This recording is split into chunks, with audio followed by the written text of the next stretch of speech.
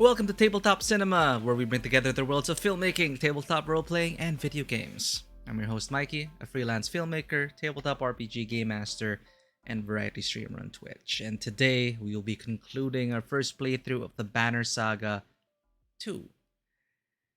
We're down to the last few chapters, and things are coming to a head. All roads lead to Arberang. Well, some roads. What happened last week? Our Valka friend Juno decided to take Ivor and her apprentice to take down the darkness. But we now know what's at stake. Rook has to see his people safely to Arberang.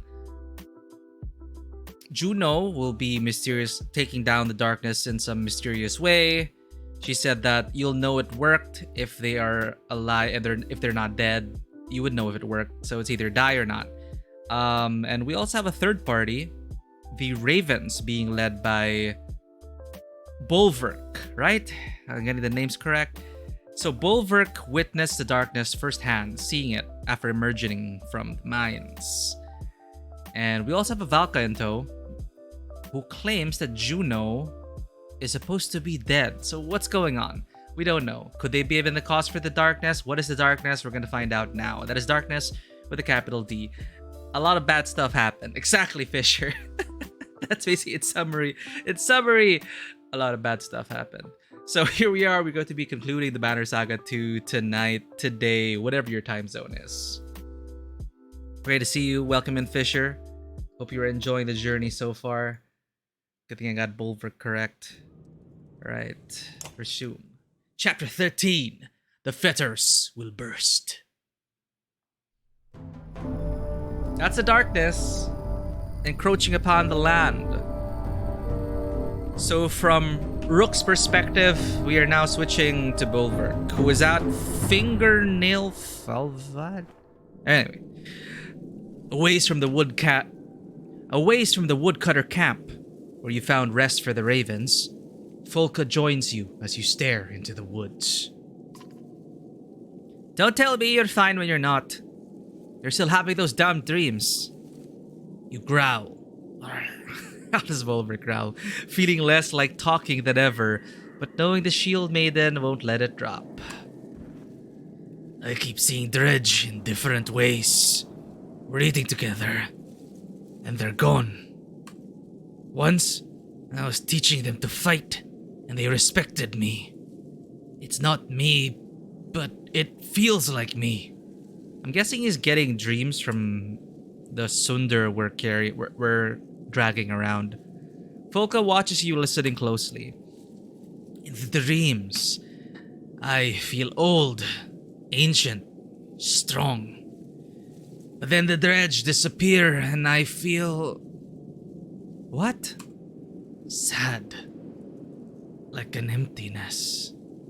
Loneliness? Well, I happen to know all about loneliness among company. When you don't laugh, she just shrugs it off. It's just strange that you're feeling kinship towards Dredge. Have you tried talking to that stone singer we picked up? That would just get the faint Valka involved. Zephyr will get involved regardless. If the map's right, we'll hit Old Ford and be at the Valka Tower in Manahar soon. She'll have plenty to say there. And besides, who else knows anything about that? That darkness about to swallow us. Banoa, hello there. Welcome in. Here we are. At the beginning of the end of the Banner Saga 2. Glad you're all here for the journey. So yeah, I forgot. We also picked up a stone singer. A dredge. We picked up a dredge. The dredge showed us the way out, actually. If it weren't for the dredge, we'd be trapped in the mines. So we do owe the stone singer something. And the Valka can talk to the dredge. So the dredge are people too. And they communicate via vibrations and sound. Juno or whoever mentioned the darkness coming. You're right. I'll talk to her about the dreams. Let's just finish the job of getting this cart. Let's just finish the job of getting this cart to Manahar. In other words, you're done talking about your dreams and feelings. You hold up your hand, sensing something amiss. Folka and you both scan the trees. There. You point to an archer losing her arrow and dodge it, roaring a battle cry. Great. You know what, Fisher? You are absolutely correct. Absolutely correct. We literally use vibrations and sounds to communicate. Okay. So I think it's more accurate to say they have a different language. All right, let's have her take care of those archers. We're gonna go right in and kill these people. Okay, ready? Give us your weapons and your food. You're trying to rob us? They won't live to learn their mistake. Exactly. Just gonna walk up right in their face and just kill.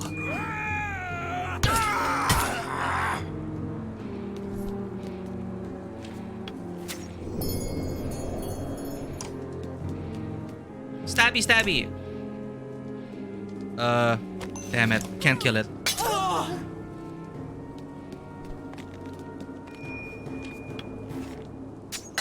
Yeah, they're literally called stone singers, so that's basically very much like the dwarves in Tolkien. You know, they sing to the stone and the stone responds to them. It's how they get around underground. And very musical in nature as well. I bet their song is beautiful. If only we could understand it.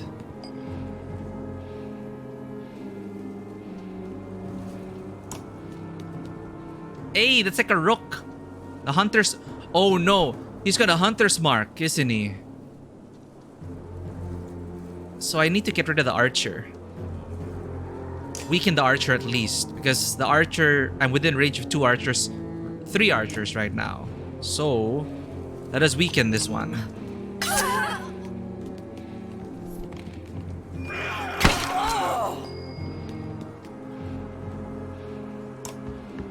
You will die.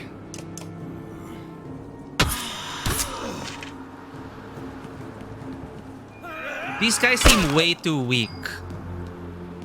Like, what is going on? Or am I getting ahead of myself?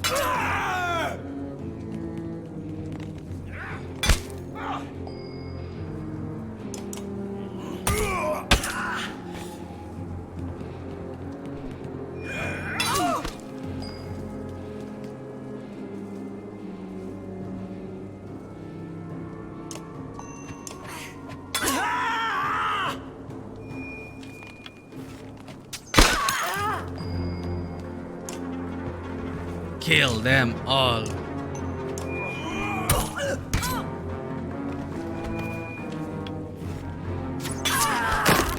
Oh, okay, that hurt. That hurt. I forgot that archers can do that.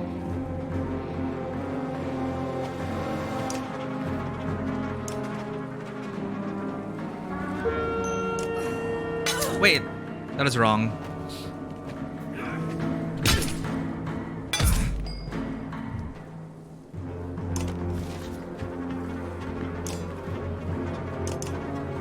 Bonk, bonk.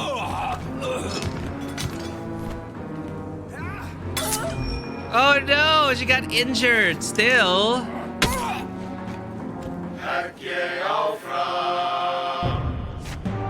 I underestimated them.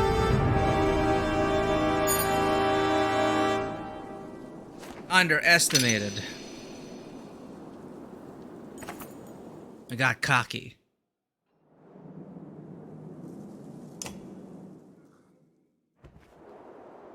Valka Zephyr is speaking quietly to Folka when you approach.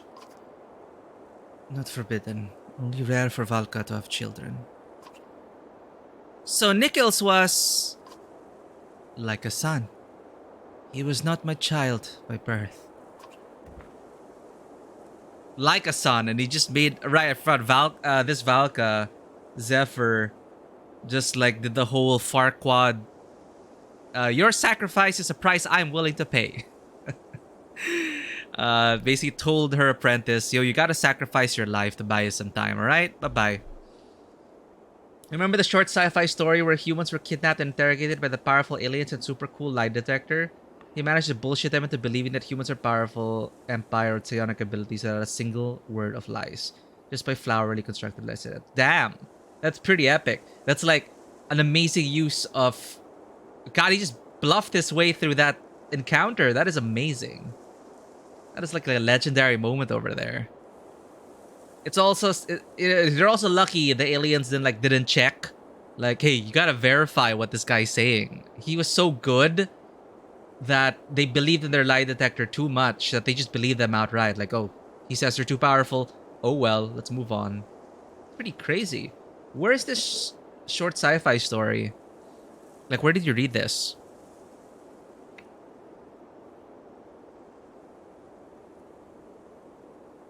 Some mother killing your cub to save your own fur. Well, some animals do that, right? It is known. Like, even cats, the runt of the litter usually just gets discarded. And in very desperate times, they do eat their young. As like some animals do eat their young. So, we are, humans are animals. We are animals, essentially, as well. We'd like to think we're not animals, but we are. What did you do to him back in that cave? I did the only thing I could do. The thing we never want to do. The Valka's eyes fill with tears. I forced a skip in the pattern, which won't mean much to you. Suffice it to say that vendors usually repair skips or mistakes in the woven fabric of our world. They cover powerful, exposed threads until all is right, and the pattern is whole. I did just the opposite. You stare at her blankly. By skipping nickels, I exposed the thread and used that power to end Eyeless's attack. And that cost Nichols his life. Yes, but it is a sacrifice every mender is prepared to take, should it be necessary. And I guess she was doing the calculations in her head, thinking, yeah, I'm more important than Nichols. He won't be able to help them as much as I can, so you deserve to die more. By manipulating a physical energy via the power of mind, it's possible for us to transport to great distances. He was talking about walking. He's not wrong. Yeah, absolutely. Yeah, you're right. Like, using vibrations and sounds to communicate, they can really tell well-constructed lies. Not even lying. Well-constructed truths. Beautiful wordplay.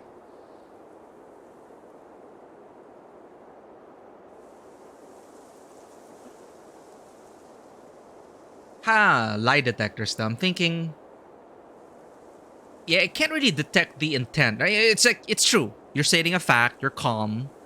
You can trick lie detectors, but in this case, it was easy enough to explain things very well. Good job, hero. How do I know you won't try to skip me when we get to Manahar? Because I can't. It is a conscious choice a mender is taught how to make. Silence spans a few moments. A brave kid, then. The Ravens will remember him in a battle chant. I'm sure he'd have liked that. Yeah, he was such a fanboy of the Ravens. He wanted to join us. Was there anything else you wanted to discuss?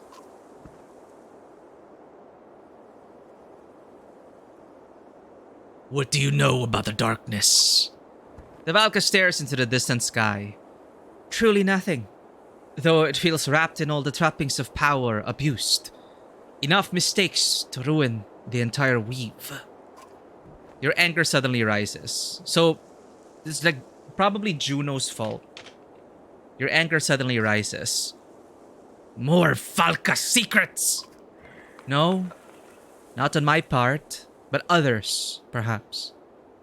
Luckily, we're heading toward the one place with answers. Or, they executed Juno, imprisoned her apprentice because they were going to reveal the truth. Maybe. We don't know yet. Any idea why Gaular would abandon its prisoners? I've been out of contact with the council since I departed for Bindal, but it can't be good. If the prisoners were telling the truth about everyone fleeing to Arbarang, King Meinolf will have a serious problem to handle. I wonder if Rook and the others know what they're getting into. They're not our concern. Enough talking. Let's get moving. Agreed. We need to get this cart to Manahar soon. And we're not far now.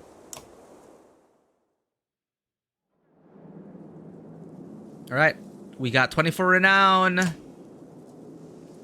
24 days worth. I think we're good. Let us promote our heroes. Now that I know the power of maximizing abilities, which I learned from Fisher just last session. Took us 2 games to find that out. Let's max out Bulwark's strength first, though. Alright. We got 9 renown. Can I promote Folka? Yeah, it takes 9. Maximize Folka. However, we need to rest, so let's rest for 1 day. Alright.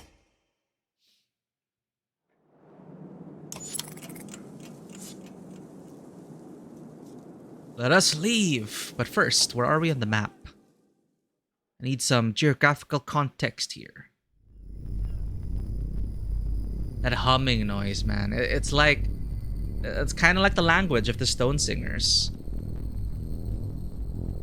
Vroom, vroom. Okay, fingernail wield. At the base of the God's Reach hill. At the base of the God's Reach hills, a small copse of trees grows not entirely unlike the nail to the mountain's finger. Once the favored hunting ground of kings and woodsmen, it was quickly overhunted and now sits relatively empty of life along one of the most traveled intersections on the continent. They were talking about Gaular. The humble appearance of Gaular, a smallish town of woodsmen along the fingernail, hides the fact that it exists as a town for prisoners who have been exiled from the capital of Arbarang, forced into servitude where they are either made to harvest lumber or sent to break stones in Brundal. We are officially in Australia. Let us go.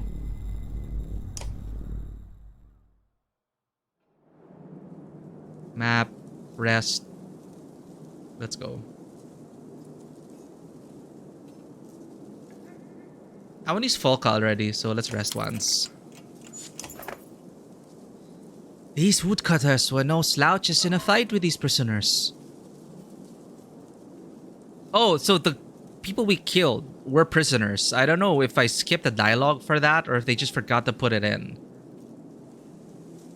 Spar says, cuffing, or I may have missed it, yeah. I've seen weaker men in Wardan, and I think this group realizes their idea of staying here is a pretty bad one. You want me to recruit them?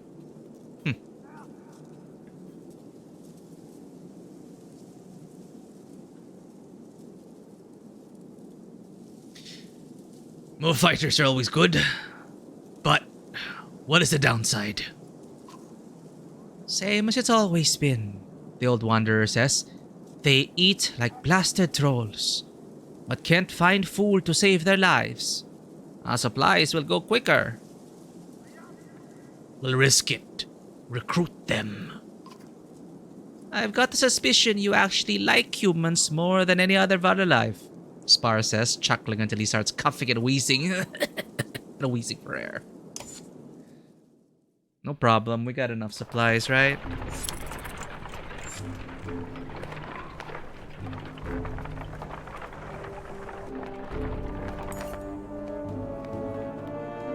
Is that the short story? The best policy? Cool. Astounding science fiction. It's a short story about honesty. 1957. Wow. Cute. Thank you for sharing this.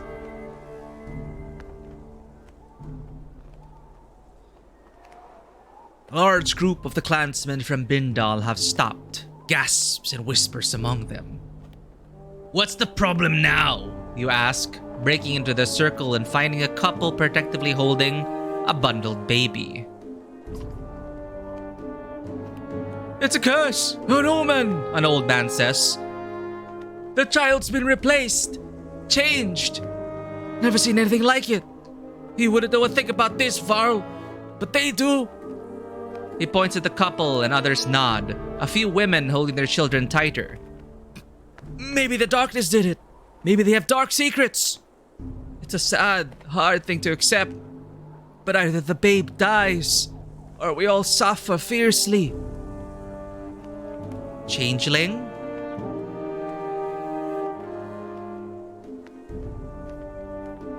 Oh my god, the kid. Then kill it or I will. Let's add some tension to the scene. Show me the kid. The father hesitates before pulling the swaddling open. Your experience with human children is minimal, but this looks just like any other baby. Look at the head! Someone shouts.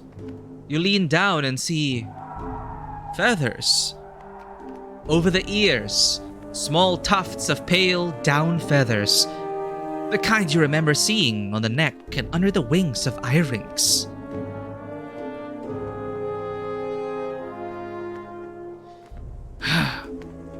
If it's an omen, it's a good one. No one harms this child. The mother starts weeping and thanking you. Little Hroker, you mumble. Oh, little Hroker, you mumble, and the father smiles. That's what I call him. Oh, that's what I call him, he says. Maybe the gods aren't. You walk before he can finish. Yeah, he had something with Irynx. We shared some connection, or at least Bulwark has some history with the god Irynx. Like accidentally breaking the wing. So perhaps Irynx has blessed us. Several ravens report a large hole in the ground nearby. There's strange marks all around it, one says. Some look fresh, others look like they've been there as long as the mountains. Spar looks up. This hole have smooth sides?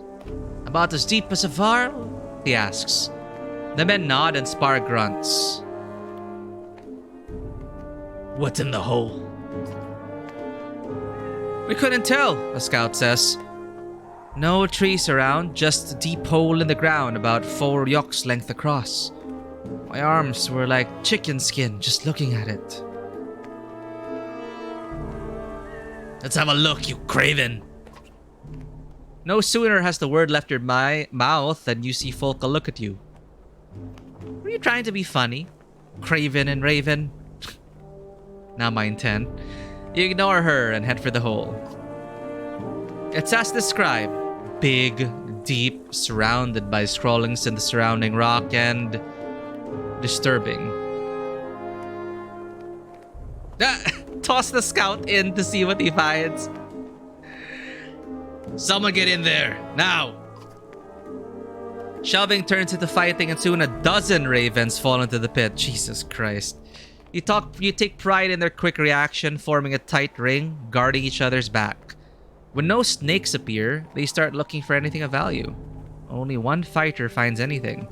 An old clasp, and gives it to you as you haul him out. Pass of kin. Huh.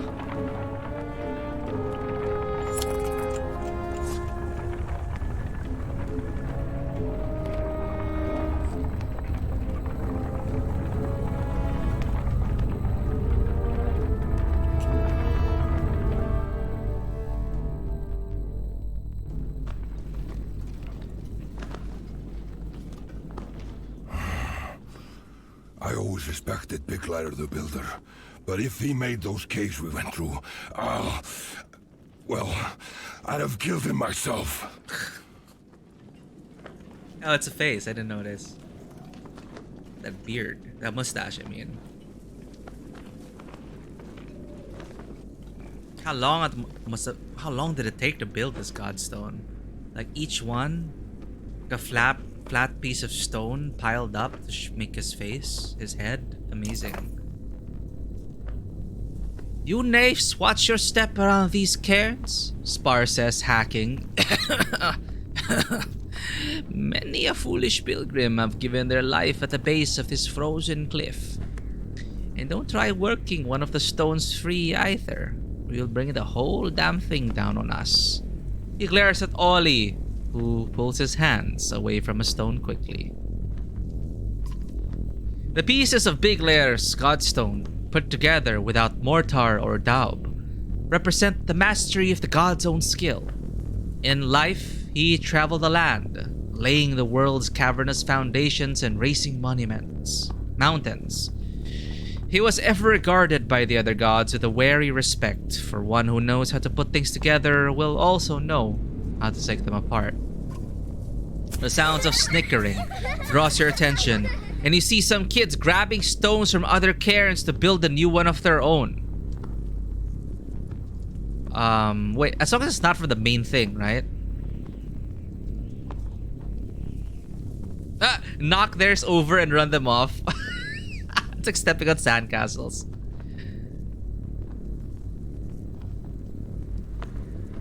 Grab a stone and toss it to them to add. The stone you pick up is bigger than anything they're using, but they're amazed that you've contributed. The kids find a way to support its weight on top of all of theirs, laughing and chasing each other away when it's all finished. An uneasy feeling washes over you and you scan the ravens, clansmen, and Bellower's cart for any threat. Blood axe, Spar says in a tone stripped of all humor. My eyes are too old to trust what I'm seeing down there. You follow his gaze and growl.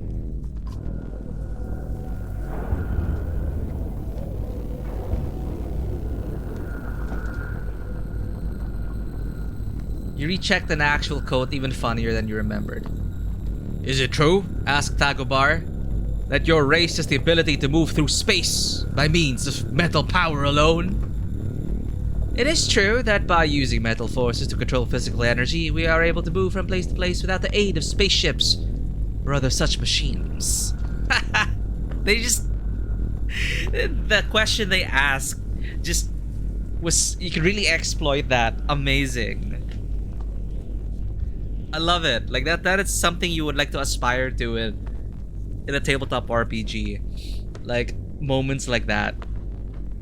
Legendary persuasion check. Not even deception check. Roll for persuasion. Like if one of our players came up with something like that, I'd be like, roll with persuasion. Roll persuasion with advantage. That's so good. On the distant fields below is a massive dredge too numerous to count. Waves of them are pouring over hills, though they don't move like an attacking force.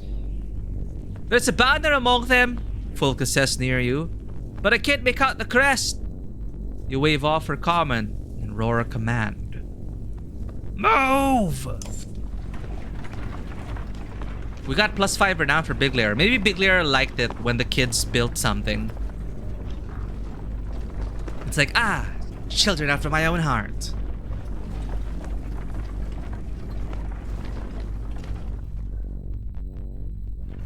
This vong, vong, vong is like really getting into... I can really feel it in my head. Dredge are pouring over those hills like ants. There. The fighters at the front of the company begin hacking away at dense underbrush. We'll be here all day if the rest of you don't grab your axes and start jumping. One of them growls before wincing at a pain in his hand. As he says, everyone grab an axe. You berate and threaten anyone not chopping through the dense foliage. The fibrous vines and sticky leaves soon fill the air. Everyone is covered in plant matter. Everyone but Ollie, who is standing at a distance, throwing axes at vines ineffectively. Folka's cry of agony is uncommon enough to draw your attention. Others start cringing and yelping too. Knock it! Ah! Before you can finish shouting, a burning, stinging pain tears through your arms and eyes and nose. I think the plant is poison, Ollie says before taking another drink. He feels around in his pouch and holds out some brown, wet leaves. Here, there are counts. These counters. These make the poison go away. This drunk guy. The pain ripples through you again, making you want to vomit. Grab the leaves and eat them. You shove the leaves in your mouth, swallowing quickly. How long does it take to work? You ask. I don't know, because you just rub them on your skin. He hands out leaves to everyone else. A little does a lot, you hear him say. Soon, the pain passes, but the entire caravan needs rest. Oh my god.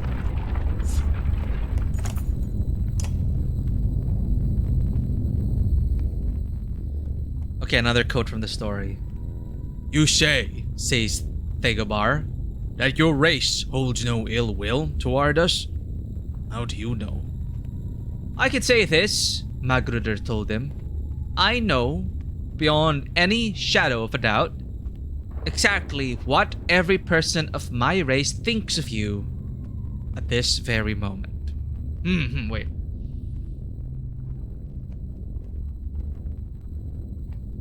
Because, they had no idea about the existence of this alien, so they definitely think nothing of them. Ah. And if you believe hard enough, like, if you're the only one who's met this alien, yeah, they have absolutely no idea about you. He knows exactly. Damn, that's risky. And they bought it. Good job. See, this is why I don't trust devils in RPGs. Or genies. If they have ill intent, anything they say, you don't really know what they mean. And anything you say to them, they won't care what you mean or intend. It's so scary if they're out to like fool you or mess around with you. Ugh, man. The company comes upon a small village. The people, I was saying like, the fine print, right? The contract. Wording is so important. Which is why I'm actually quite amazed at people who do write contracts for a living. Like, how do you possibly cover the most amount of situations using the written word such that it is binding and it protects both parties? It's like, that is masterful word use. The use of language, especially. The company comes upon a small village. People still hard at work with only an occasional glance skyward to the approaching darkness. Folka sees a man chopping wood as she learned to do a lifetime ago. These people don't know what's coming. They'll figure it out soon enough, you say and turn to the rest of the caravan. We get what we need from this place and rest if necessary. The next few days will be the hardest and the last that some of you will ever see. Volker gives you a look and you snort. Point of no return, chat. Game has reminded us that this will be the last. Maybe the last, so stock up on supplies. As you instruct a man to check the cart wheels and yoke straps, you hear someone say, hello again. You turn quickly and see the man, Ditch, quiet as always, but wisely out of your immediate axe reach. What do you want? You ask. Well, just that I was scouting around this place, Ditch says. And I went up on a hill to watch the dredge. The, banner we saw, it's from Einertoft. Einertoft. You grimace as the town's name floods your mind with images. A giant bridge, hundreds of Varl, Ivor in your way, your anger focused just beyond him. Einertoft was sacked, the old war leader, Krumer says. You'd better be as sure as crap stinks about... you'd better be as sure as crap stinks about what you saw, human. Ditch nods quickly.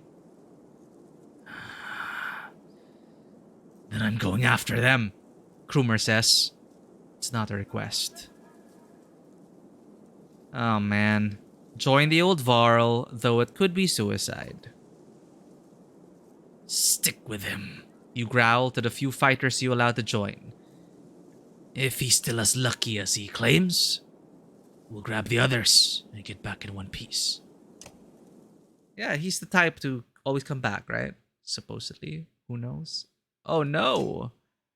Okay, we got yeah, let's bring in Folka. Zephyrs are only Mender, right? Runic Gale and Mend. So let's have her there. Sure. But she needs to be in the first so we can make some runes. Krumer is forge ahead. Mess around with initiative.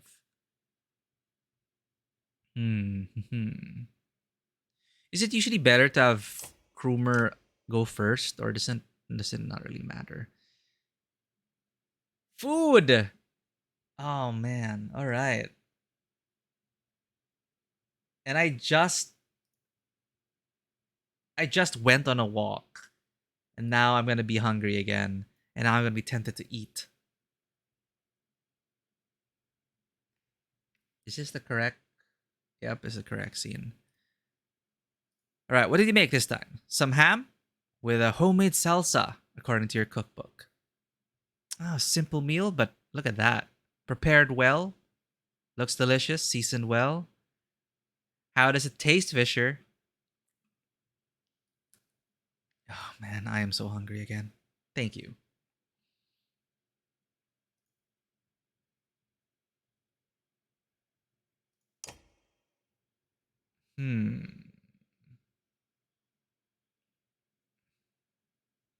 Bercy. And do we want Ollie? No, Mogun. Let's go, Mogun.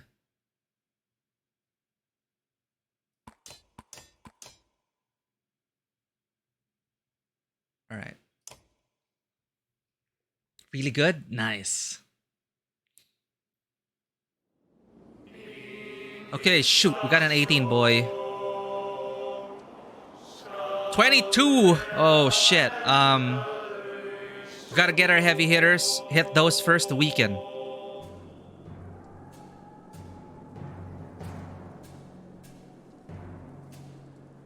Okay, you're gonna flail about, and you are gonna try and smash that guy, and we are gonna try to weaken them as much as we can. Mender, help them out. Folka, support, go. Zephyr, use your ability. Runic Gale, over here, Max. It's all beside you, why?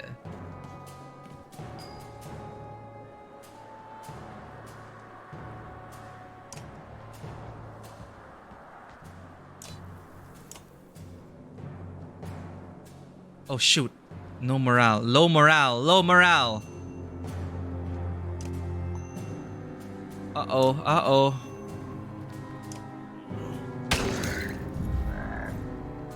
No! He goes first. Oh wow, we're messed up already. Wow.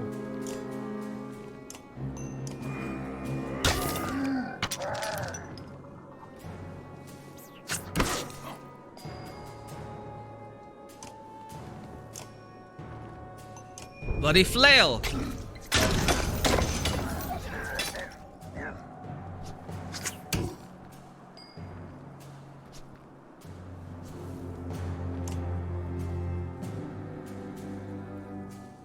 Oh, and both attacks to land on him.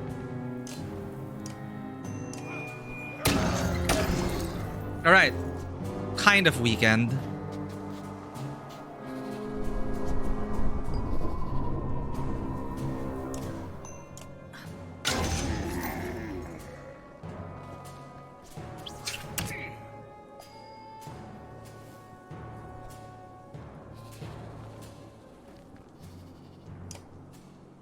Mend.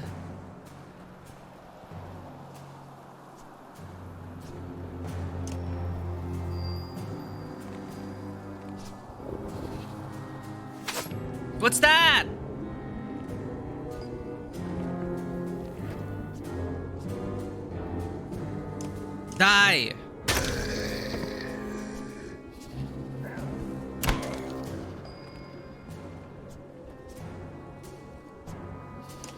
Yo, weekend! Oh, the thing! Right.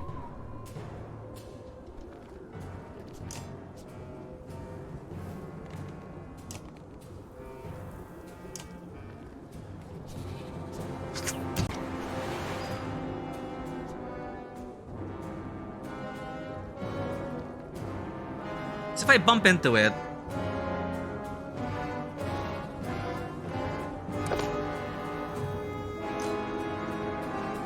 I can't attack it, right? Oh well.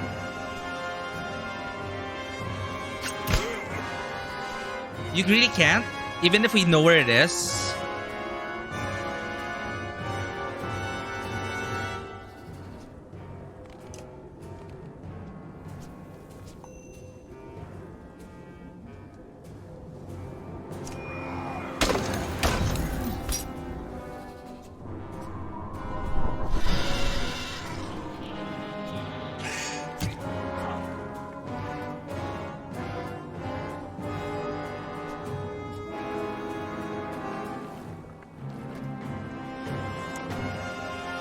Let's go, let's go.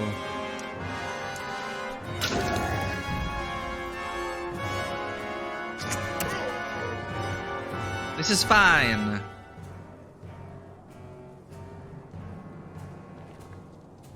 Who needs mending? Sure, let's mend your billet. Let's mend you a bit.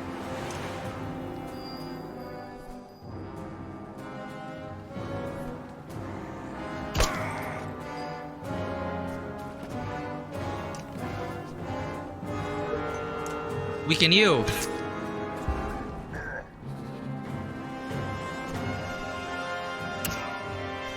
Hit the line or knock enemies into them. Got it. Got it.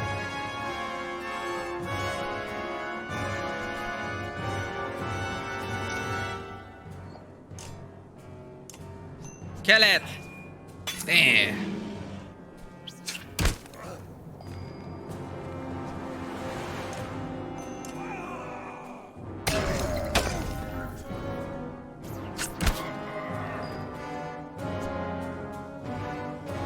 Needs to be weakened. This guy. Let's weaken him.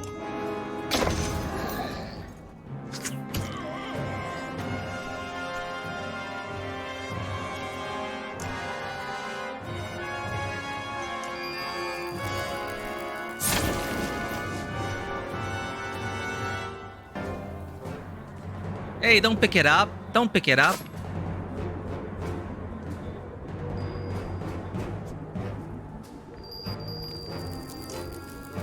Thank goodness.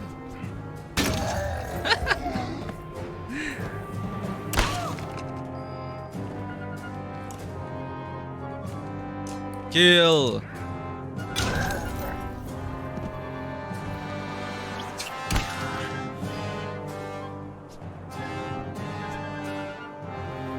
If I stay beside, I might hit Folka. That's a risk I'm willing to take. Oh, yay! Good job on avoiding us, Folka. Let's move you over here. Kill this guy. Right, we got one injured. Not bad, not bad. Could have avoided it, but okay.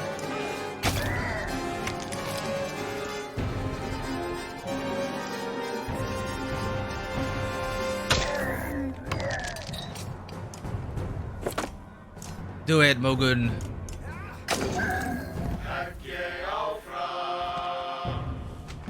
I didn't notice there were other dredge down there. Come on, Krumer. You can make it. Would Krumer have died if we didn't accompany him? His luck can't last forever, right? The mangled appearance of a Varl stands in front of you long enough to shout. You want to stare at me? Or get out of this fade mess? He and the other Varl fighters lope past you with all the strength they have left, knocking away any dredge that get too close. Plus 26 Varl. Yeah. Once back in the village, the deep tones of the scarred Varl utter curses you've never heard before. Then he sees you. You the Fane leader of these pathetic humans? The shield banger asks you. These humans are the ravens, you say. And I'm I'm Bulwark. Oh, he is getting Bellower's dreams. Who are you? And why do you look like you were spit out by a cold bear? Face salt? Thank you, Vanoa. The Varl stares at you and then cracks what might be a smile beneath all the facial wounds. Face salt, former commander of what was Einartoft. Oh, Einartoft, he says. You might recognize this one beside me. You glance at the Varl, one with barely any horns or beard. Kvig, you ask. What in the depths? Kvig is the youngest Varl, the last one made. Whoa! We're all that's left of those who fled Grofheim and stood against Bellower at Einartoft, Faesolt says. Kvig, run and get us some damn drinks and some meat. Bulwark and I need to talk. Oh, we beat him up on the bridge. I always figured the Ravens were a myth. Varl always being around so many humans doesn't make any sense. I need fighters, and there's a lot more humans to choose from these days. The scowl leaves Faesolt's face for the first time. It does not look in his eyes. I'm alive by luck alone. No skill with a weapon or desire to kill could have seen me through that. Einartoft was a massacre. Faesolt grows quiet. How did you make it through the fields of Dredge? This stuff behind us? Fain easy. Those aren't all Dredge warriors. They might all be armed, but they're mostly families. Most won't bother you if you leave them alone. Oh. Since when have Dredge ever left us alone? They'll still kill you if you stick your ass on the ground for too long. But I'm telling you what I've Fain seen. Most of those stone bastards seem to be running scared. Most. Seems to be a number of them hunting something or someone, though. Bellower. Faesolt grows quiet. What happened back there? More death than I've seen in all my centuries combined. Bellower led an incredible force against us, with such precision. He moved his hordes of fighters around like his own arms and legs. And if we Fain cut one off, he just grew another. Why do you feel proud? Why didn't more of you flee? Jorundur. He decided to make a stand. And was left for dead. Woke up to actual ravens pecking my face. Ouch. Damn near got my eyes. Faesolt grows quiet. Stick with us. You can get some revenge. What makes you think I'm interested in anything like that? He holds your stare for a moment before laughing an unexpected, cruel laugh. The truth is, I could kill 100 of these slags a day and not be fulfilled. There's more dredge than rats, and after Grofheim and Einartoft, the Varl are done. Faesolt grows quiet. The Battle of Borisgard was a bloodbath too. Oh? What happened? The Ravens were called in to keep people from rioting. Trying to get those people to leave was useless. Then Bellower showed up with an army. A human took him down. A human? The immortal Bellower's dead. His question makes you tense, though you're unclear why. Wait! Which human? Ha! The human who beat you up. A girl, a daughter of a hunter named Rook. Shot the Sundar with some sort of Valka arrow. The Varl's demeanor changes. He's growling. Is Rook still alive? Oh no! The consequences of our actions. Last I knew, he was leading their group to Arbarang. Why? Because I've come all this way with a faint message for him from our former king. Faisal's eyes, accented by the torn skin, look deadly. If you're heading west, I'll stay with you to the old ford. Oh no! You have more questions, but decide to leave the Varl to his brooding thoughts. Yeah, the bridge... It didn't help at all. They just got massacred anyway. Or is it because we tore down the bridge that he's alive? Is this a consequence of, fighting him and breaking the bridge? Or did breaking the bridge do nothing at all? Anyway. Because it seemed to have done nothing. They still got massacred anyway. No, it's okay, Fisher. I'll finish the trilogy and then I'll pull back the curtain to what could have been. That's what it felt like to me. And I'm gonna have to live with the consequences of our actions. Not even gonna look at the items because they did warn us that this may be the last stop for a while. So, supplies. We need supplies. Alright, 2 days. Let's rest. For morale as well. We're good. We are good. Let's go.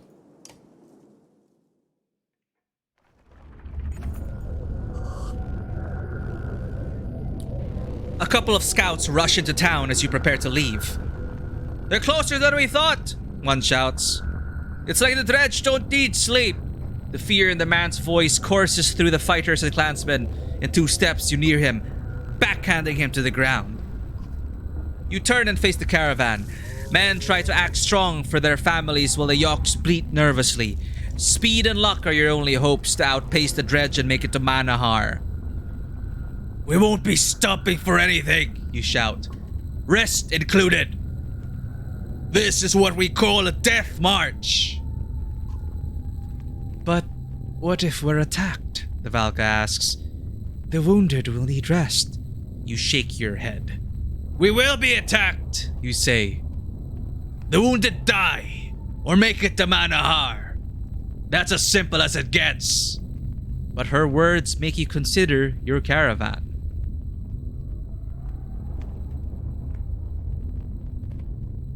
Move out, and leave the fighting to those who know how.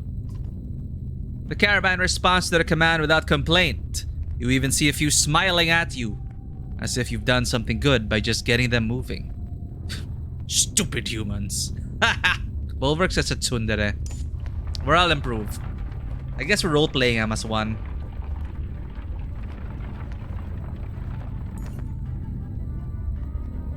Like, oh, he cares about the caravans and not the caravan and non-combatants after all. From over a hill, Dredge emerged armed.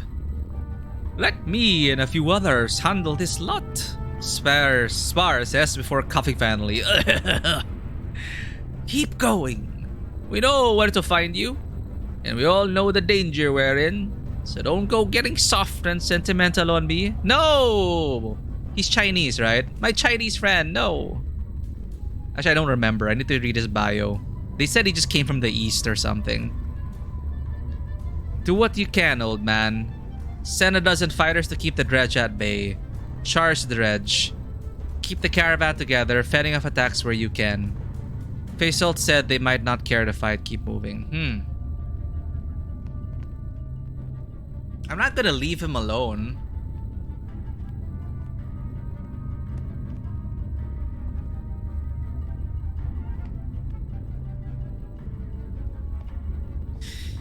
Keep the caravan together, fending off attacks where you can. Does that imply we're gonna...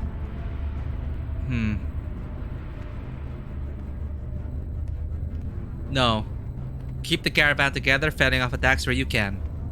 Yelling for everyone to keep moving does no good. In fear, untrained clansmen lash out at the wretch, starting a skirmish that pulls in others. Great.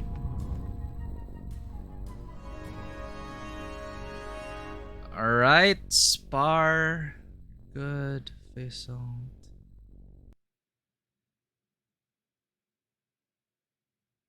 Ready for battle. Mongolian or Central Asian? Probably, right? With this attire.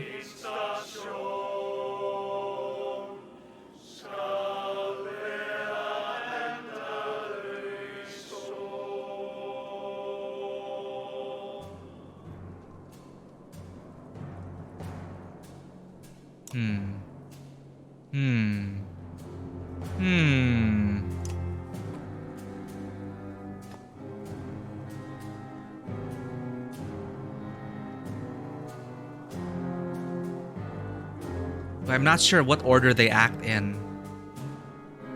Alright.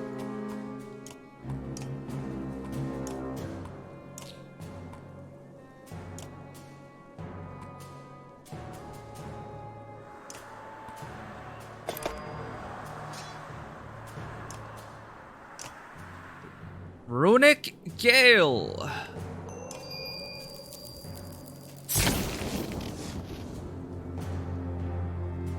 Ah, good choice. You would have attacked first. Ah! Oh, tuning fork.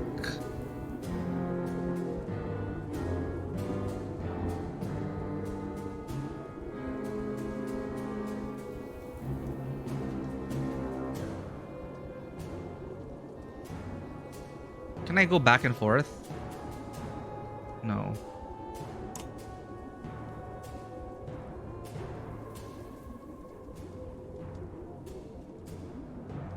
Damn it. Can I move here and then... You know what? Screw it.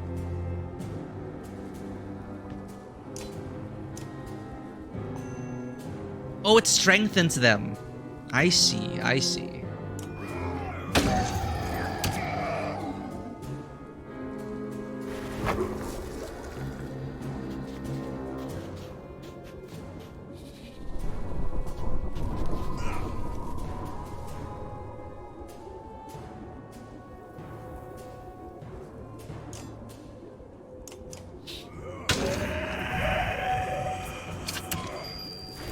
Oh, well, he got us the ruins anyway.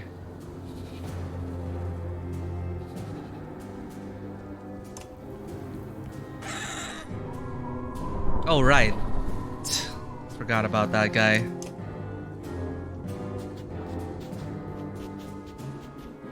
Annoying bugger. Whoa, that hurts.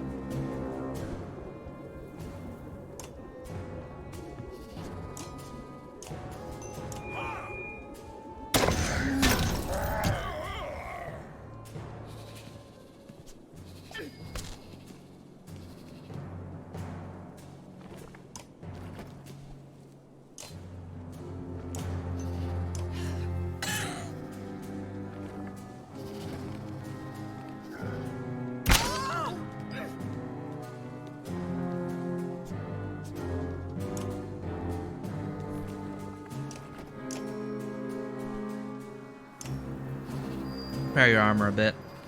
Come on, Folka. What is he doing? Skipping turn. Okay. Weaken this guy. Come on.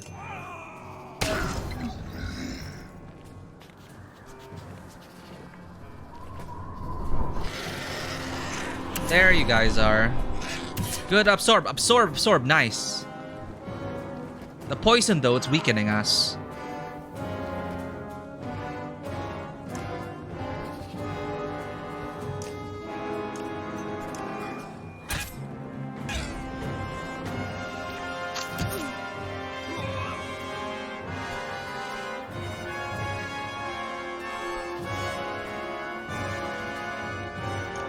Right, flail its ass. Very nice. I like that spread. Ow! Do your thing, Bulwark.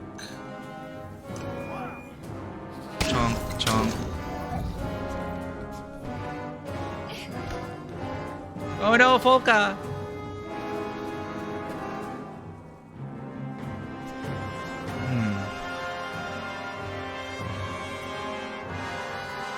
Who's going next? This guy.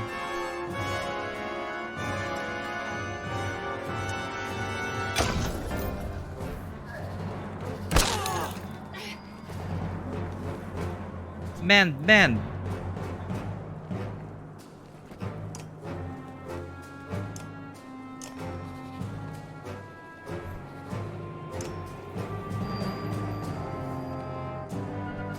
Keep her top. Ow! He died!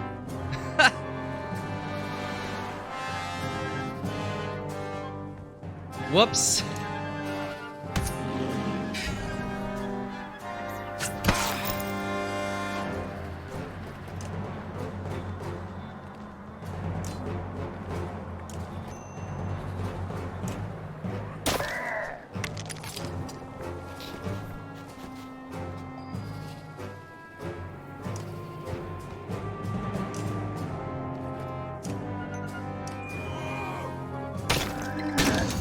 Very nice.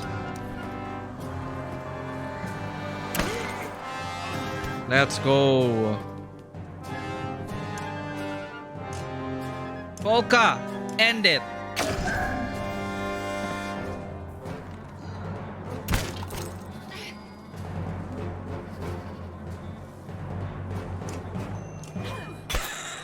Can you handle that?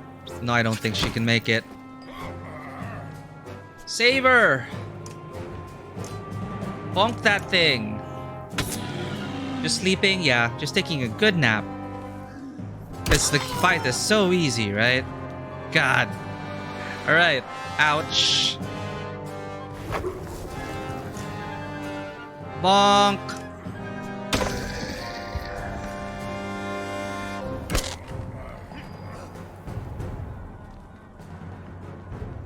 Perfect.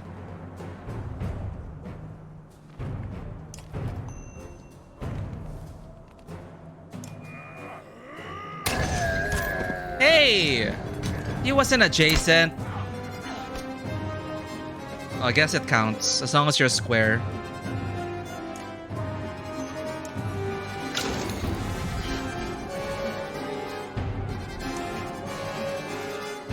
Stabby, stabby! Oh no, 20%?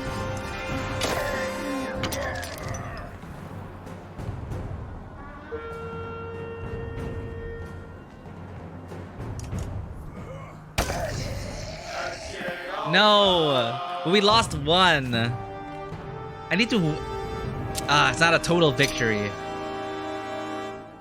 I need to win these fights without getting anyone injured.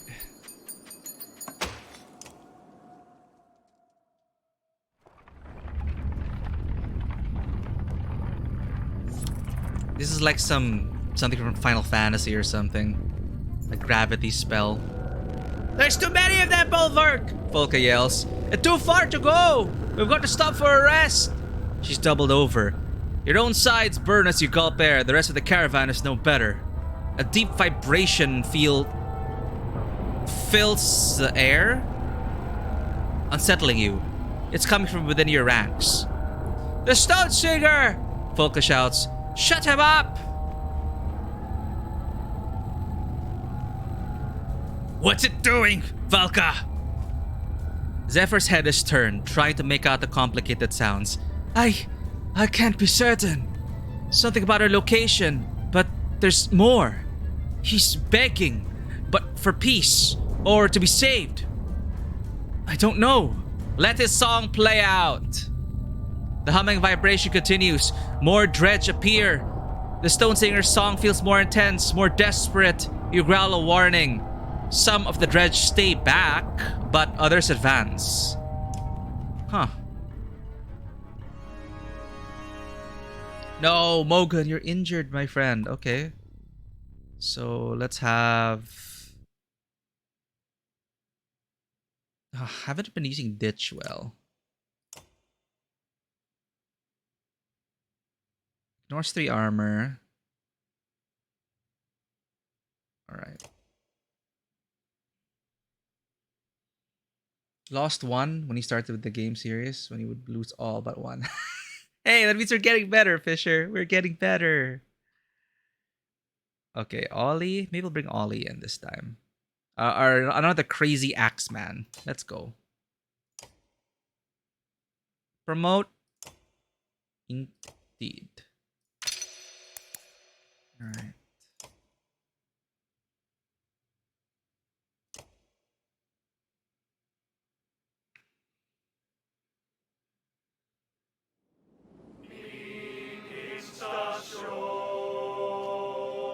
Oh, these faint dredge back while the caravan gets clear. Are they okay on this side?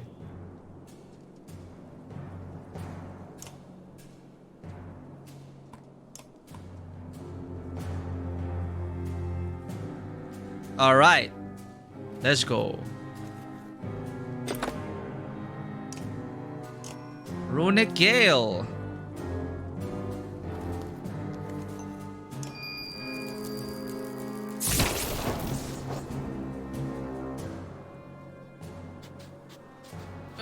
Oh no. Oh, deflect! Hell yeah.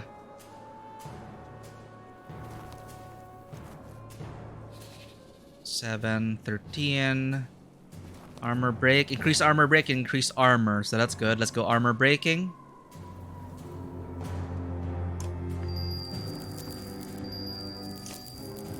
Increase armor break.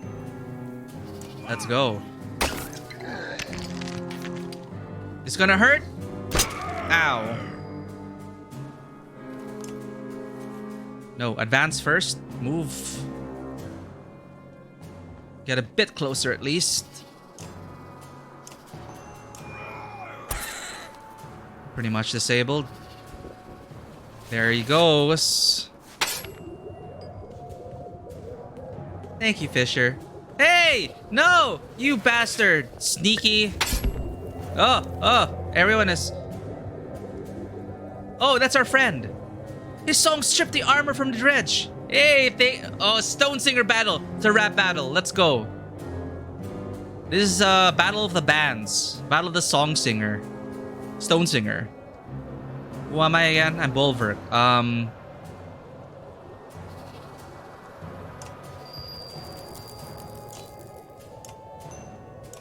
7, 14.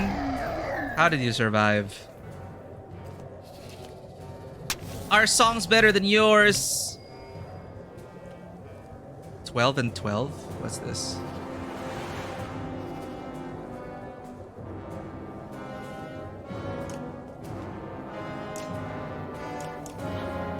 Oh. Hey, don't poison me. I hate you. I hate you so much.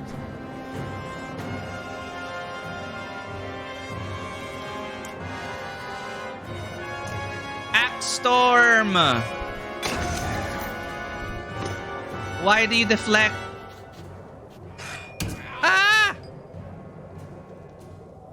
Mend it.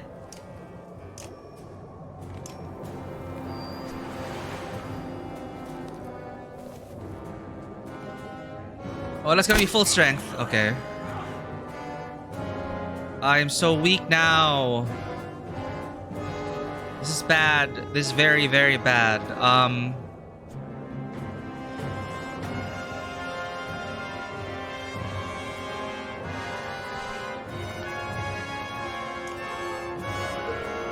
No, that's not worth it. Who do I wanna... Okay, that guy, maybe? Let's weaken them a bit.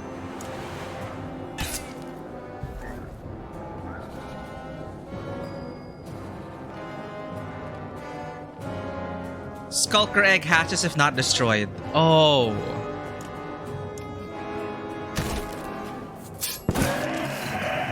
Explodey! He killed his buddy. He killed two buddies. Talk about, wow, what tactics were those?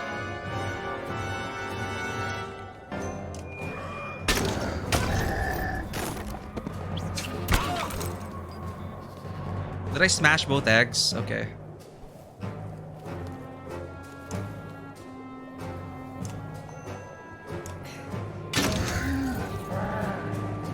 It's eggs they spawn stuff. Okay, good thing we smashed them then.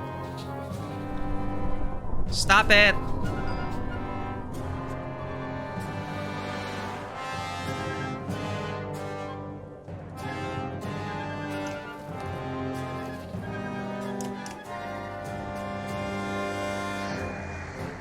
Oof.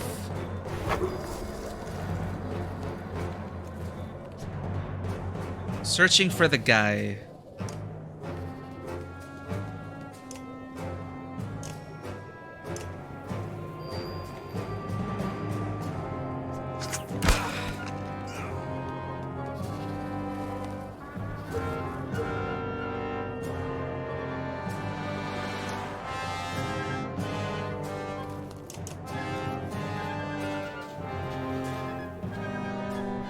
There you are. Ooh.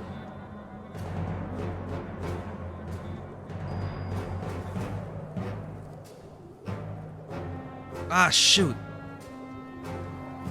I messed up. Should have saved that willpower.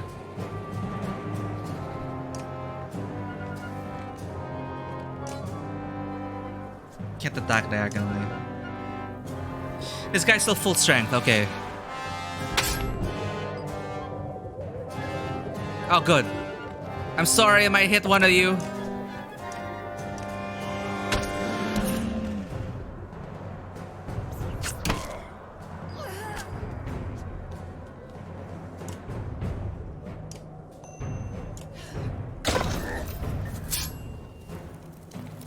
Raised by 3 strength. He was able to heal it.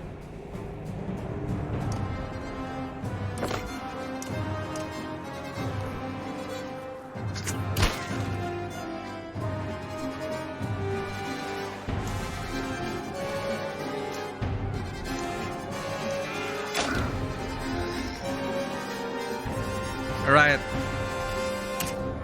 Help. 2. He's at 2. Okay. He's gonna go down fighting.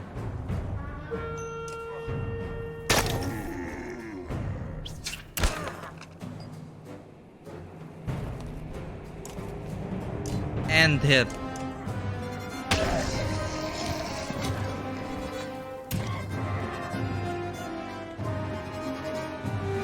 Bad placement. Very bad placement.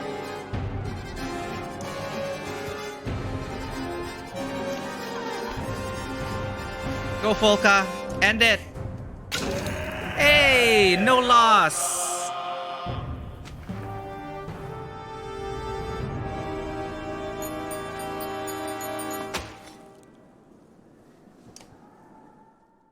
Yay. Getting there. The stone singer falls to the ground, drained of the ability to even stand. Zephyr stops you from approaching him. He was calling to the others to leave this place, she says. They paid him no heed, so he did what he could to help us. It cost him. He's as frail as a child now. You snort and signal for everyone to keep moving. Zephyr and a few others place the stone singer back in a cart. What happened to the stone singer baby in Rook's caravan? That hasn't popped up yet. The caravan is tiring, but so far, still marching. Ahead, Dredge are climbing out of a crevice. I can make them regret coming out of that hole. Ollie slurs, then belches loudly while hefting his favorite throwing axe. No, stay with us, we'll be fine. We're all going to see to that. Nah. No, stay with us, we'll be fine. Last time we left him, he almost died. Ollie shrugs, takes a pull from a water skin, which smells distinctively like mead, and stays close by. You veer the caravan away from the dredge and soon outpace the dredge. Yeah, I'm waiting for like the baby to become relevant at some point. The ravens are making good time despite growing tired. Through this pass, you say, and keep your heads down. Suddenly, snow and rocks roar down a hill in front of you. That's no coincidence, you say, and turn to find Dredge pressing in. This really is Death March, huh? Okay, Ollie, you will be promoted then.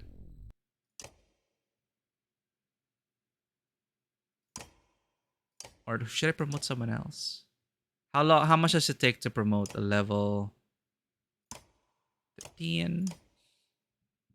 So we can only promote Ollie. Or Gudmundur or Spar. No. Ollie. Promote. Let's get your exertion and shield break. All right.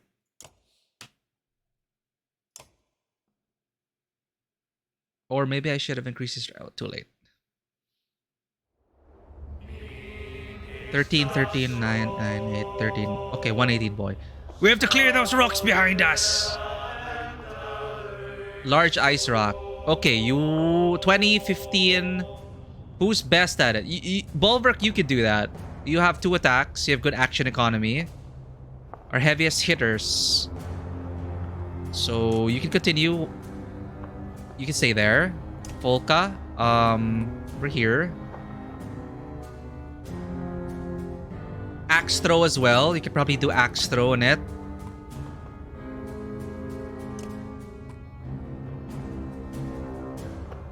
Do I have an AoE? Good question. Well, actually, the Varl have AoEs. Innate AoEs. It deals damage to adjacent. So, what if we put all the Varl? Why not?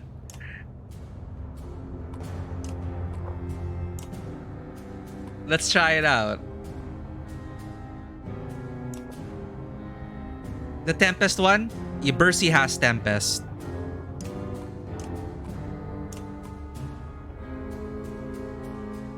Where is it anyway? Which are the targets? There we go.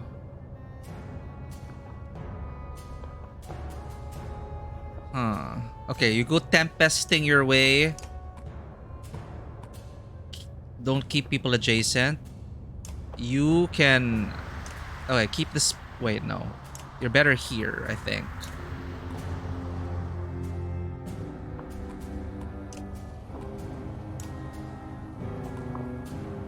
Volca and you can handle this guy, right? Maybe. Clear those rocks now! Okay, Runic Gale. Max. Very nice. Uh-oh. Sure. If we don't clear this fade ice away, the caravan can't get through. Okay, Krumer.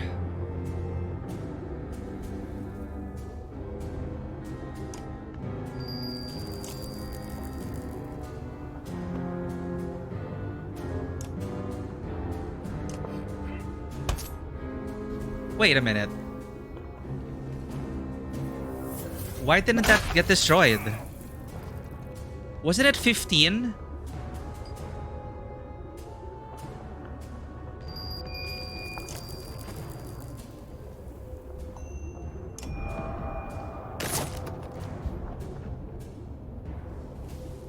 Oh, I didn't see that.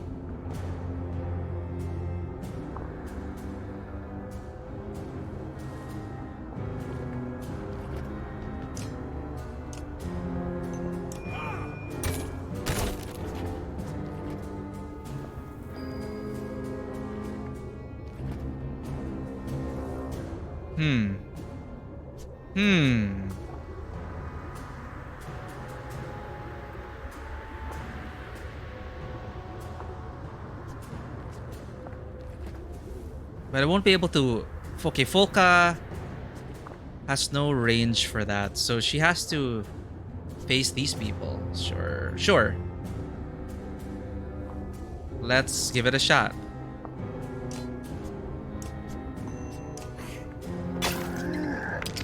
Distract them.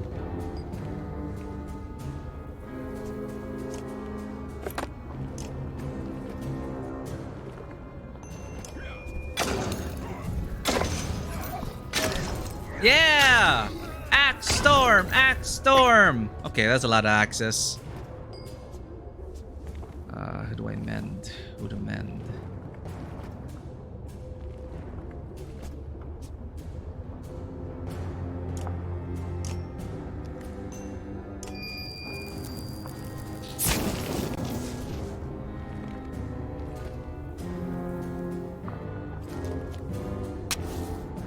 Is Volka hurt already?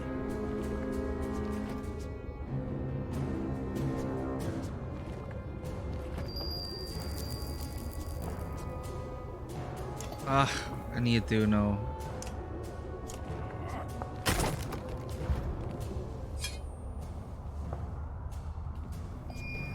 Exactly, that is the luckiest axe storm I've seen so far.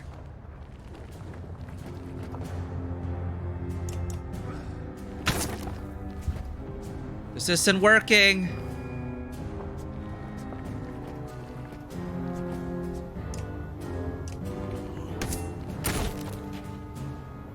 Come on!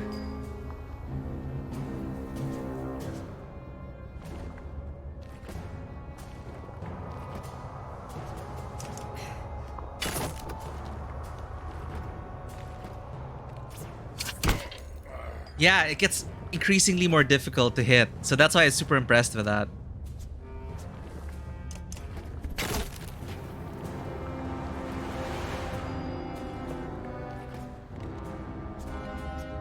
You help instead. Yeah, you can help.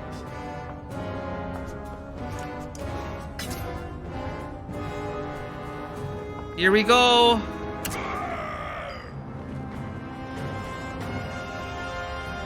How do I have to move into there? Okay. Your job is done.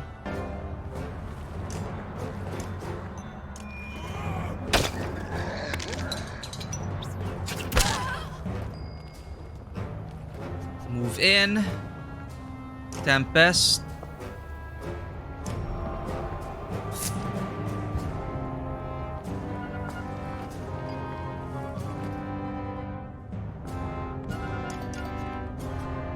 Okay, you can continue to clear it. We will do this.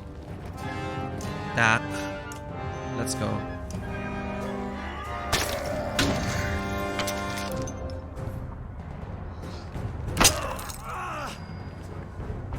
Alright.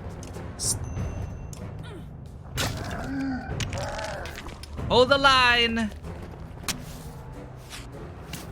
Stop throwing eggs. Smash it.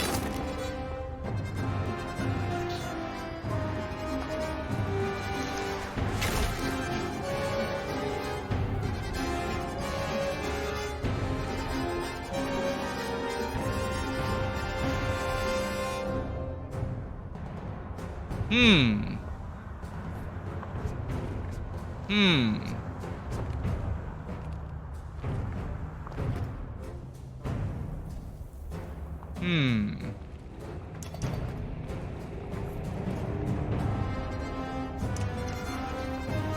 All right.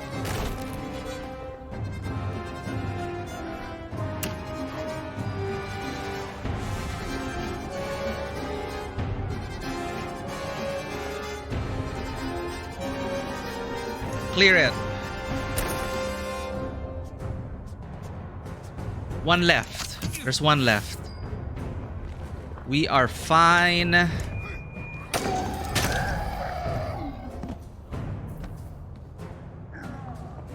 Oh. Hold.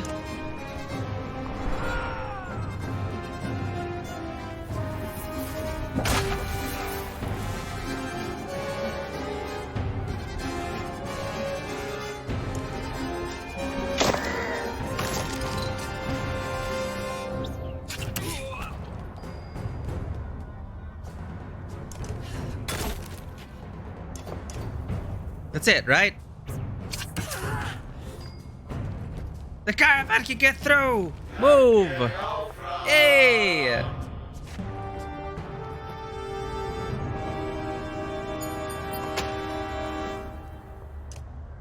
Just keep moving. Nice. Thank you, thank you. Oh man, this march. Just combat after combat. You can almost make out the old fort in the distance, but there's open land between you and it. Oddly, the dredge seem to have fallen away. Some ravens begin slowing, tripping over their own feet with exhaustion. Krumer, the old Varl war leader, speaks up. This reminds me of the ambush I sprung on Talon, the craziest chieftain of men I ever fought. His fighters were all strung out and tired like this, like us. One small trick would have ruined our ambush. But lucky for us, they never figured it out. Wait.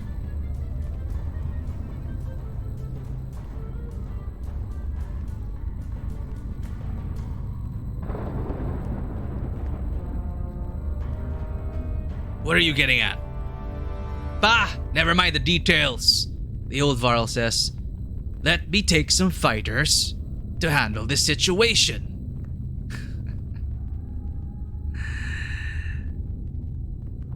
Kruber is always like, Kruber, I love how they established his reputation as he always comes back. Quote, he always comes back. He does the impossible. But, you know, I really think it's a lot of luck as well. Of course, he's very skilled, but also a lot of luck. There is no situation. Krumer scoffs. Oh no! He's gonna do it on his own. Now I got him killed.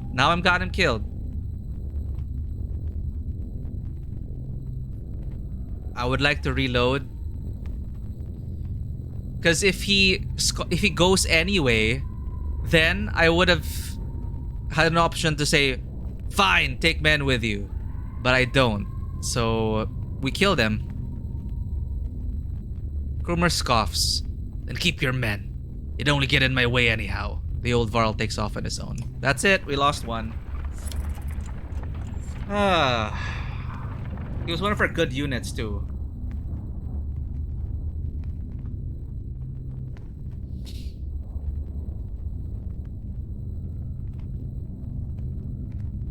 Reload, it's fine. I don't know. It's kind of a weird edge case. Because the game should have allowed us to send units with him if he insisted. So maybe that wasn't fair? Is that what you think? Because I would have sent units for him if he was going to insist. So I guess my headcanon would be he insisted and I'm like, fine, take units. But I already told myself I'd never I wouldn't reload the game. But this is a strange edge case where I don't think the choices were fair, and that if he leaves, then why didn't we have the option to go, Finn, if you decide to, if you're gonna go on your own, then fine, take men with you. I think that should have been an option.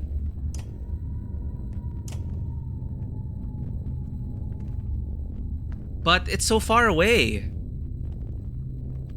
We're gonna have to do everything again from Gaular.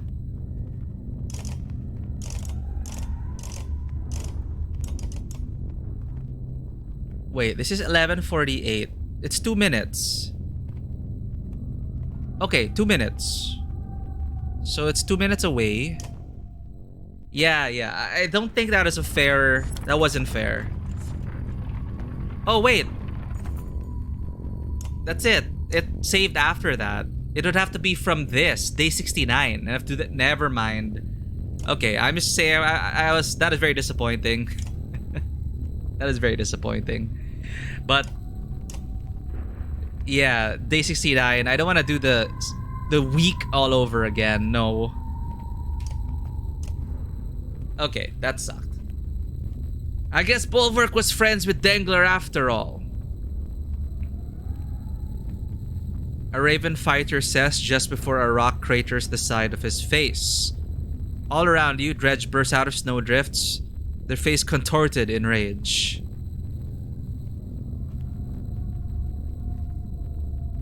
Who's Dangler again? Anyway.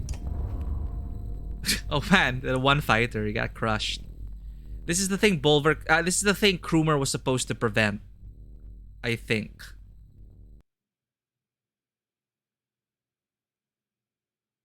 So, since we lost him, I'm so mad.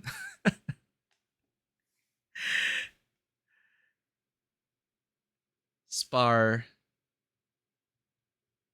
Okay, I'm just gonna maybe it's my headcanon. It's like he goes, "Fine, keep your men," and he stomps off. And I insist to send fighters, but he turns them away because he's proud like that. I don't know. Because if he went off on its own, it would be stupid not to send fighters with him. Anyway. Back, Spar. Who do we bring this time? He was one of our heaviest hitters too. He was our heaviest hitter. Back. Gudmundur. Fasol. Let's try out Fasol. Malice. Curses and spits at his enemy, forcing the character to attack him on his next turn. Oh. With his high armor, he often takes little to no damage. Okay. But he's... Cool.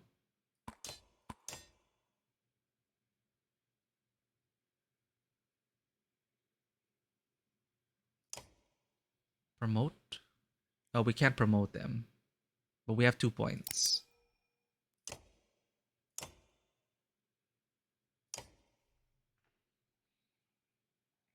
Well, I'm 99% sure that was the choice to save Krumer or not. But we'll see. He might come back. He might actually pull through. But he usually has men with him when he pulls through.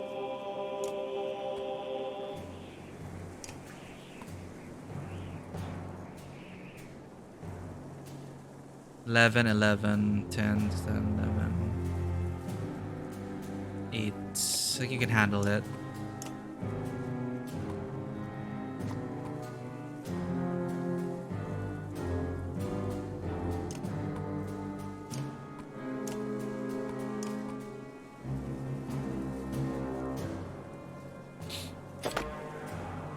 All right, let's do it.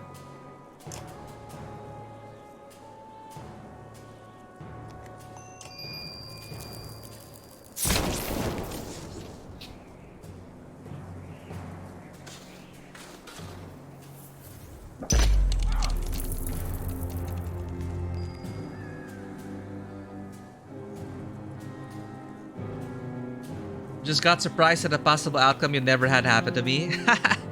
So there are still secrets left. Yeah, that's pretty cool.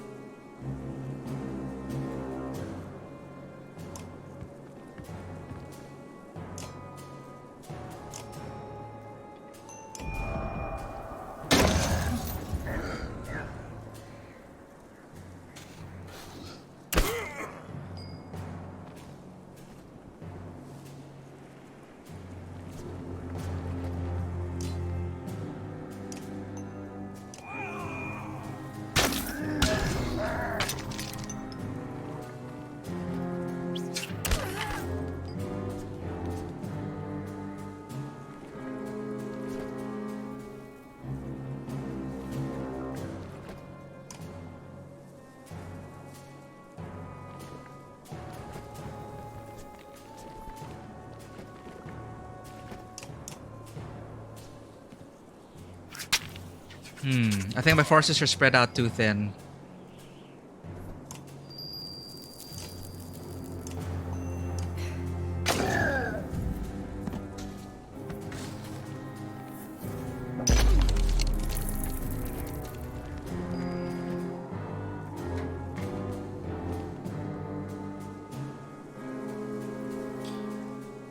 Like, tactically, I don't care who I lose. It's more the story. It seemed Krumer had some narrative left in him.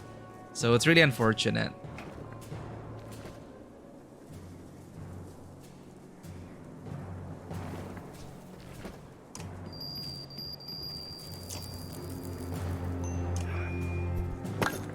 Oops.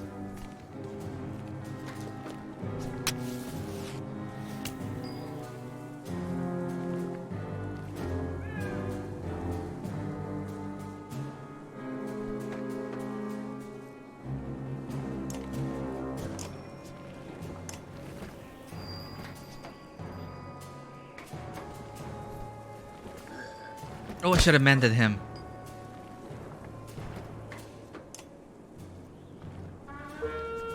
Wait, he has no exertion stat? Seriously? Favorite characters, so sad to see it happen. Now I'm tempted to just really reload. Because I think that was a terrible decision on not allowing you to send units with him. Or the way it was written. Yeah.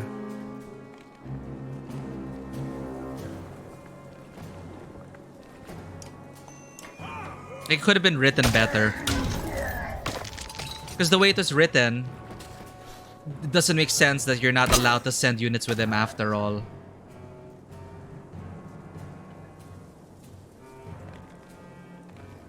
I think it would make... I think the better way would have... Like, I'd accept it more if it was... Fine, I'll take who I can. And he does take some people, but it's not enough. But still, even if he did that, I would cave in and say, fine, you idiot. I'm not gonna let you die. Here, take more men. For me, that makes more sense. Oh well.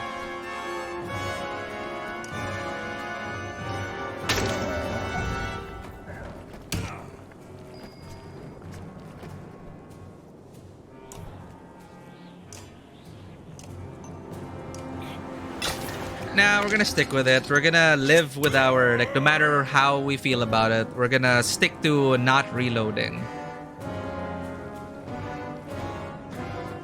That's how we chose to play the game.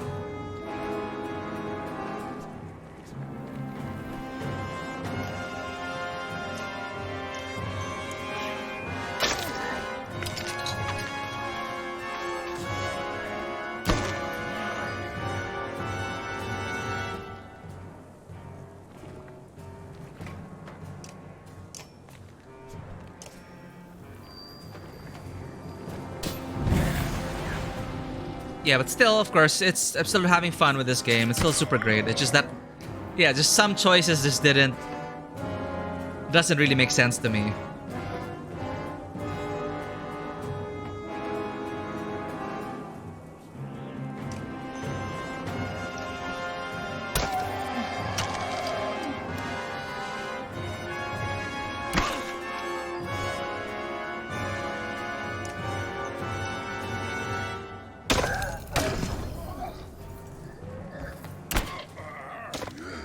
I think that's the only instance now where I felt like that's very disappointing. Because everything else, at least, you know, when I lose them, it's like, oh, it kind of makes sense based on what I chose. But this one, there was absolutely enough roleplay time to send men after him. Because he goes huff and puff and leaves. Then we should have sent men. It doesn't make sense to me.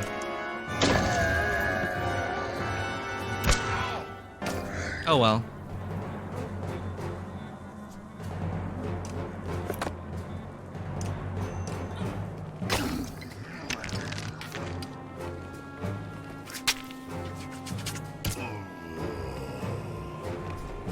Who's this? Ollie?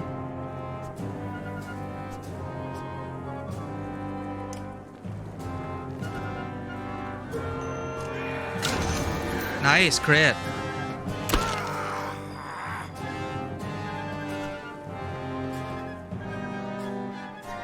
%70 chance, I'll take it.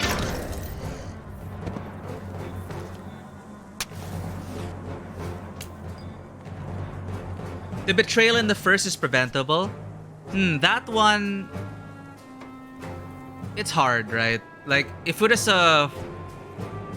camp sequences, if this was a more full-fledged RPG where you could interact with people at camp and really get to the nitty-gritty details of it, I could see myself like, yeah, really sussing out who would betray us or not.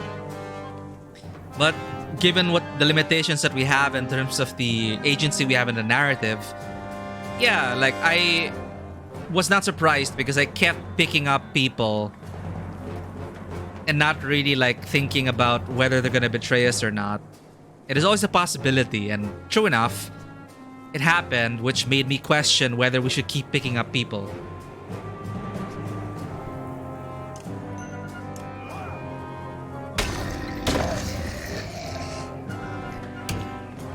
But how could it have been prevented, actually? I wonder. Or was there a better way they could have gone about it? I don't really remember much. It is all a blur.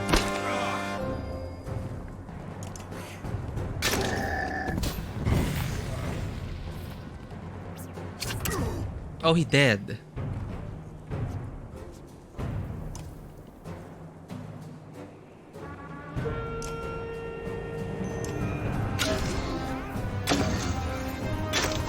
Lucky.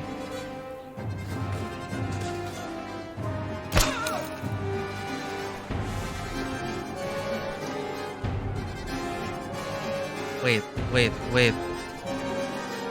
Now help with combat. Oh, he's still full strength.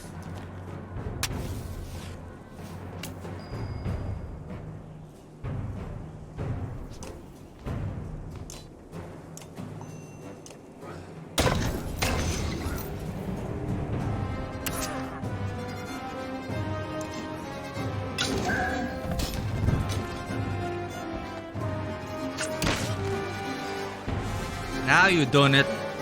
Throw back at ya.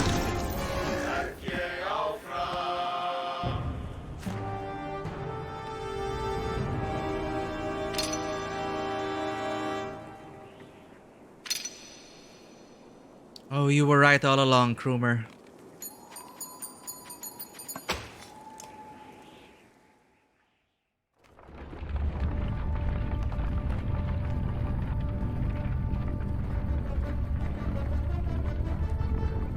Who knows? He might actually pull it off. Gods, of all places to make a final stand, I bring us to the old fort. A human bridge that Oh dear. crumbled 100 years ago. I hope they built it well, these humans. We need water and sleep.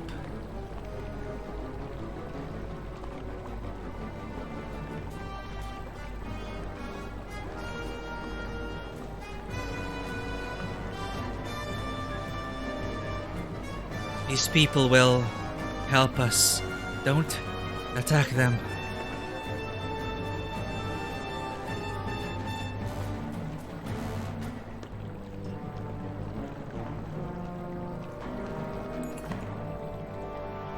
Shield wall, you say? Or think, you say? Fatigue hinders your every thought. No one forms up as a large group of humans approach from the buildings near the old ford. A small, stout man leads them. Mercenaries, huh? You don't look worth a damn, let alone coin. You reach for your axes, but a few spearmen make it clear you shouldn't. Easy. Last thing we need is to spill each other's blood before that dark wall of the dredge get their chance, eh? Dredge. The word echoes in your head. They don't know what they're doing. The man makes a face, and even Folka lifts her head enough to squint at you. Well, we're charged with keeping this route open for the clans that went to Arperang, the man says. So we know we're going to be killing as many of those dredge as we can. Threats and commands come to mind, but never make it out of your mouth.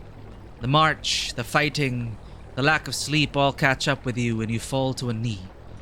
You try to catch yourself, but gracelessly, your head hits the snow.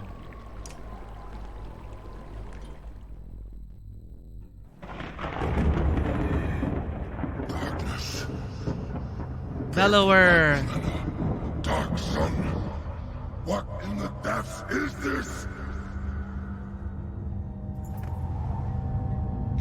Yeah, the two guys we met. Oh, right, yeah. Onef and Ikil. Yeah, if you don't let them join you, Onef being the one who asks first, then you prevent it. Other than that, you're screwed. Wait, what? Didn't he warn us about the other and we just didn't believe them? And we're like, yeah, he's fine. And we imprisoned the good guy instead of the bad guy.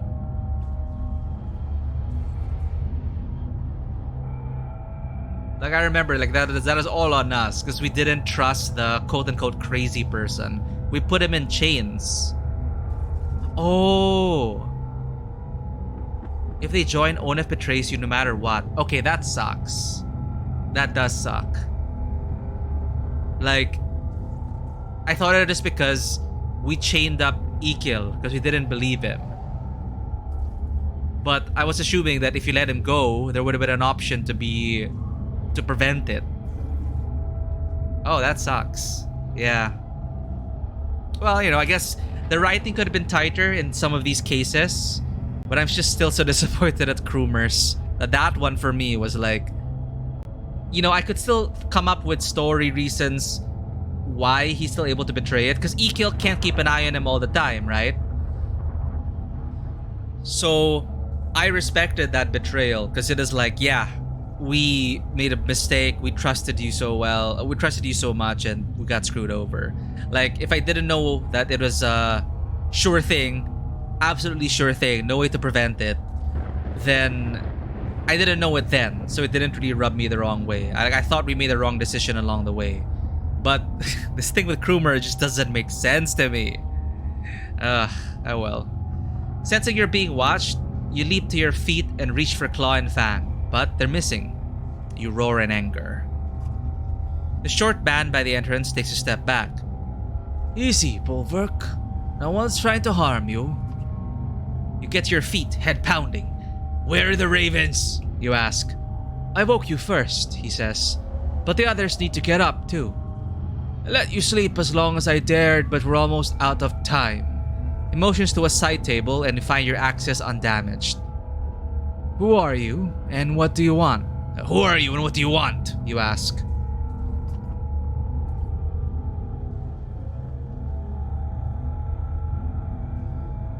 Egil is the most liked character to die in the first game, able to die from the first village.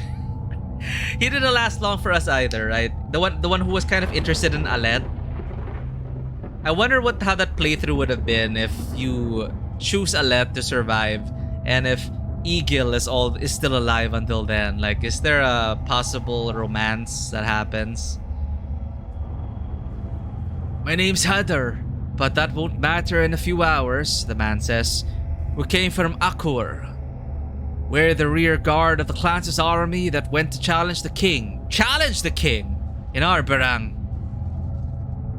With axes in hand, you ask, and what do you want from me? Well, I'm no battle leader, Hadar says. I'm just a skirmisher like all the rest here, and proud of myself for not running off already. Plain and simple. You know how to fight, so tell us what to do, and we'll do it. We've got fighters who could use some tips or encouragement, Hadar says. Maybe we could build up some stake walls with parts of buildings? Up to you, but you don't have time to do much, and no one's expecting miracles. Regardless of how this plays out, I'm glad you stumbled into here when you did. Alright. Volunteers. Stepping out into the cold air refreshes you. You look around and are surprised to see stragglers crossing the bridge. You grab a handful of snow and squeeze it in your fist, until a trickle of water falls to the ground. A silent tribute to your ravens who didn't make it. Bah! Varl Dregs. I got an achievement for Varl Dregs. Reach Old Ford with at least 20 Varl following Bulwark. Ooh, okay.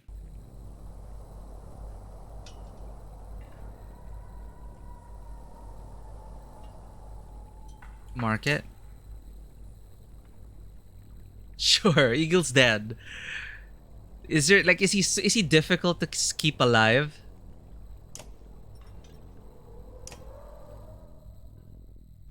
He can oh he really dies? You can't bring him all the way to the end? Oh, okay, you mean his death's in the first game only. Cool. Yeah, that'd be cool. Yeah, like I don't want to Google it because it's probably gonna show everything, right? Um Bulwark, let's promote you. Let's get you crit chance. Hell yeah.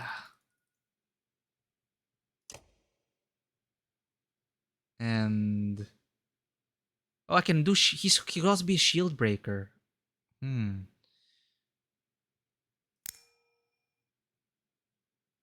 Hmm. Do I want to max out the shield breaking stat? But crit chance is just so good. Okay, okay. Let's. There we go. In Chapter 2, Eagle will die protecting Alet if Rook does not loose an arrow at the dredge threatening Alet after the first fight is over. I remember this. So he'll be the one, no, Alet! And then he gets stabbed. Eagle will be slain by Onef. Oh no, Eagle will be slain by Onef outside the gate of Frostviller if Rook tries to ambush the supply wagon. Ah, okay. Yeah, that's what happened to us. Second day in Einertoft, Eagle will be slain by Dredge if Rook decides to help on the bridge but doesn't actively take place in battle. If Onef was recruited in the start of Chapter 4, he will slay Eagle during the mutiny. Oh, there, the mutiny. That's what happened to us, the mutiny. Damn it! So like Onef is such a terrible person to take. I'm pretty sure when I took him, and if some people, the people in chat who remembered, they're like, oh boy, he trusts Onef. That is good though.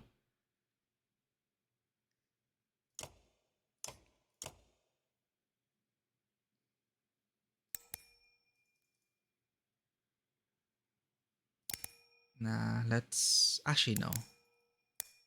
1-1. Let's give him a lot of willpower.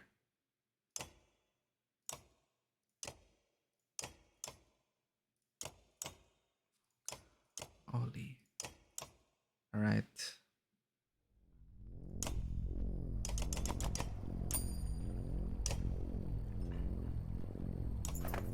The fighters, men and women from Akur and a few other northern towns, watch you as you approach. Show me your shield wall, you bark. Only a few of them move and raise their shields, so you charge them, setting terrified humans running or skidding across the ground. Scared or feign undisciplined, you shout. Either way, you'll be dead in the first assault. Shield wall! This time, everyone runs to lock shields and brace with their shoulders. You still break through, but it's a better effort. Folka and a few other ravens join you to correct stances and swings, but it's the arrival of clansmen from Bindal that surprises you. You never had to get us this far, but you did, a man says. Time for us to pitch in. Hopefully we won't muck everything up. Minus 100 clansmen. Ooh, plus 100 fighters. You show the new volunteers how to reinforce the shield wall. After an hour, you tell everyone to rest and get ready for the real fighting. In private, Folka asks, think it'll make a difference?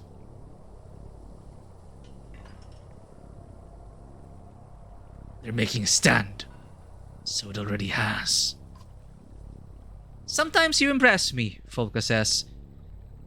Just when I think you hate everything, you say something that shows you haven't given up on all the rest of us. You grunt and walk away. And then Bulwark blushes, because he's a tsundere. Okay. And their second day in Einertoft, slain by Dredge. Alright, it's the same thing. But poor Eagle, he likes so many ways to die.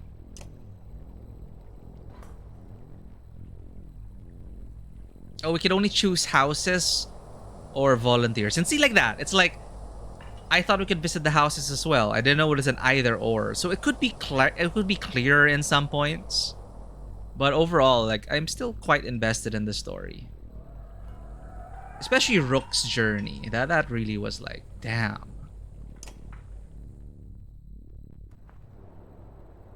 The shield maiden tightens straps on her armor while glaring at you with red-rimmed eyes. If you got something to say it, say it. If you got something to say it. We'll be dead before long. We don't have to be. We could leave. Right now. Oh. Whoever's after us would roll through here without slowing. We'd be caught in the open. Then we can leave that damn cart here. Let the dredge have it. I gave an oath to... An oath isn't worth all our vain lives.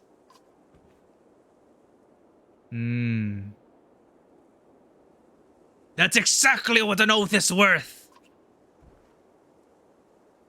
In the following silence, you see Folka's eyes brim with tears. I don't want to die. Not yet. And I don't want you to die either. Talk like this is forbidden in the company, but you turn your head, giving her a moment to collect herself. What would you do if the person you followed for years was no longer the same? I'd kill them and take over. You want to try?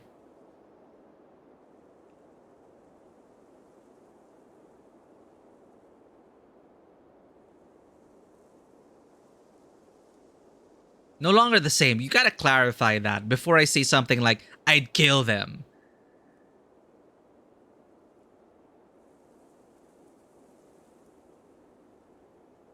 Trying to figure out what's happening to me. You said yourself you'll be dead soon. What have you come up with? There's a voice in my head growing louder. I've been fighting to keep it quiet. Bellower's voice, probably. But Bellower's dead. His body... He's asleep. I think the arrow keeps him that way. Did he know about that? Who else knows about that arrow trick? Folka nods. The conclusion... Oh, but... No, I think only the arrow secret was a very big secret, I think. But I would understand if he found out because he's kind of getting Bellower's thoughts and memories. But if the moment Bellower believes that it was just a false belief in the arrow, then it would break him out of it right away. So, anyway. Folka nods. The conclusion doesn't seem too far-fetched for her. These dreams are things he's seen. Valka did something to betray him. Wait, what? They were working with Sundar? I think so. But this has more to do with Ivan than Juno. They did something bad. I don't even think Zephyr knows what they did. The two of you look over at Zephyr. The Valka stares into a fire, lost in thought. So, what does all of this mean? Nothing. If we die here. Now it's if we die here? I thought you were already claiming defeat. Gods, you're annoying. If we die here, I think you'll miss me. You begin to growl at her when a scout's horn signals all fighters to the bridge. If we make it through this, someone in Manahar is going to answer to me. You storm off to the fighting, building your rage with each step. Nice. I like their dynamic. I do like Bulbrick and Folka's chemistry. The immensity of the dredge force standing just across the bridge is both terrifying and wondrous. Their droning sounds shake the ground and you wonder if the old ford can withstand it. Fear is strong in the air. You faintly hear some humans running away, but your ravens stand firm against the impossible odds. You grant yourself a moment of pride for that. Suddenly, The tall wall of dredge warriors begins to move. Hey, what the hell, man? Why are you there? What? What? Huh? Zombie? Okay, Oli, you're good. Mugun, you're back.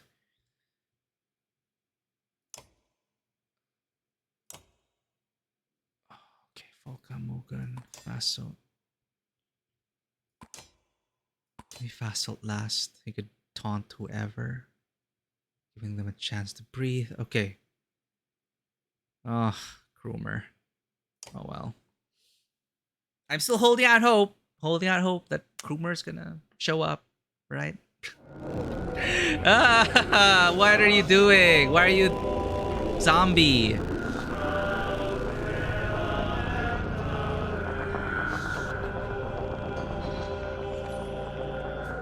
Eyeless's power, right? Is that Nichols? But he's dead. Don't be fooled. That isn't Nichols, but Eyeless. So, so Eyeless probably transferred her soul into him or something. I didn't know it could last this long. Cool.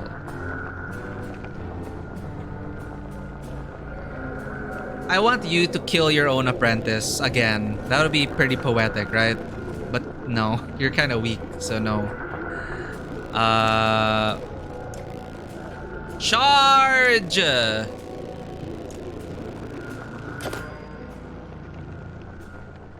Give us runes.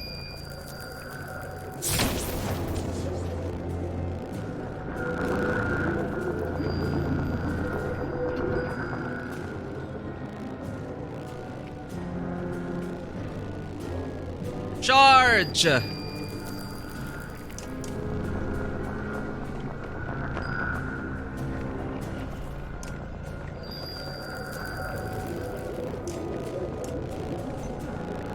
Stay down, boy.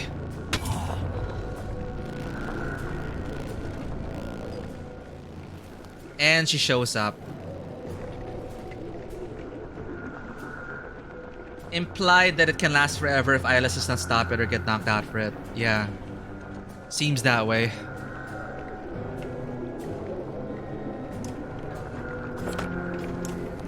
Let them come to us.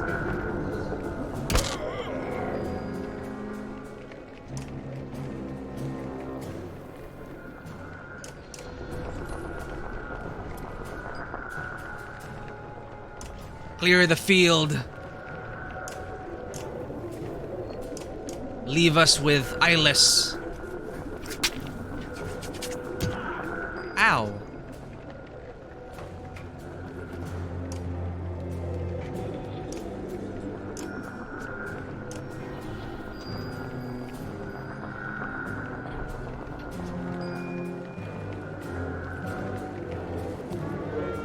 Wait, what? I can't move? Oh, I can barely see the grid and there's a freaking hole! You can step over it. You're a Varl. You gotta be kidding me. It's so tiny. You can... Oh, I mean tiny for a Varl. Annoying.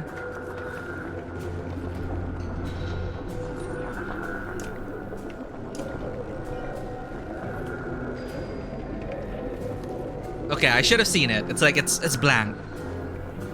Curse you, terrain! That stupid hole.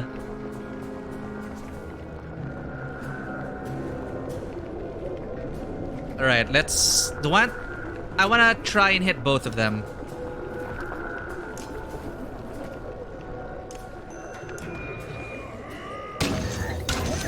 Oh, well, one just died. You could do it, Bulwark.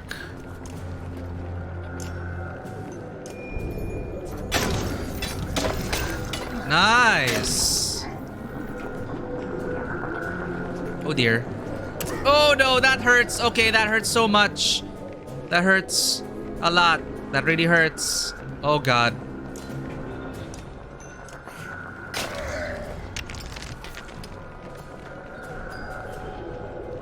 Um...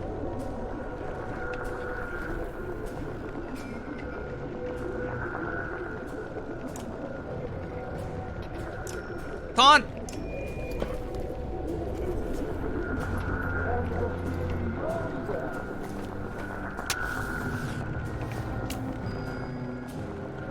Shit.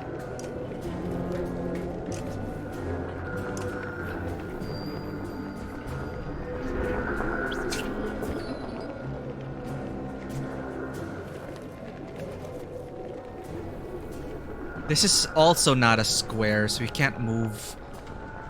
No goods in the way.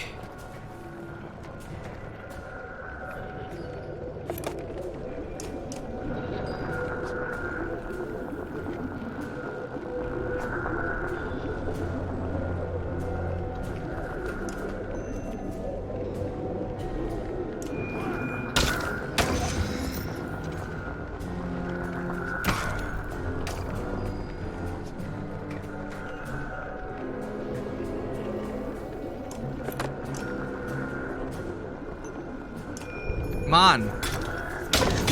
Yeah, kill it, kill it, kill it. Kill. No.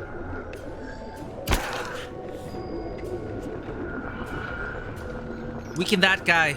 Come on, Volka. Very nice. Weaken him even further. Save Bulwark. Alright, keep him stuck there. Keep Isla stuck.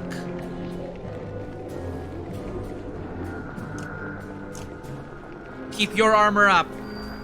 Taunt away. Bulwark's dying! No!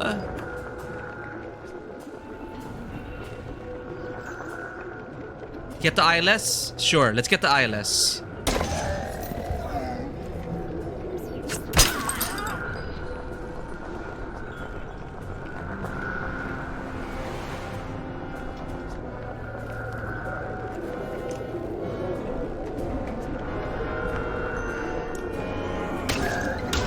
Yeah!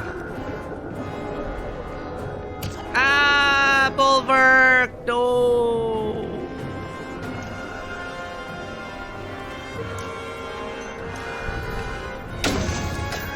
Don't revive him, Eyeless. Do not.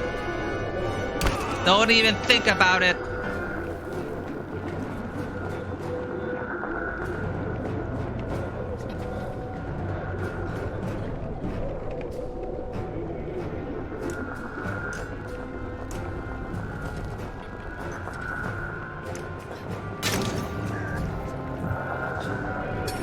Oh, he's doing it. He did it. He did it. No!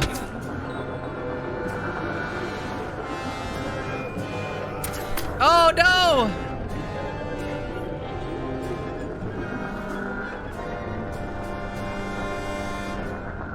Think. Not enough willpower. Okay.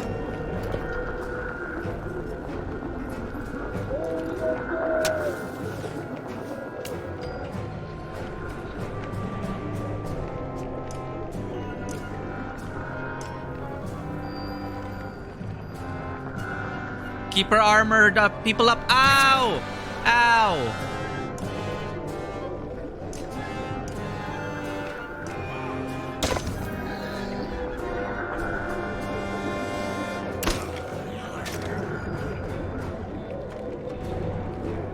You can handle that, Bercy. We're gonna weaken this guy. Shoot, no willpower.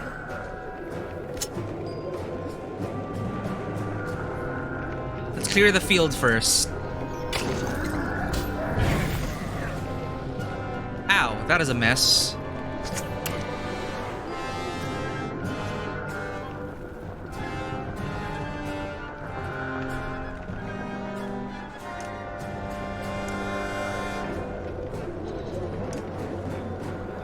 Shit.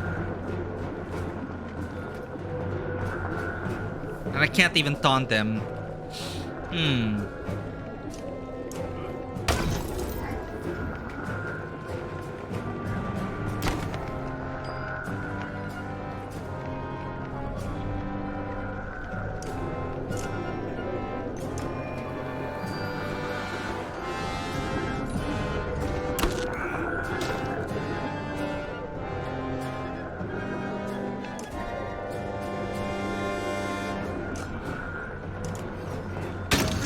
Kill all the small guys first. Leave Bolverick alive.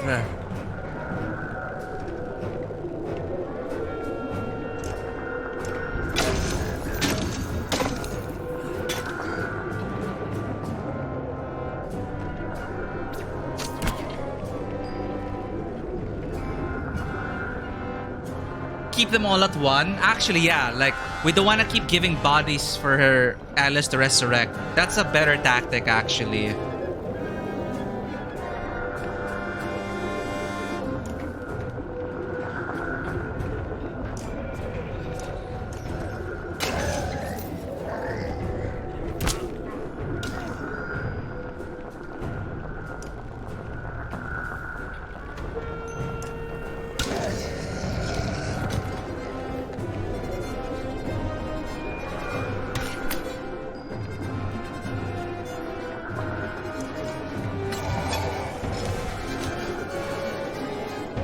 Oh my god.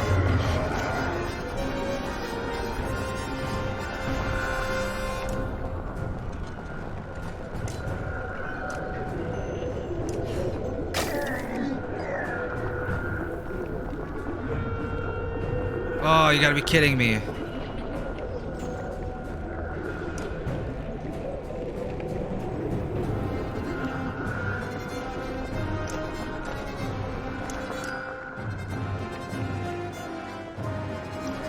Got a man to keep up.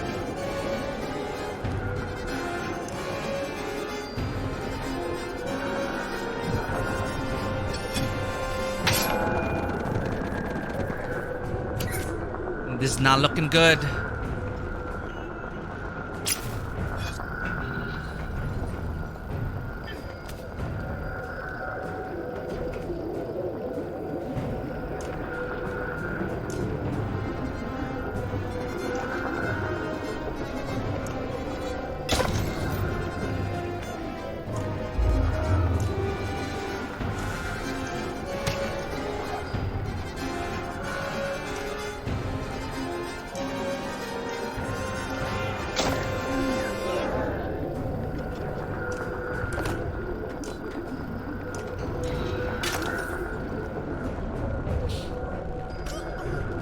What did that do?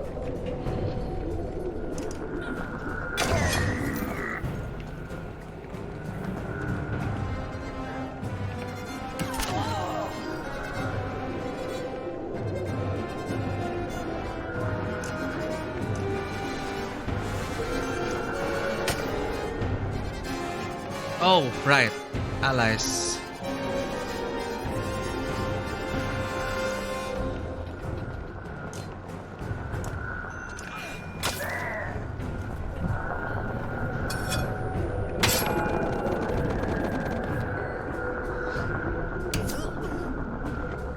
Crud. Not good at all.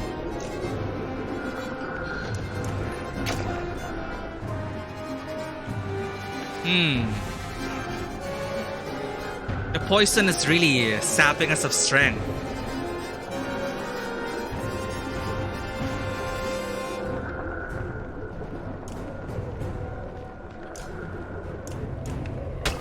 We have no shield breakers.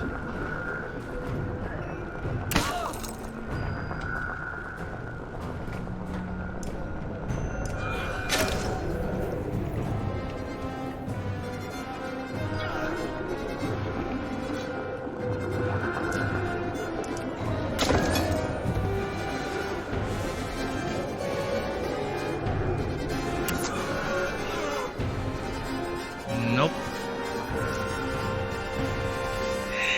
One health. This poison, man. Oh well, we got to restart the fight. If you lose the fight, though, you fall to the frozen ground, knowing the Sundar Eyeless will use your body to further her plans, and that Bella will once again be free. So that's the end, right?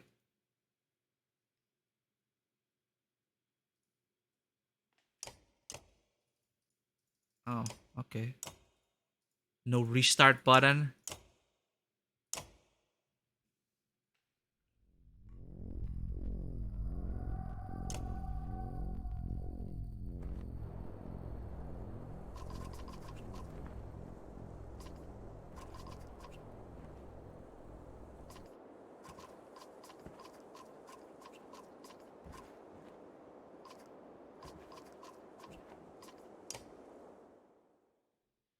Alright.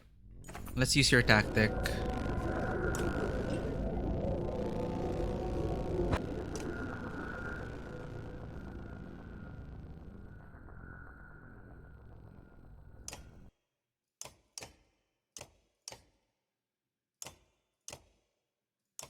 Don't really like Fasalt.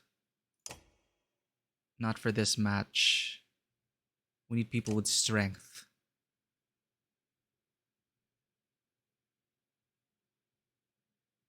I do need Mogun.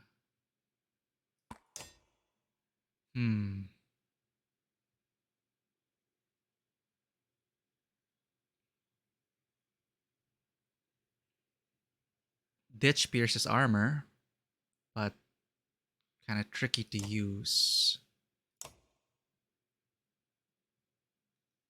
Let's try this. Let her take control of a weak enemy like a singer. Get rid of everything else and focus on her. Yeah, it's about clearing the board first, or weakening all of them.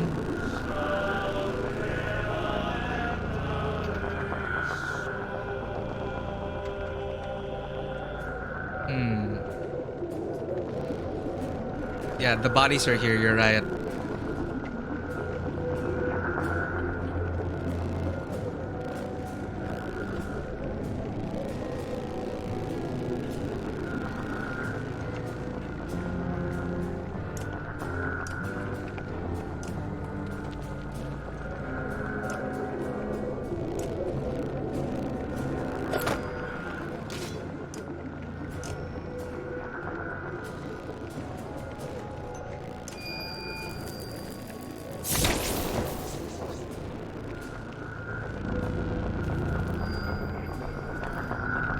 This guy's pretty weak. Maybe we don't have to kill him.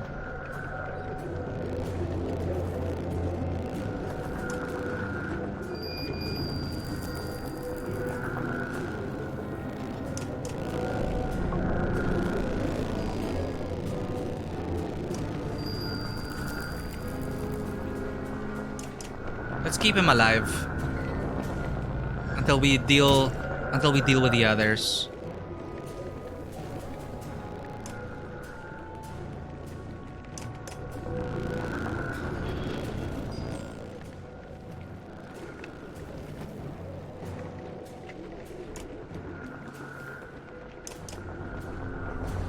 Yeah, okay, men will be a problem, so you're right.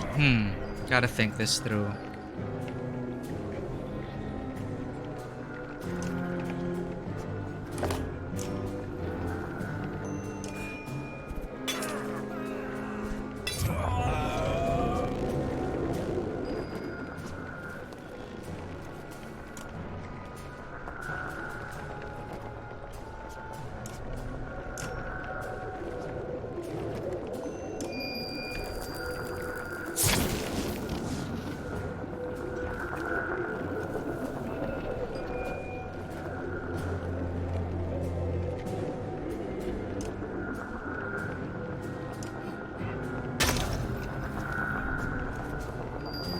Oh, whoops, he got it.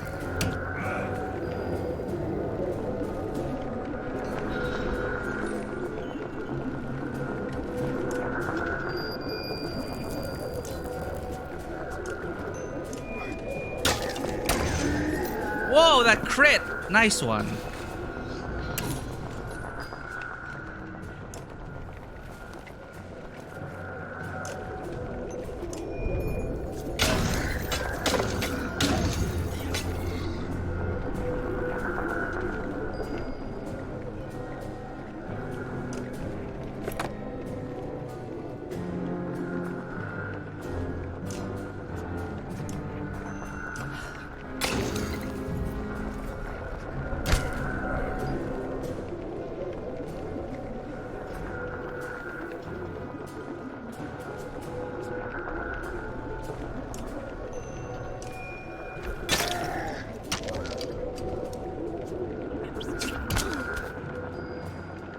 Okay, mending time.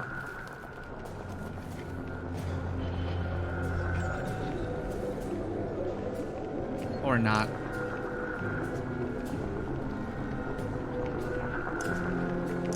Actually, yeah, mend.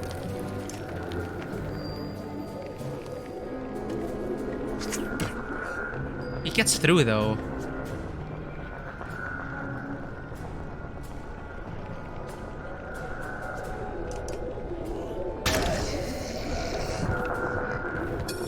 Who are you gonna bring back?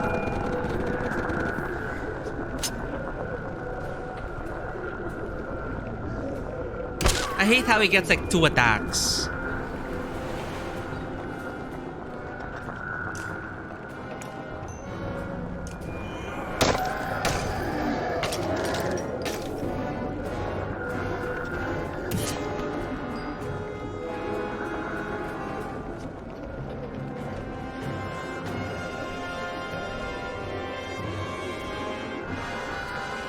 Oh, wait.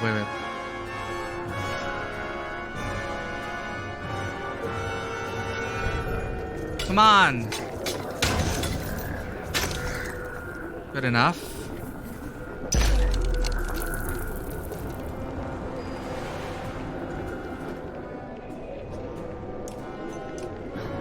Weaken all of them first.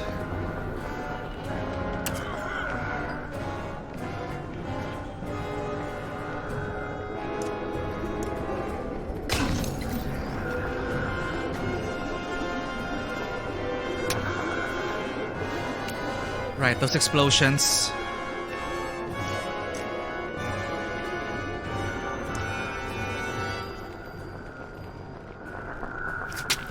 Oh, more of them.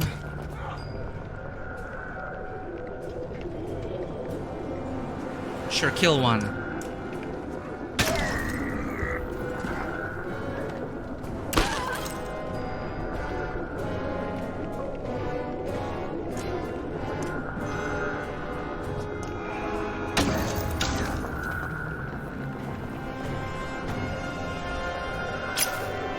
Oh, there he goes.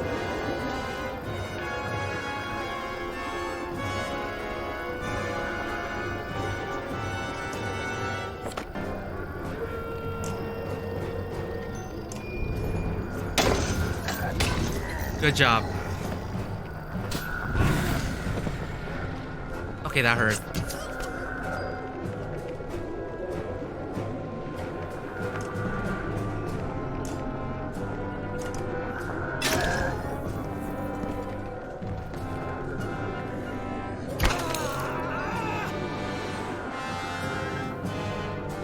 You know what?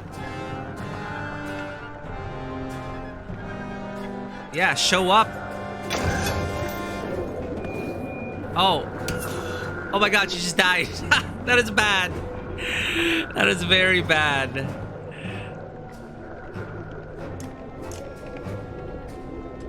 That is so embarrassing.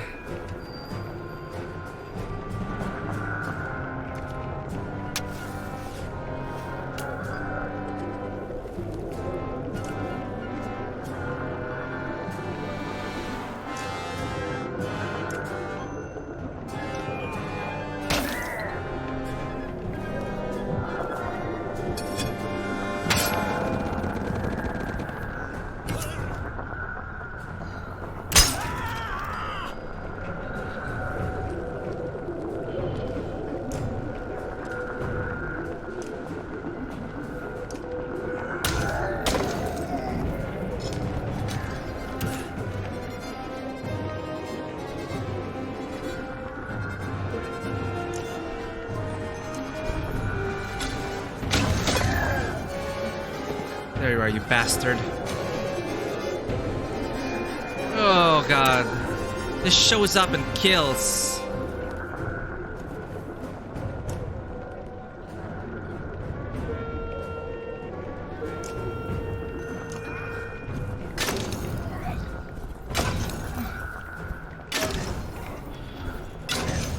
Keep going.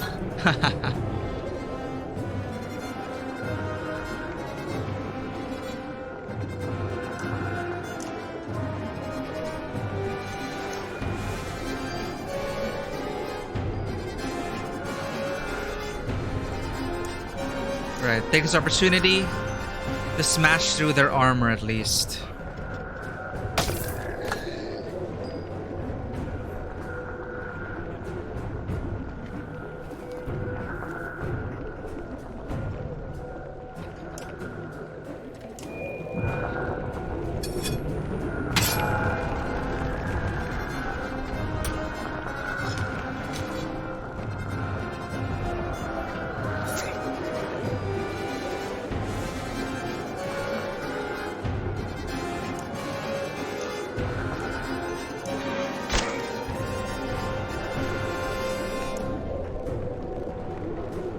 Wait, I stood on stone. Shoot. Come on. Ow. I hurt like hell.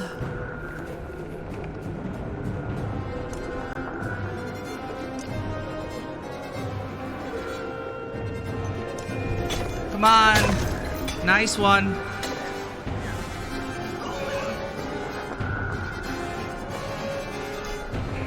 Break through their armor. Soften them up. Stones go inactive when the one who threw it died. Okay, nice. Shoot.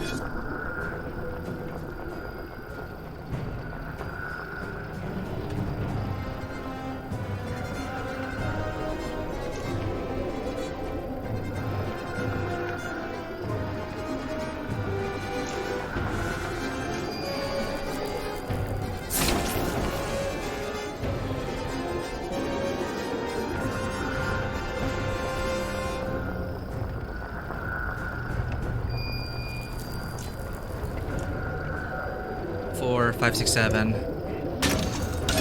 Okay, okay. I gave him more armor. I gave him armor.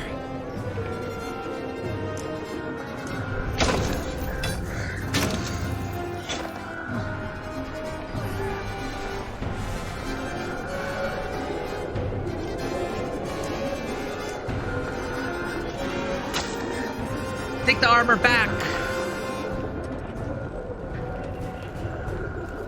Oh shoot, you could possibly hit him, but you know, desperate times. Deflect. Intense reposition renown +5. I got an achievement.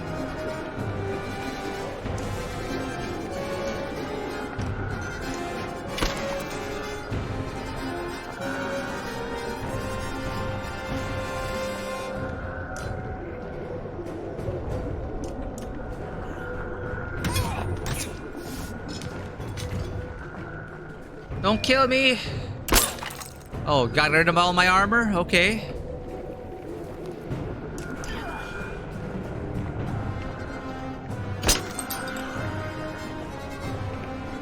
Who is this, Mogan?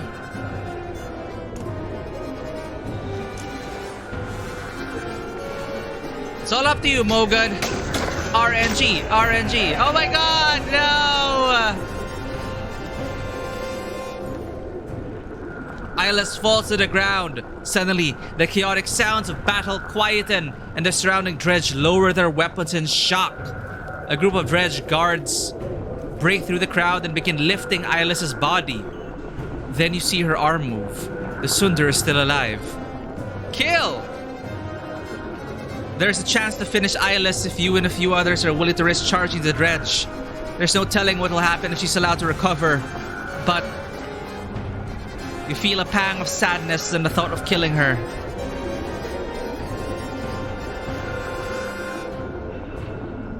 No. Maybe there's a chance for an alliance. I don't know. Water stunned, move! To Madahar! While Eyeless is carried back into her ranks, your wounded are dragged back toward the town.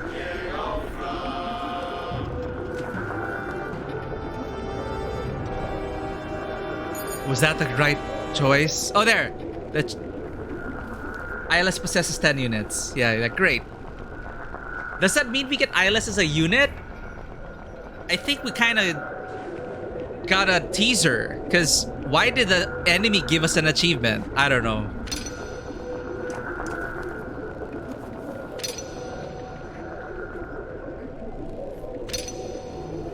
You've never done kill her?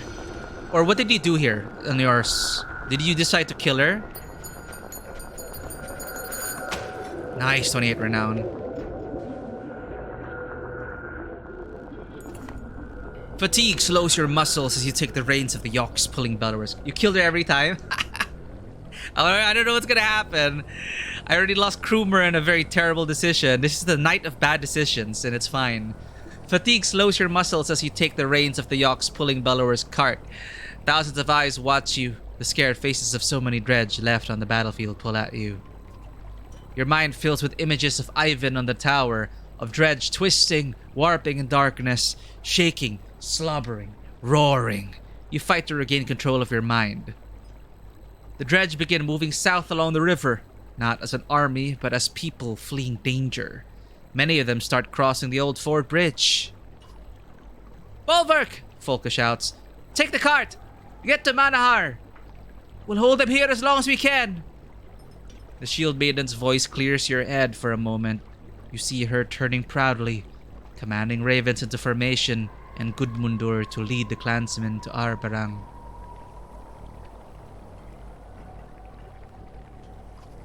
She looks back at you, holding your gaze. We'll be right behind you! Go! Then she joins the shield wall, lending strength to those around her. Bulwark, Valka Zephyr says, pulling your attention from the Raven banner near the bridge. We must leave, now. The Valka? Their meddling caused this. All of it. You rub at a pain in your chest. Zephyr flinches at the look in your eyes, but you forget her and begin marching toward Manahar. Toward vengeance.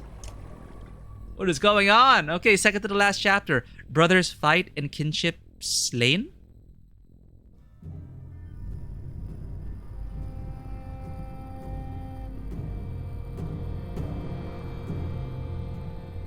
Where are we now? Okay, Rook.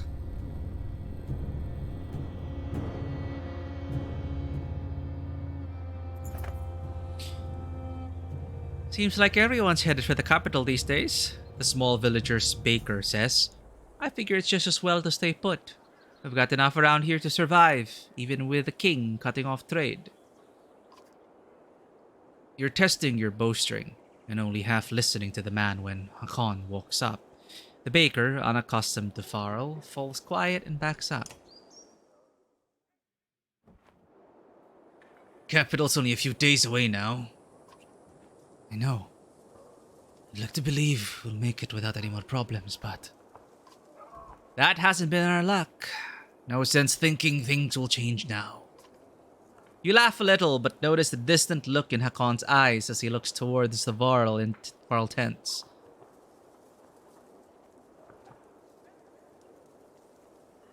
Wait, what? Oh, Hakon is saying, I wonder what the old kings, like Throster and Screamir, I was ready to Skyrim, would do in my place. Very close to Arbarang, yep. They would have kept their people alive. Same as you. I just lost half of my people in the old wood. It's like Iver told me. You can't prepare for a giant serpent attacking. Not even ancient kings could do that. Just keep them alive. No matter what happens in Arbarang, protect your people. Hakon looks at you, the confusion leaving his face. We're gonna be less edgy now because I think we had our dream sequence with Alet, our daughter, and I think that's like closure in a way. So let's return to still sad, but more optimistic Rook. Hakon looks at you, the confusion leaving his face. Let's get what we need and get going. Maybe it'll be as easy as you make it sound. You give the Varl an encouraging smile. See, we're smiling again. It's the best you can do.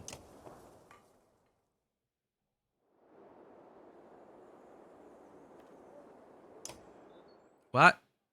You? Haven't talked to you in forever. Nid's boys are just finishing eating and starting to play when you approach her. Are they getting plenty to eat? I think so. They still have enough energy to get into trouble. It's for the best. Hopefully they can stay children as long as possible. I hope so too. Without allowing you to refuse, she puts a spoon and a bowl with cooked eggs in your hands. This game also making me hungry. You have to try these. It's a family recipe. If you take a bite, they're good, but you don't taste anything special. What do you think?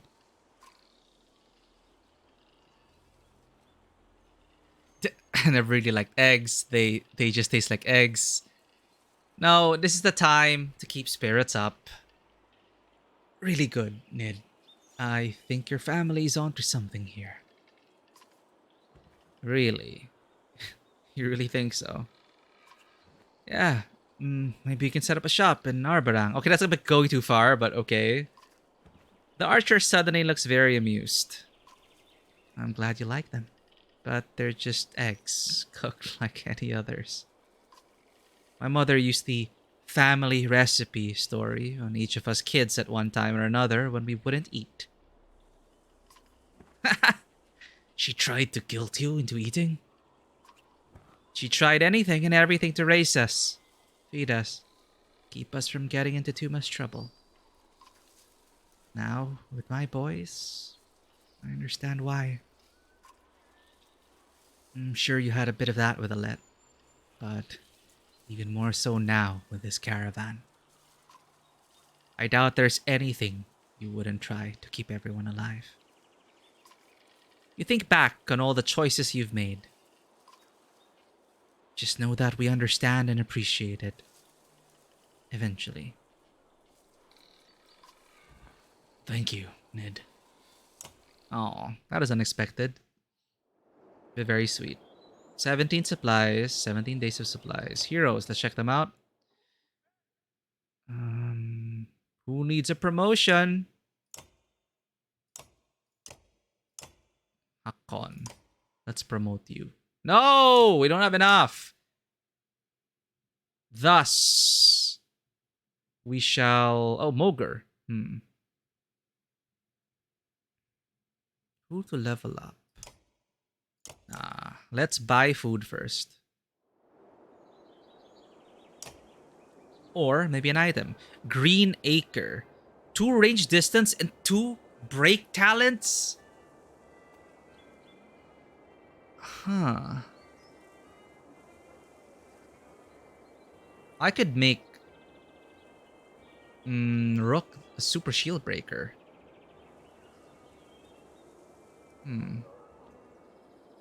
+2 to all talents. +1 will per turn. Holy shit. +2 to all talents though. And 1 will per turn. Huh. Oh, we can't afford that. We can only afford this, this, and this. Mare's cord. Dyed blue thread supposedly woven from the hair of the last living horse. Oh, that's sad. +3 armor, no need that. +2 arm talents. Grokker's brooch. Maybe I'll give this to Rook. What's Rook's using now? If it's +2 to all talents, does it apply even if we don't have anything invested? Like, will it from 0 to, will it be 0 to 2? Because that seems broken. +2 to break.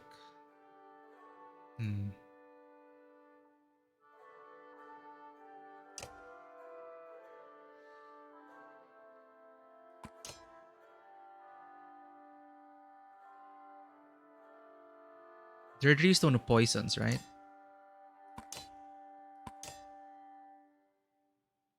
No, I have to get a level. Okay, never mind. Let's promote Mogre instead.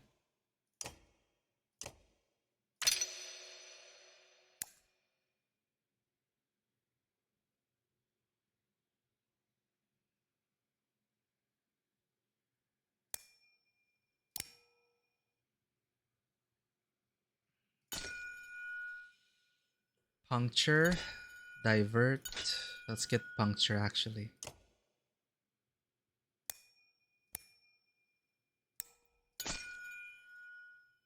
Let's put 1 in exertion.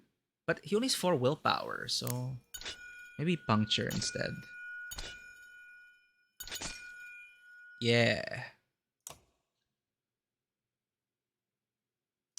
Shield breaker Mogre. Okay. What's this? What's Rook using? +2 to break, right? +1 all talents, +2 will, +1 will per rest. I could give him this, actually.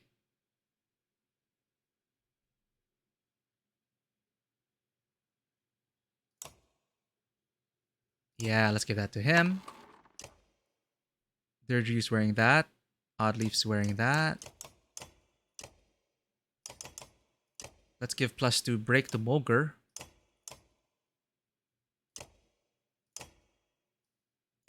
So you'll always be shield breaking, and with piercing, piercing means damage, right? So you do shield break, and puncture means you'll deal some strength damage.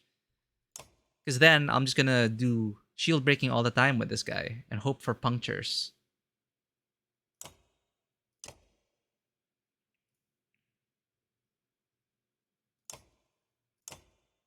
+2 armor per turn. Mm-mm.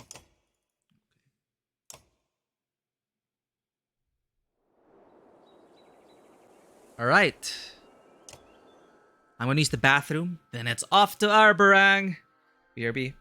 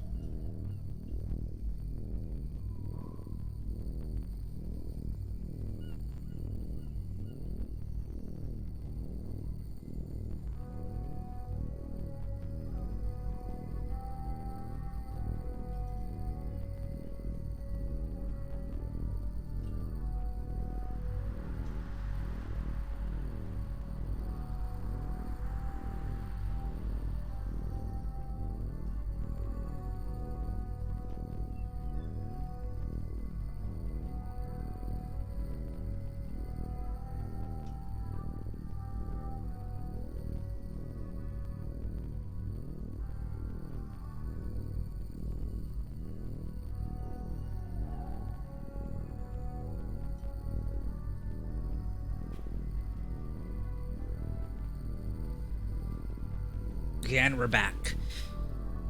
Oh, okay. Exploit talent triggers and strength attack. Puncture, puncture. Oh, puncture is like the archer puncture. So the more shield break you do... Wait. If an enemy starts at 14 armor, you break 5 off. Any character with puncture gets 5 extra damage. Okay, so it's like the archer puncture trait. So as a shield breaker, that'll be good because you deal a lot of armor, expose, and then you puncture him after. Okay. We are almost at Arberang. We're currently here at Tolir. When Arberang became a city overpopulated and overpopular, the up-and-coming rich and important families had two choices: join in the Game of Thrones or leave. Those looking for a more idyllic life settled nearby in Tolir. Fieldgate. We're not there yet. Starting armor, current armor divided by 2. Yeah, there's some calculation there, but you deal more damage. Very nice. Leave. The carts just start moving away from the village when you hear a girl shout, "Papa?" You turn to see where she is looking and gasp. From the east, over ground you recently crossed, comes a large number of missing clansmen, fighters, and Varl. "Is that Ruga?" someone asks. At the front of the group is the former governor of Borsgard. Husbands run out to their wives, and children scream in excitement for the parents they believe to be dead.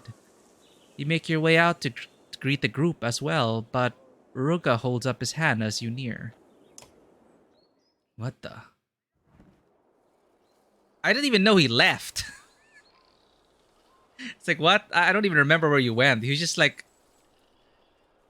It's as hard as ever to read the governor's face, and Dagger naturally says nothing. I hope you didn't get all cleaned up for me, Rook. Was it too much for you to just die when that serpent struck? He got cut off when the snake attacked. I don't even remember this guy. My god, like, oh, who? I don't remember him, but I don't even remember him getting separated or anything. I just always assumed he was just there lurking. You seem to be hard to kill as well. Remember that. His tone is not exactly threatening, but not warm either, yo.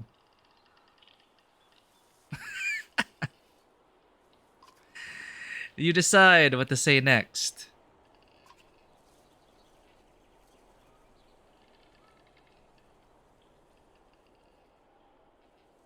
What happened to you after the serpent attacked? I might ask you the same. Dagger and I tried to save a few families before running. You glance at the silent guard, but he neither confirms nor denies the story. The old wood was like a maze, but we finally escaped, picking up others along the way. We waited for you until we were damn near out of food. I started pushing everyone hard, only sending a couple of men to Tolir for supplies. The same with us, but our scouts never returned. Ruga scratches the scar around his neck. That's odd. Neither did ours. But here we are. Most of us still alive.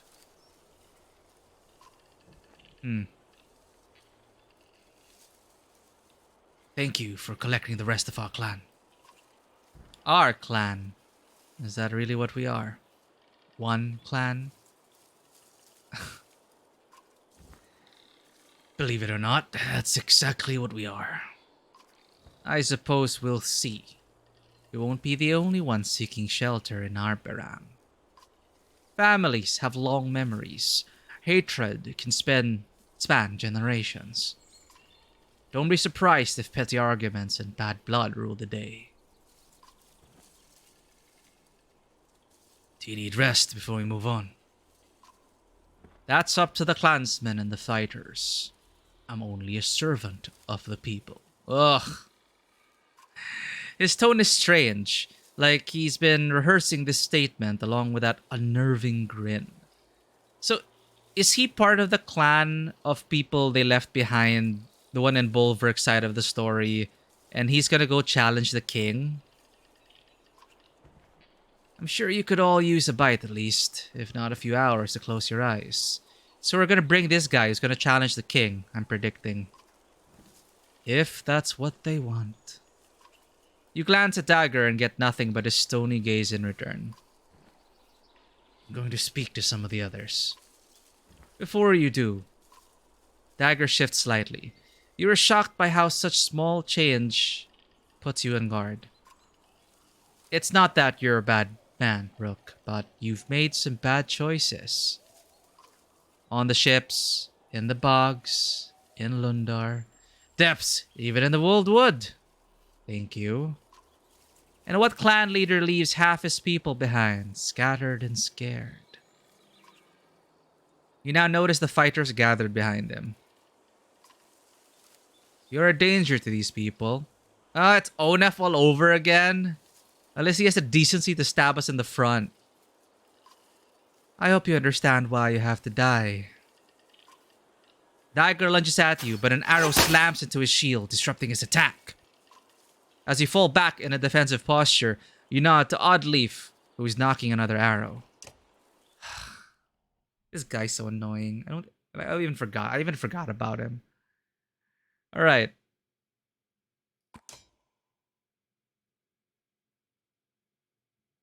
Governor of the last city from the first game.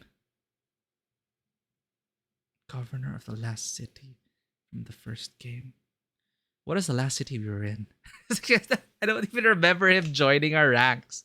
He just showed up in the beginning of this game, and he was just like armchair critic, just popping in saying, "You made some bad choices." I wonder. Don't tell me, but I do wonder if there's a way to actually impress him, like his scorecard. What could we have gotten to pass his stupid test to prevent this from happening? Oh well, it's happening now. So I guess we're gonna fight. Why won't my mic stay up? There you go. Where you killed Bellower, but he does not show up before the start of this game. Yeah. Anyway, whatever, man. Whatever you're here for, gonna have to. We will not stand for this. Mogre, Trigvi, Irsa. Durdryu's cool. Let's put Durdryu in there. Sure, Mogre. And do I want to put Nid as well? What's a row X ability?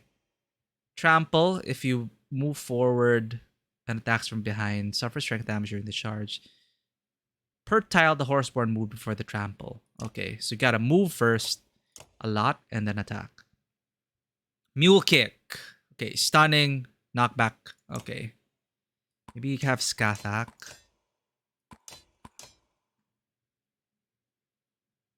Helper position. Rook. Rook and Durdryu. Or do I want Ludin instead of Skathak? Yeah, let's have Ludin instead of Skathak. We shall defend our honor. Well, at least he's doing something about it now, but it decides to kill us. It's like, oh, you did a bad thing. Oh, you made a bad choice. It's like, well, we could have appreciated your input, you asshole.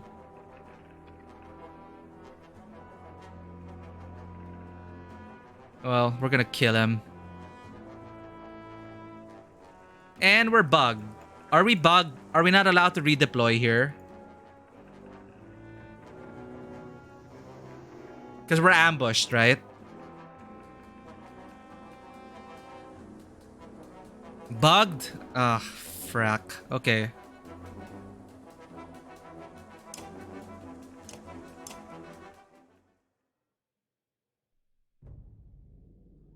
We had to quit the game entirely, right?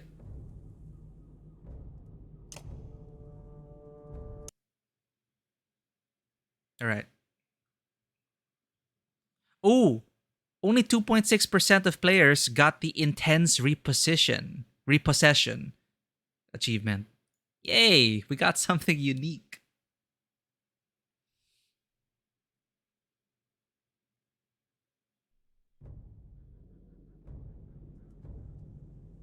Alright, why aren't you full screened? Full screen. So game capture.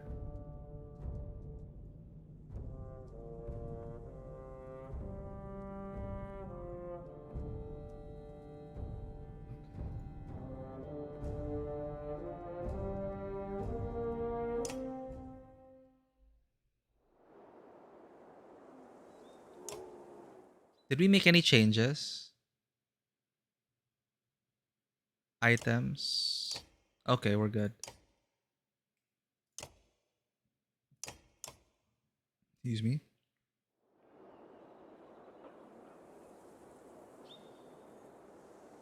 Ah, and we bought supplies.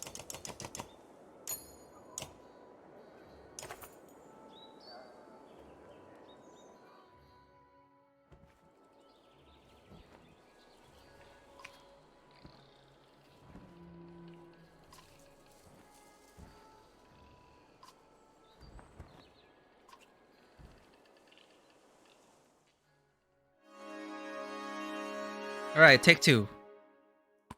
Hakon. Poker. Odin. Surgery.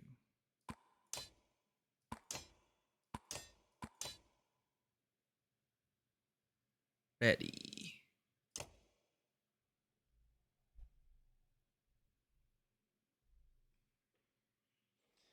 Alright, guy. What's your name again? Dagger.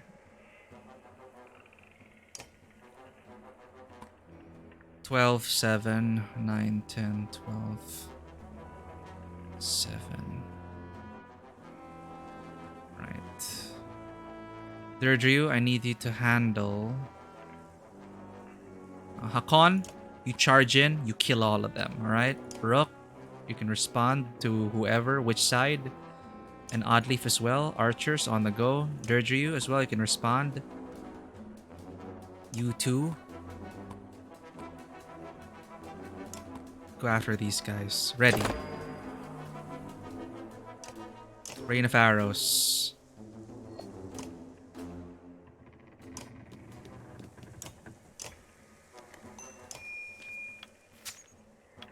He's surely gonna step forward, right? Ha! There we go.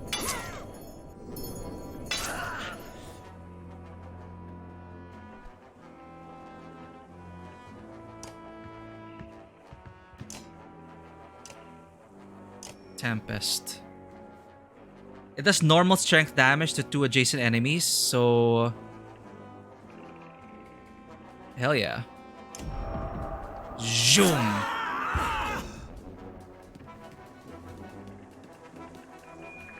What are you gonna do? Ow!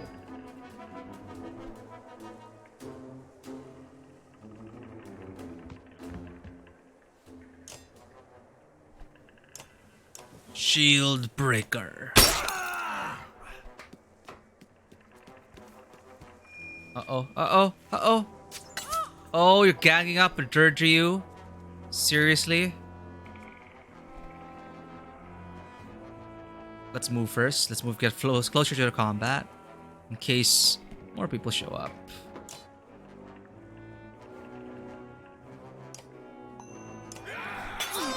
I incapacitate you.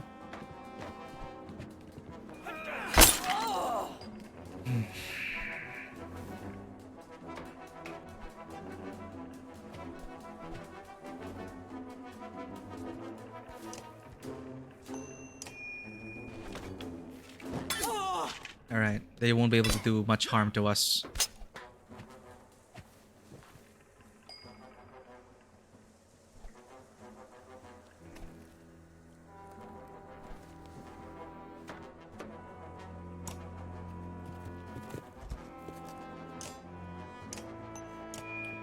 Alright. I think we lowered their strength enough to be a bit more manageable.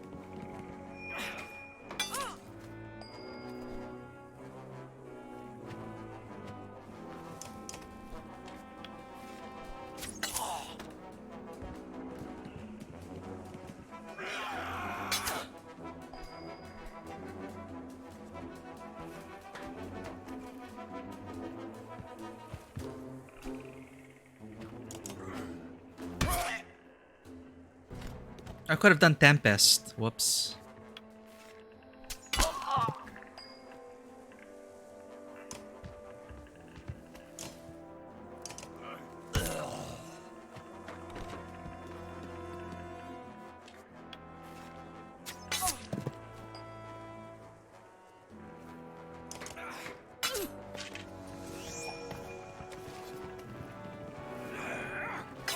Ow.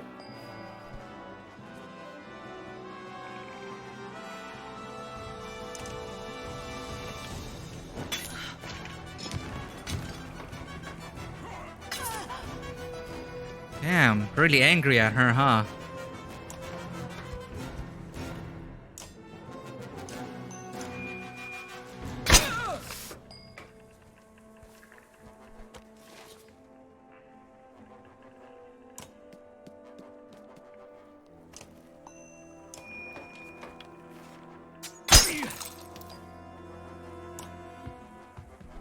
You'll pay for that.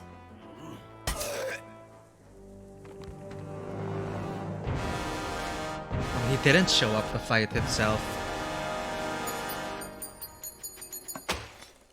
Oh, what? And he's gonna be like, oh, mercy.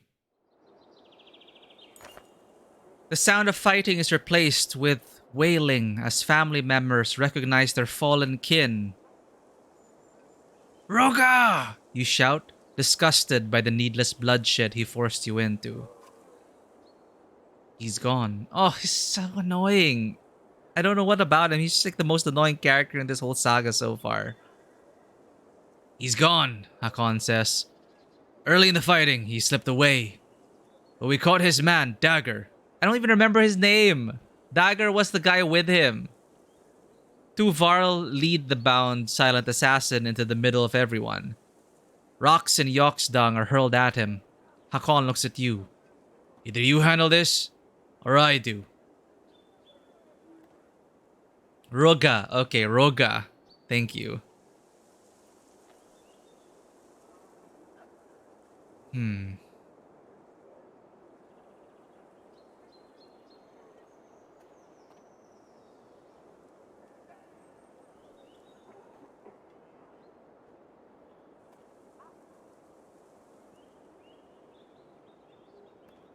Well,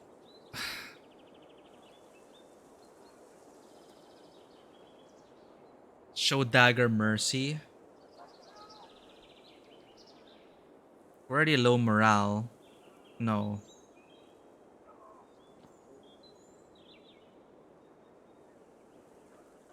Maybe he'll help us against his former master. Show Dagger mercy. No! You state.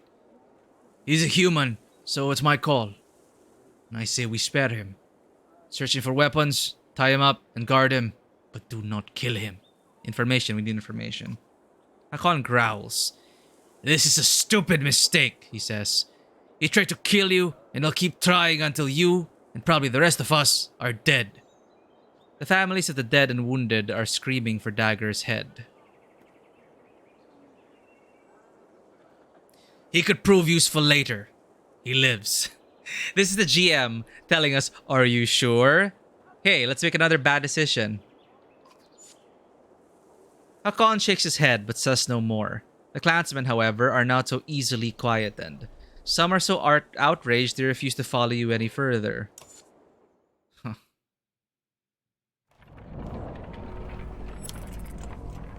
Don't they know about intel?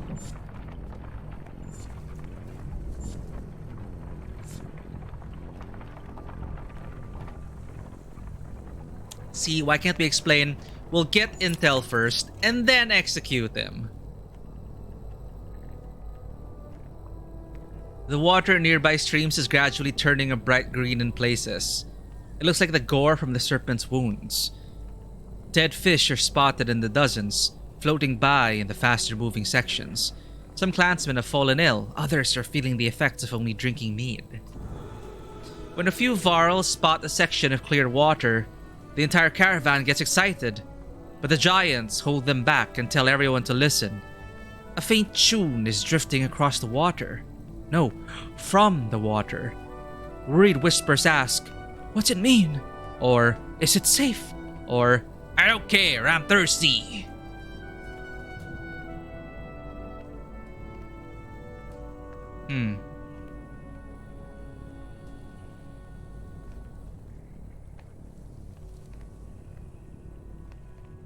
The Varl are holding them back.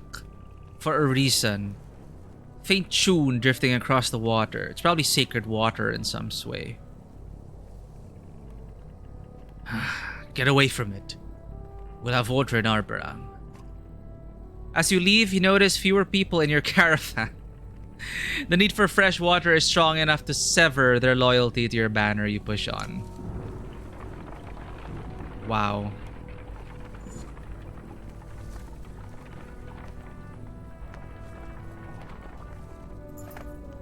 The surrounding wood looks promising for game, and you could use a bit of solitude.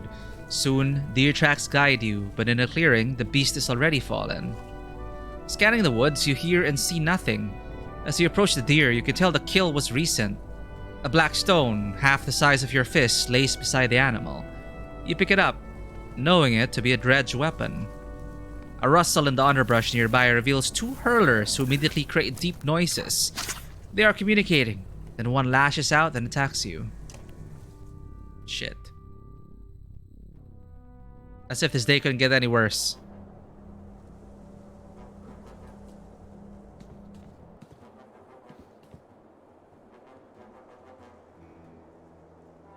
Well, ready? Come on then.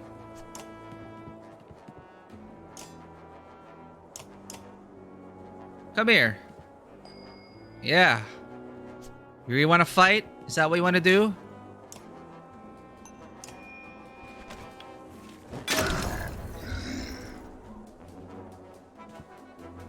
Next.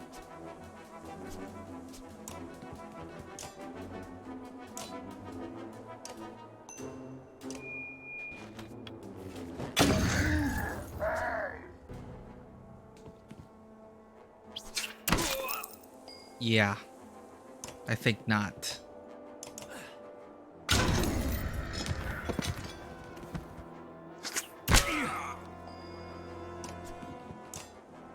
Let's do it personally with bare hands.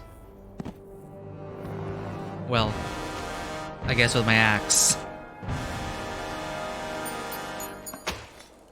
What was that for? As the dredge fall, others from your clan arrive. Not bad, a woman says, booting one of the dredge bodies. A child runs up and does the same.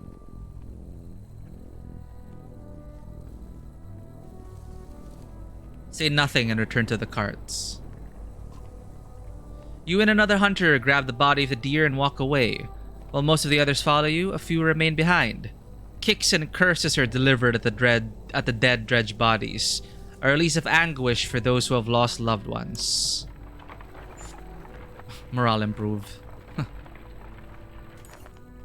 Strumming from Maleo and song from a large number of your clansmen surprises you. Avarl stands in the center of them, blushing.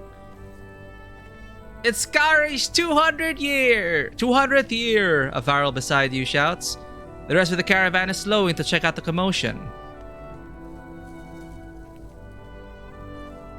Make a toast to the Varl. To Skari, you start. You've already lived longer than any human here will.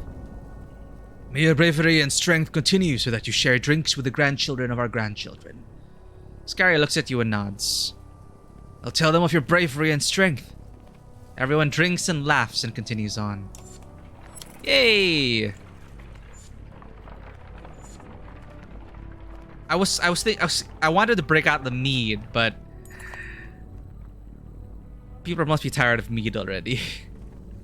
The caravan slows at the side of the field gate bridge. In front of it is a large army of horseborn in formation, weapons drawn. Skathak, are these your people? Your clan or herd? Skathak shakes his head, but does not speak. His eyes scour the new herd. Hakon calls for shield walls as a precaution. Just as shields lock, a single javelin flies from the center of the horseborn army. Everyone watches it arc through the air and stab the ground only yards from you. The ground rumbles as the horseborn charge. Huh. There's not enough Reuben Arborang for everyone. Stop them in their tracks then.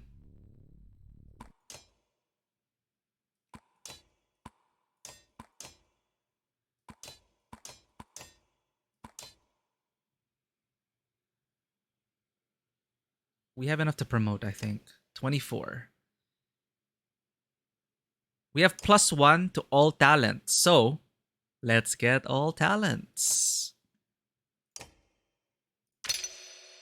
2 points available. Ditzy, hello, welcome in. Gonna give you a shout out over here, Ditzy, a fellow streamer. And a great member of the community. Welcome in, Ditzy. We are in the second to the last chapter. Well, essentially, we are in the final chapter already. Since, according to Fisher, the final chapter is just the boss battle. So, we got one boss battle, one chapter left in Banner Saga 2. Welcome in as we are hitting the climax of this story. But before that, we're just getting ready. A horseborn charge. Okay, we have this item that's +1 to all talents. So essentially this becomes 3, right? Ah, wait, no. Item rank +1. We only have 1. Oh, and it gets to 4. It can get to 4. Okay.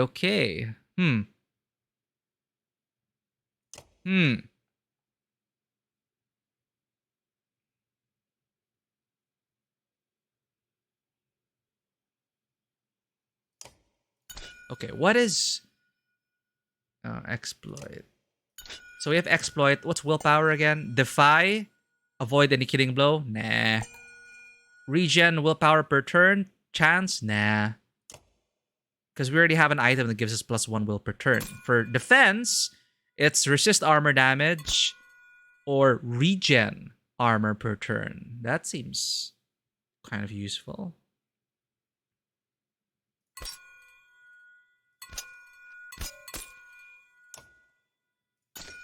Nah, I think I want exploit. Avoid an armor attack, though. That's like straight up avoiding armor attack. But we do... Rook is so versatile. It's an archer and a melee attacker that puncture might actually really work.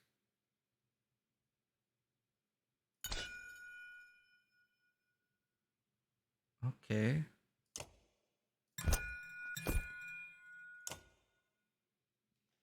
Did you see that CK3 has gotten the DLC you mentioned a while back? Ooh, okay, they just updated it? Yeah, I think I saw you playing it, Fisher. How was your Crusader Kings 3 experience?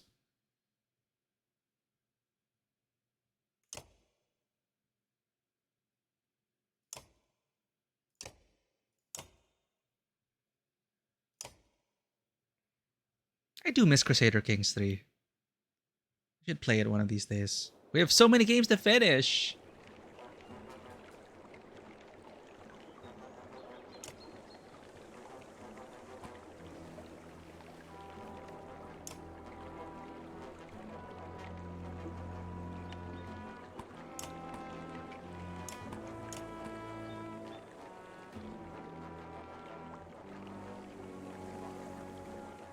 I do not mind at all, Ditzy. I think I have loot enabled.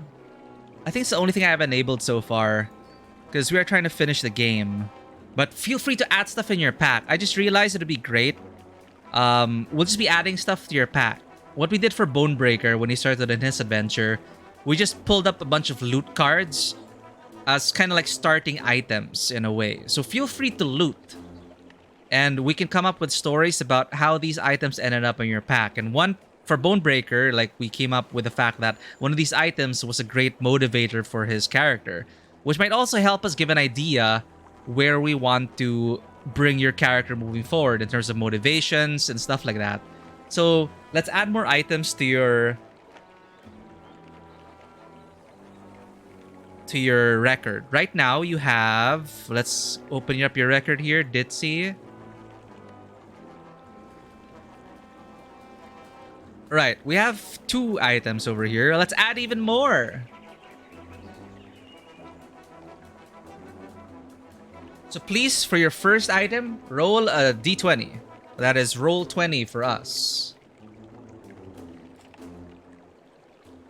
For your first item. If you get a 20, it's a shiny item.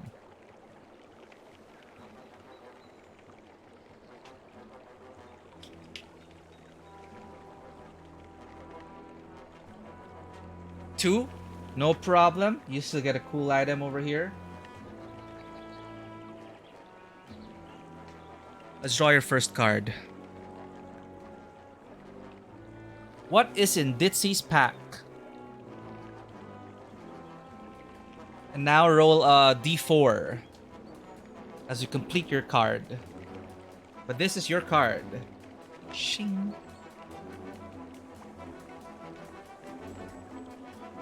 Hey, we got this card before. What is this? Wasn't this your first card? Interesting. It seems to be very archaeological in nature again. We got a 4 and a 1. In your pack. Oh, cobweb veiled ceramic pottery. Huh. So I'm guessing this is... I'll take it to mean that you got some very valuable ceramic pottery. The cobweb veiled one, well, since it's in your pack, I'm assuming it's you probably already dusted it off. But perhaps this was an item that you had found in the past. But what does the ceramic pottery contain? From what culture is it from?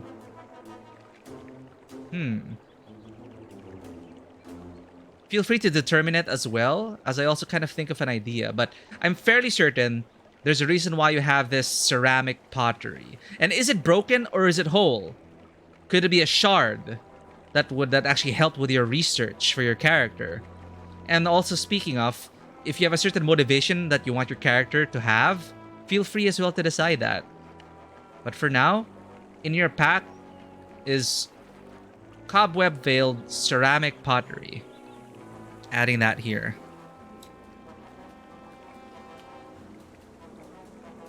Cobweb veiled plus ceramic pottery.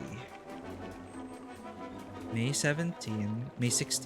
This is a May 16 stream, 2023. Alright, and feel free to roll the next d20. Perhaps the next item will help us come up with more ideas for this ceramic pottery.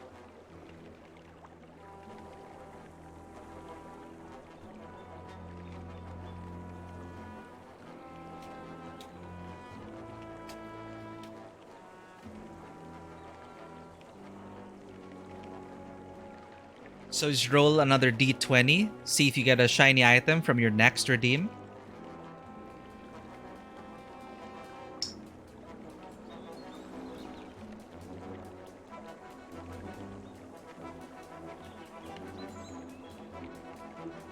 And we'll see where that leads us. If the cobwebs were the glazing patterns. Oh, that is... Okay, yeah. That makes sense. That makes sense. So cobweb veiled ceramic pottery. That is a great idea. It is part of the design. The cobwebs, the web motif.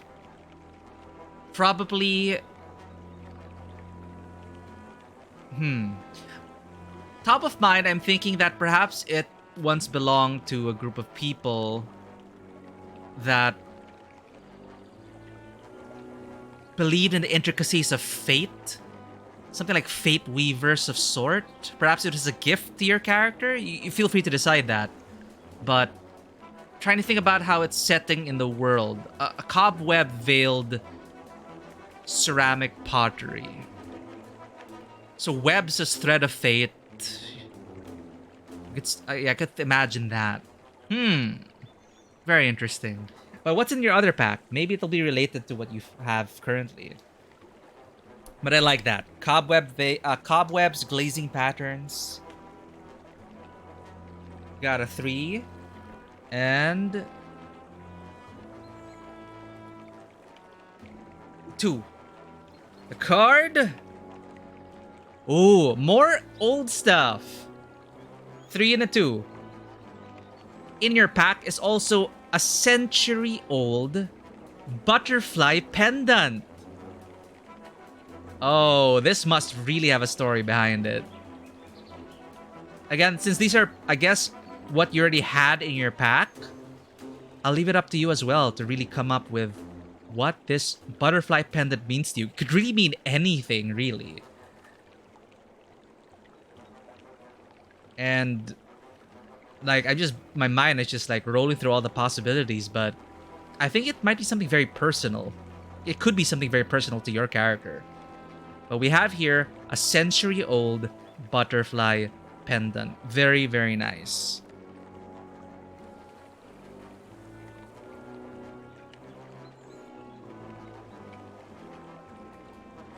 So as you see here, this is your current inventory.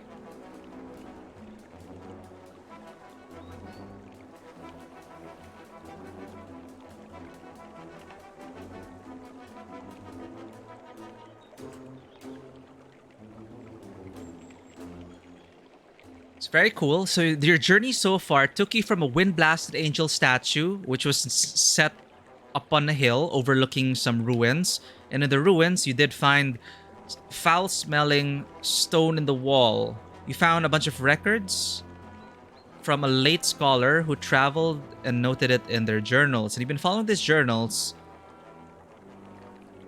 Ah, yes, you found that in the ruins. And then you got fumbled through this bloodied stack of books. And there were notes which led you to a foul-smelling stone in the wall, that being a village with walls, using this as a way to strengthen their walls, but more importantly, a secret passage which led you to finding decrepit spectacles, basically a station of research for this late researcher, and there was a dark, imposing engraved stone slab which depicted heroes. It's all coming back to me now. And then your pack, ceramic pottery, and a butterfly pendant. The stories come together, Ditzy. Thank you for redeeming that. Hopefully you enjoy your loot. Zen, welcome in! Yeah, loot is available. Loot is available. Feel free to add stuff to your pack. And thank you for that care package. We do need that as we are heading to the finale of Banner Saga 2.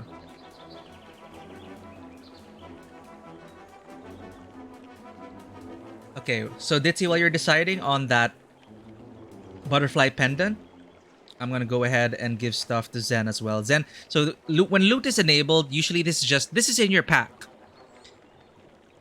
Let's get to your entry over here. So this is what you currently have, actually. So please roll a d20. Yes, Banner Saga 2 will have... We are in the final, second to the last chapter. Almost with a big boss battle. I wonder what that is. I'm really hoping the boss battle will be Juno and Ivor and Ivan against the darkness, right? I wonder. Alright, 5. Then please roll a d4, Zen.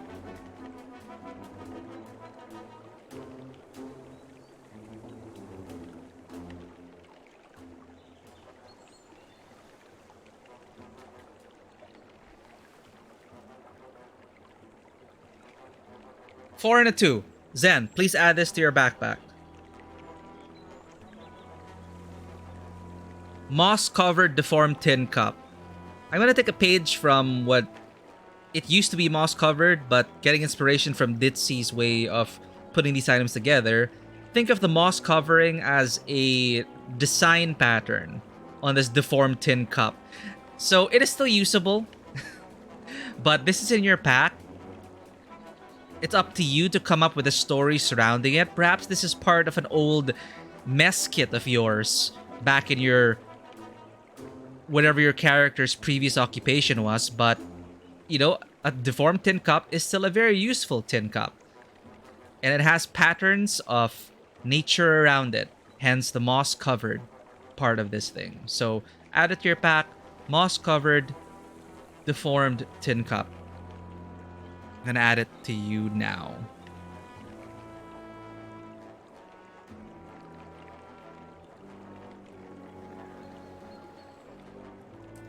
May 16, 2023. May come in handy in the future. So far for you, Zen, have a little update here so we refresh ourselves in your memory. I should arrange by chronological order, actually. Instead of like by category. But you have already had 3 heroic challenges, all of them a success. You were right. Your character was accepted as an honorary member of the local council due to your stellar efforts as a scout to locate the lizard cat, which was said to be terrorizing the town, the outskirts of town, the terror of the town, basically. And there was a bounty out on this, and you're able to find it. But I remember you also encountered it. When you encountered it, you kept it a secret when you found out that it was actually not a danger. And you and Fisher decided to keep it a secret. And you chose not to report it back to the town. But you currently have... You are a member of the local council, and you still have a reward to automatically succeed or impress or deceive. Now, in your current thing, you have a leather pouch, soot-covered faded floral fresco. You found that as well. A bit of ancient history, and a deformed tin cup. Very cool. Your pack is coming together. All right, Ditzy. The butterfly necklace was your big sister's betrothal item. She's passed now and left it to me. For when I find someone, I'd want to give it to you. Oh, that is so sweet. Okay, I'm gonna add this to your character notes. For the century-old butterfly pendant. Italicize it. That is a coat. Thank you so much for that detail, Ditzy. We're gonna add it to the annals. So that is what it is. It was your big sister's betrothal item. And who knows? Perhaps you will be able to hand it off in the future. But thank you for redeeming that, Ditzy. And thank you for being here as well. Alright. I'm just gonna do some combat here, but...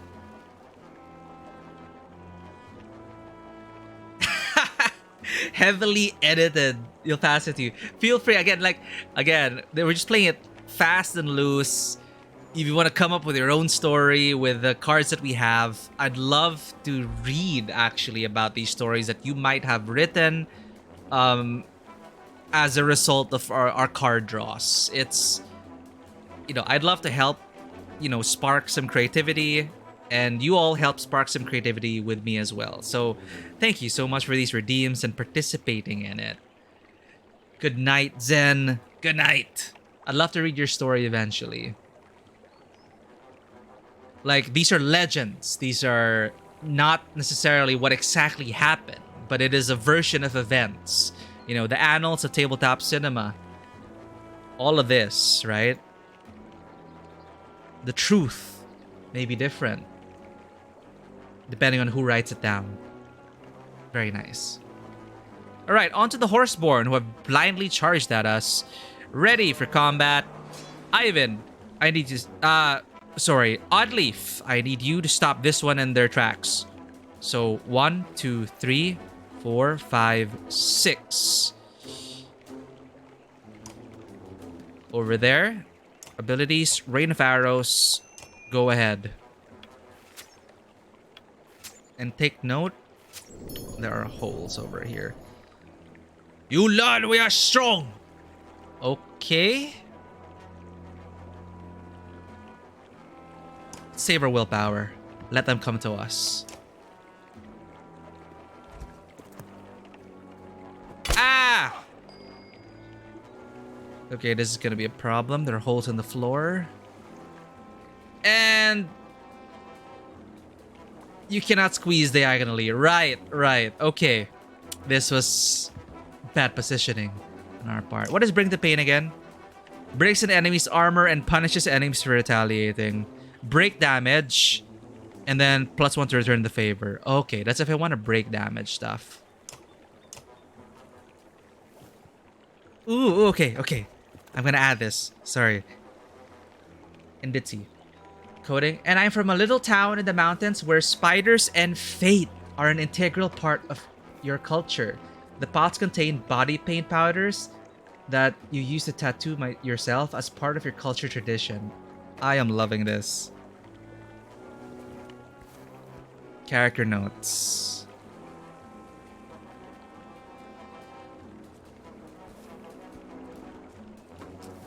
Alright, hope you don't mind. I'm just like, I just put it here. I code it. So we have a history of it. So basically, yeah, everything in italics, for me, it's like coding what you guys have shared with me. And eventually, if this gets even bigger, we are going to need names. So now you've introduced this culture, this group of people who... spiders and fate.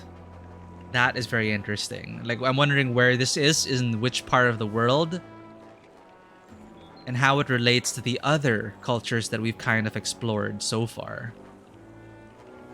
Ditzy, thank you for always dropping by. Take care at work, and we'll see you on the next one. Have a nice day, Ditzy. Okay, what are we going to do? Right. Together!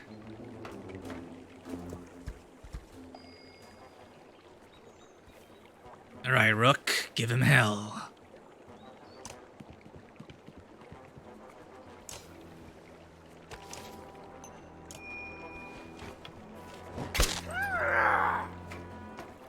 Yes! Awesome, awesome, awesome. Positioning. Think first before you move.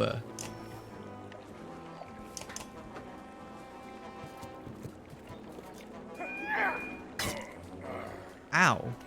Ow. That hurt. A lot.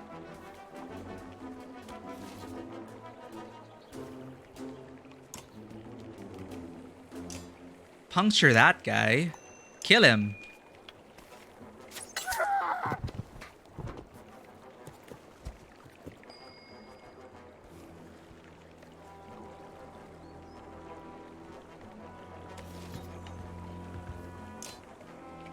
And kill this one.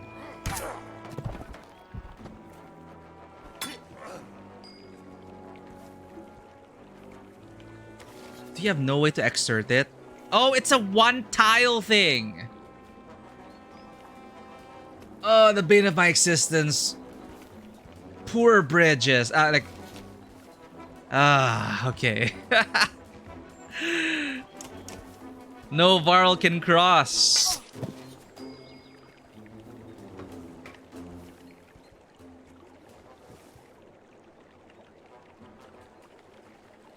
Wait, what's Ludin's ability again?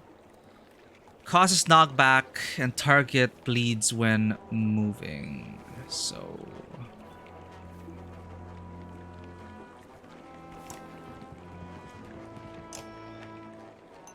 knockback. Yeah, you want to move? Uh-oh, there she goes. Ow! Why did they hurt so bad? Okay.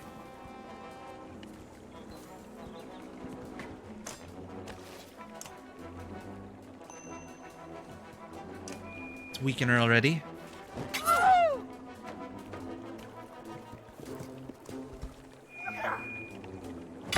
Ah. They have no mender. That's gonna be bad.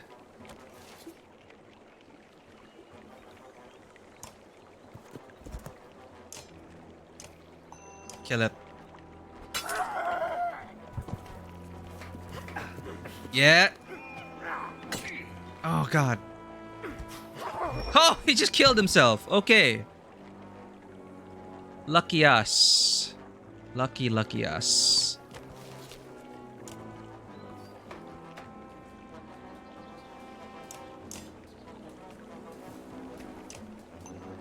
I need to get rid of some of her armor. Puncture for Rook.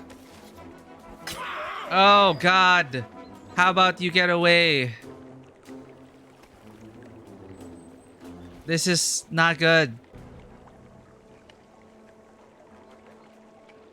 fall back. But no way to fall back, because we're...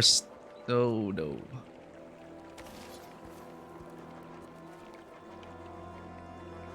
No, push forward. Break damage. Go down fighting.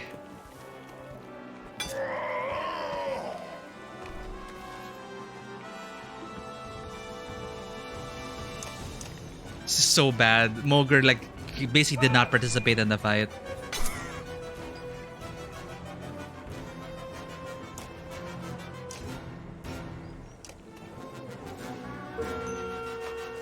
Oh wait, no, I didn't need to do that.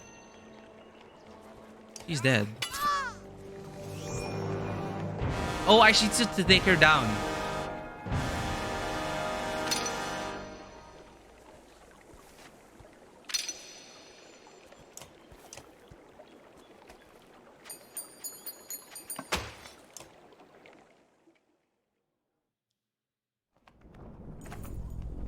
A slight cream-colored horseborn with flaxen hair steps out of the ranks of the wounded. Her blue war paint stands out against her otherwise yellow coloration. The remaining horseborn show deference to her. She says a few things in the foreign tongue of her people, but stops when she sees you do not understand. Forgiveness, she says fluently. I speak to you. You have my weapon.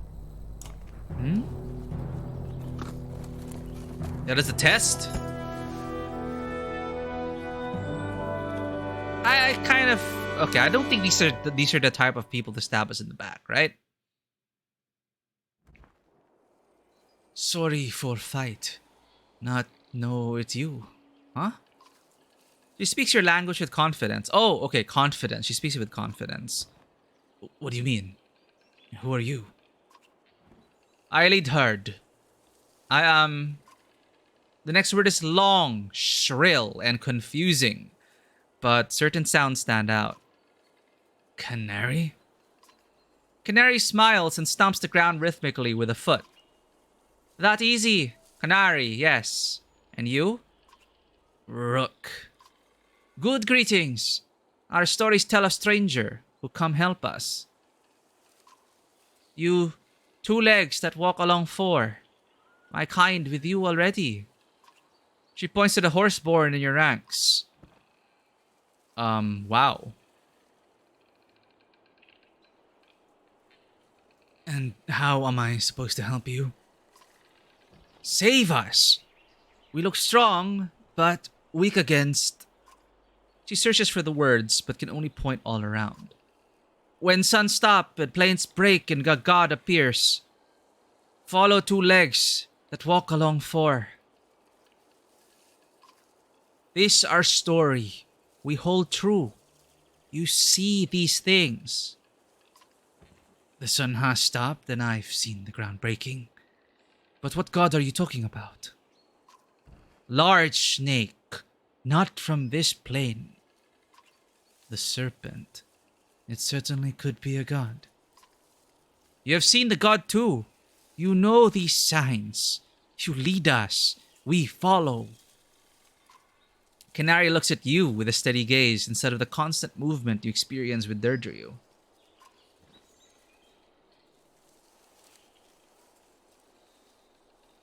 You can join, but keep your distance from the others. Can't I just say you can join? Warn her that not everyone likes horseborn. We can't feed your people. This seems mean. Like, I just want her to join.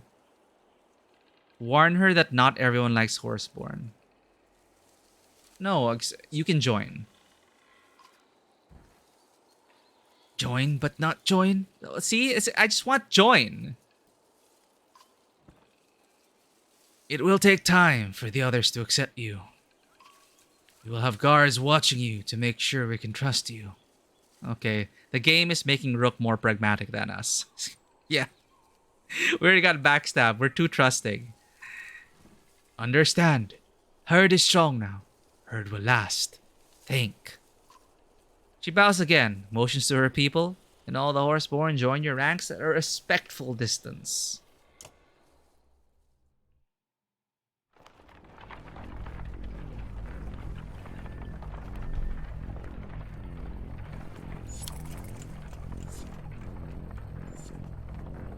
Let's rest.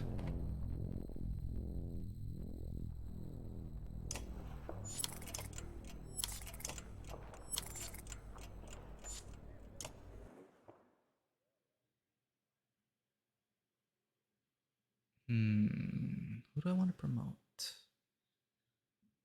Let's save.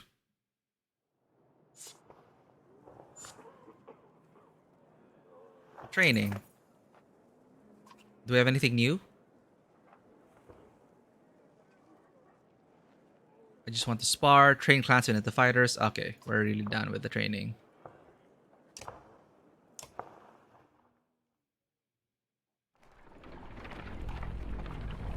They say the moon and stars are always visible when you look at Loiga's godstone. How can that be true?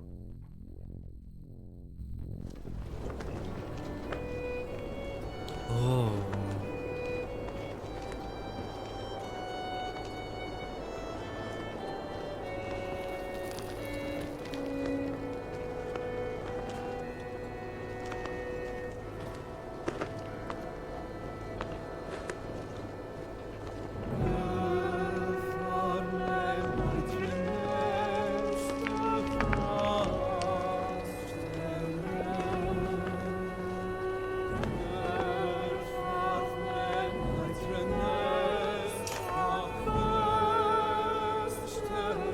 The moon her spirit, the stars her eyes, Alea says, plucking a few strings of his instrument. Lauga, the god of beauty and of, well, of things that happen in the night, the skald smiles. The gods may be dead, but my wife still prays to Lauga. I am thankful for her piety. The skald is not the only one smiling. A quick look around reveals grins throughout the caravan. I see why Arberang has grown so quickly over the years, you say, and the skald laughs. A truth spoken in front of Lauga's stone is supposed to ripple through the night, either strengthening a lover's resolve or carrying away undesired affection. Leo skips away to find his wife.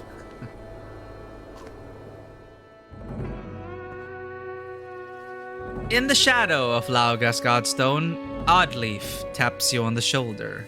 Uh-oh. Incredible, isn't it? The godstone? Or making it to Arberang?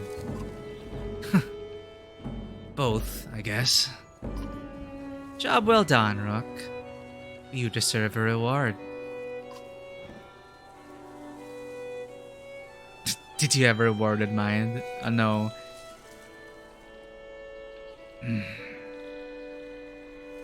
It's not over until we're inside Arberang's walls. Oddleaf sighs. It's okay to relax a bit, Rook. When you were Skolgar's hunt master, you still made time for yourself and your family. Yes, but they're gone. Leading these people has helped fill up my days. I figured as much and I understand. But you have options for filling up your days. I've been fond of you since I was a little girl. It's probably why Aldous couldn't stand me. So it wasn't just my imagination. But we're here now, after everything, under Lauga's godstone. We shouldn't have to be lonely.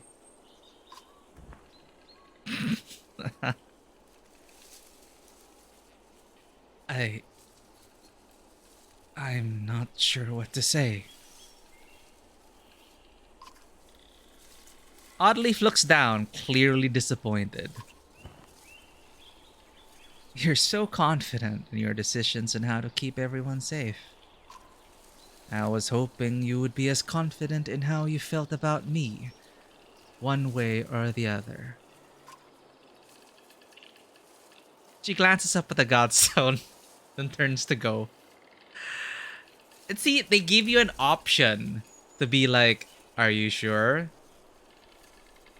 Because there's still a chance, right? Wait. Oddleaf. I want you.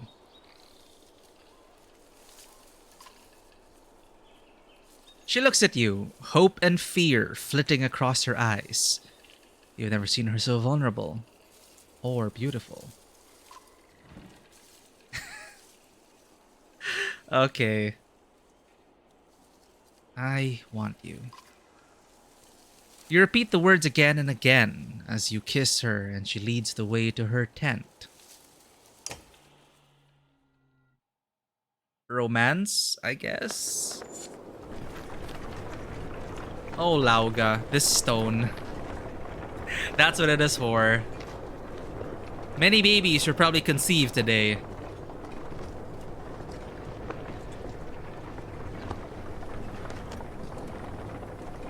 Oh no, we bound ourselves to Oddleaf. Now I have to protect her. Or Rook's gonna be super sad again. Finally, we made it. But why are so many camped outside the walls? They must have seen the darkness approaching. Wind ripples across tents, which multiply the closer you get to Arberang. Dung litters the paths, and it is clearly not all from Yogs. Rattling cuffs mix with raucous laughter. Small fights break out for no apparent reason. Curious eyes grow wide as they spot the Varl and Horseborn. Mothers grab their children, men their weapons. Various clan banners snap and whip in the wind. You recognize the heraldry of Karl Schuss from Aleo's Tales. It's so loud, sorry.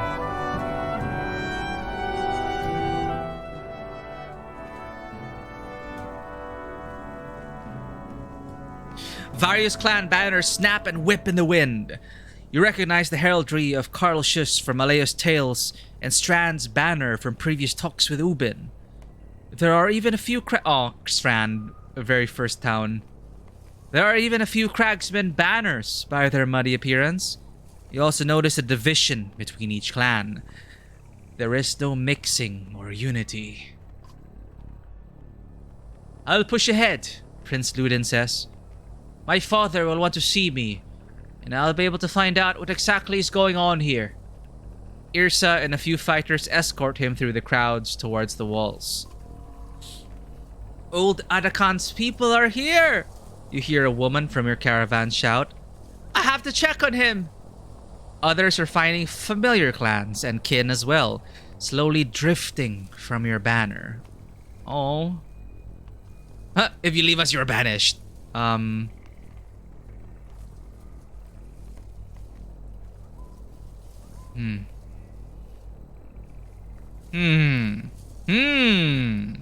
What to do? Oops, did we disconnect? Strange, it reconnected to the chat room. Okay.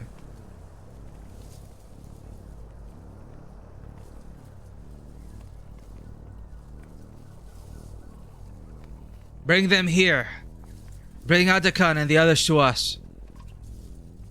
Some of the folks around the fires look half-starved and gladly join, making their way towards the supply carts. Others pack their meager possessions and fall in line.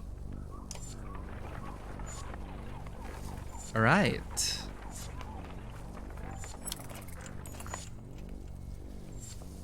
Where the crowd is the most dense in volume and numbers, the caravan comes to a stop.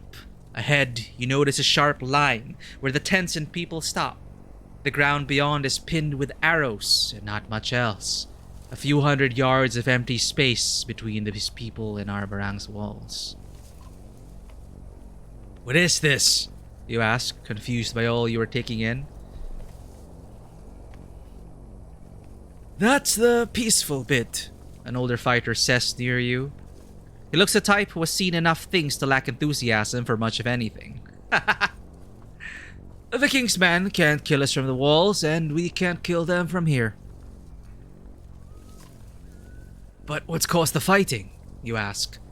The man smiles, his face unaccustomed to the action. Come on, Sundar Slayer, he says. It's the same damn thing that causes every fight. They've got something we want. King's got food and protective walls. We're starving our asses, facing that rolling darkness. His words deal you a heavy blow. So, Abrang's at war. The man laughs a wicked laugh. That's putting it lightly, he says. From what I can tell, this is the result. This is the rest of our kind. You brought the last of the Varl and even dragged in some worthless horseborn. This fight's for survival. Winner lives, loser's gone forever. His laugh turns into hysteria and you leave unsettled. Damn it all! The Varl King shouts at you. In all this chaos, Rugus man, Duggar, managed to grab a blade and get away. Why did they always get away? He killed a few of our fighters who tried to stop him. You feel the Varl's anger. Gods, I told you it was a mistake to leave him alive. At least he didn't stab all the main characters.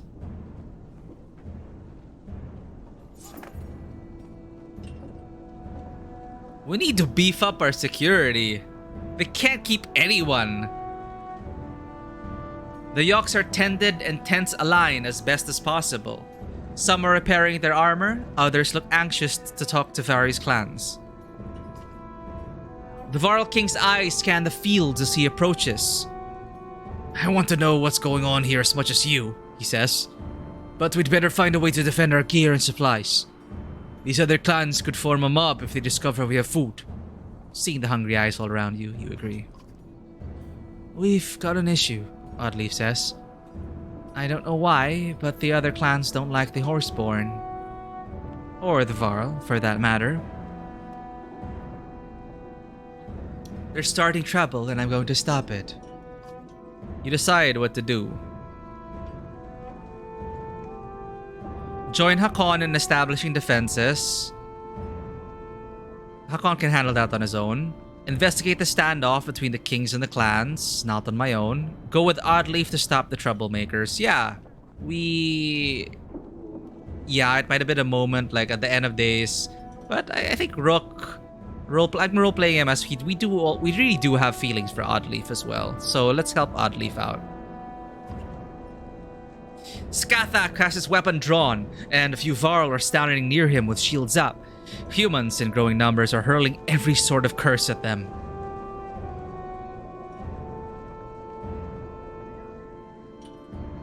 What's the problem here? The problem is you brought a bunch of animals with you and don't have them tied up properly, a man shouts. The fighters around them laugh, bark, and whip ropes in the air. You hear the Varl growling. The man glances at you, uneasy about the look in your eyes.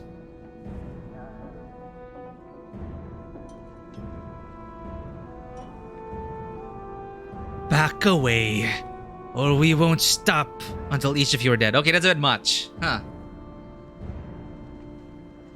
I'm not gonna offer them meat and food, assholes. Instruct Skathak and the Varl to back away slowly. No, that's like backing away from bullies. Alright. So this is give them a chance to back away. Or like just attack them first. Back away, or we won't stop until each of you are dead. Some of the fighters look worried. He's bluffing, says the leader. Besides, what could a shepherd and a bunch of farm animals do to us? You look the man in the eye. I am the Sundar Slayer from Skoker, you say. What do you think I can do? The fighters turn as one and flee, and you return to the head of the caravan. As soon as you find a stump on which to sit, you look up to see Ruga returning to the caravan. Why are you... I'm gonna kill you right now.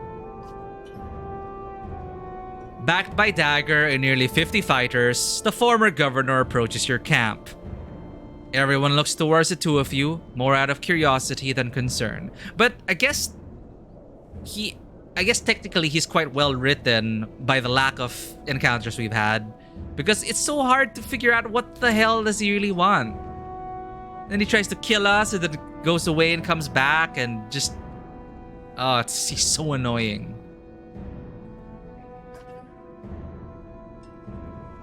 I've discovered what these battle lines are all about, Rugga says. The king shut his people out. These clans are here to see that he feeds and protects his people as he is supposed to.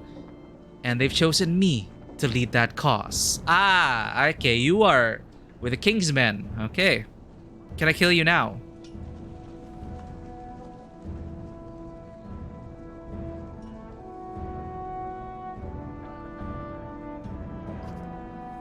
He laughs at your incredulous look. I'm just surprised. I'm just as surprised, but I need to talk to you in private. You nod and the two of you enter a large empty tent. He just tried to kill us!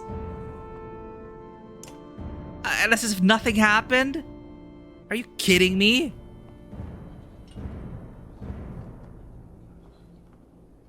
Ruga is that one Final Fantasy villain that just keeps coming back for more. Which Final Fantasy villain is this? I do like how he looks though, like his design, but I think he's designed to be annoying, right? Like, he doesn't even look at you directly. He's looking up, chin up. And there's barely any encounters with him. But whenever you do encounter him, he's just there to criticize you or do some weird shit, like suddenly turn on you and try to kill you. And then flees at the beginning of the battle and comes back and you're like, oh my god, this guy. The tent flaps close, leaving you and Rugga alone, both armed. No need to mince words now, is there? I know you want to kill me. And what's even more annoying is that the king did I understand right? The king instructed him to be the one in charge of feeding the people outside the walls? Only when I think about how you betrayed us. Then let's be clear. If either of us leaves this tent without the other, the fields around us will turn red. Then say what you came to say before I do something stupid. Rugga snorts his amusement. I wasn't making that stuff up outside about the king. He really has shut all of us out. It started a few months ago when he started stockpiling food and slowing trade. Once the wealthy families were all pulled inside the walls, he shut the gates. The only thing he said is that he can't feed everyone. Oh, and his archers fire at anyone who gets close. Okay, so he's not working for the king. What? Wait. You watch Rugga closely while deciding what to say.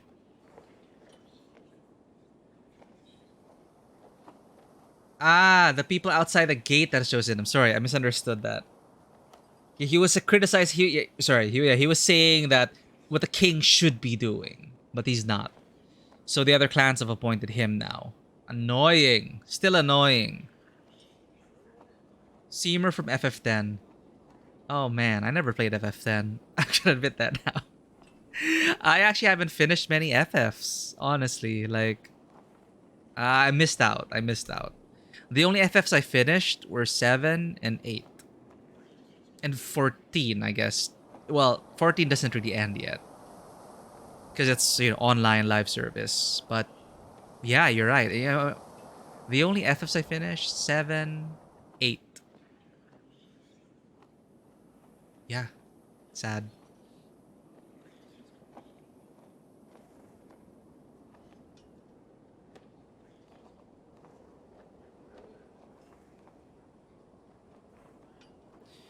Why should I believe you at all?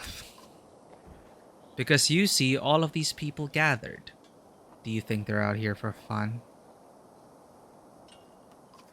No, but I doubt the king just wants to be an ass. If you're the king and your people are starving at your gates, do you let them in or keep them out? Don't answer. We both know you'd let them in. Unless you knew something you weren't telling them.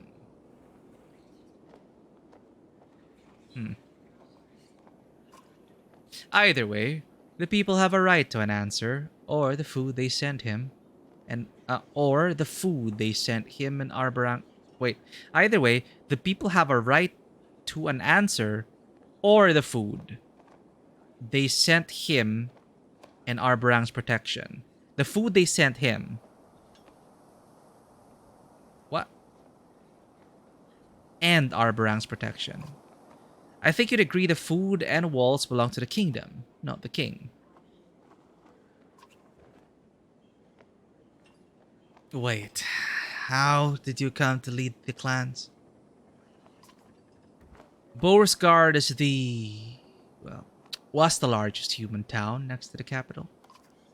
You don't become governor of a place like that without certain skills and powerful friends. And what are those certain skills? The governor just smiles. To what end? That's what the upcoming battle aims to find out.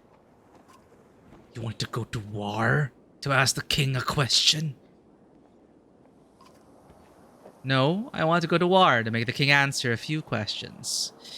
Like why'd he leave his people outside the walls to starve?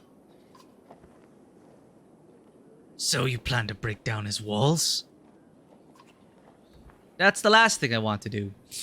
We need those walls to stop the dredge and whatever else is coming behind them. But if we have to destroy them, we will. Maybe the menders inside can repair any damage. There might be ways past these first few walls, but the black wall? The governor just shakes his head.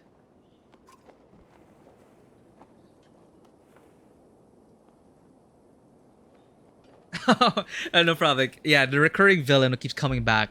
But Sephiroth was cool, okay? Like, he left an impression every time he showed up. This guy is just a nuisance. Who is frustrating because you know he has power and ways to use it. Right? Like, he's not like all talk. As far as we know. So the worst part is, you know, people who are frustrating, especially because you know they can do damage to you.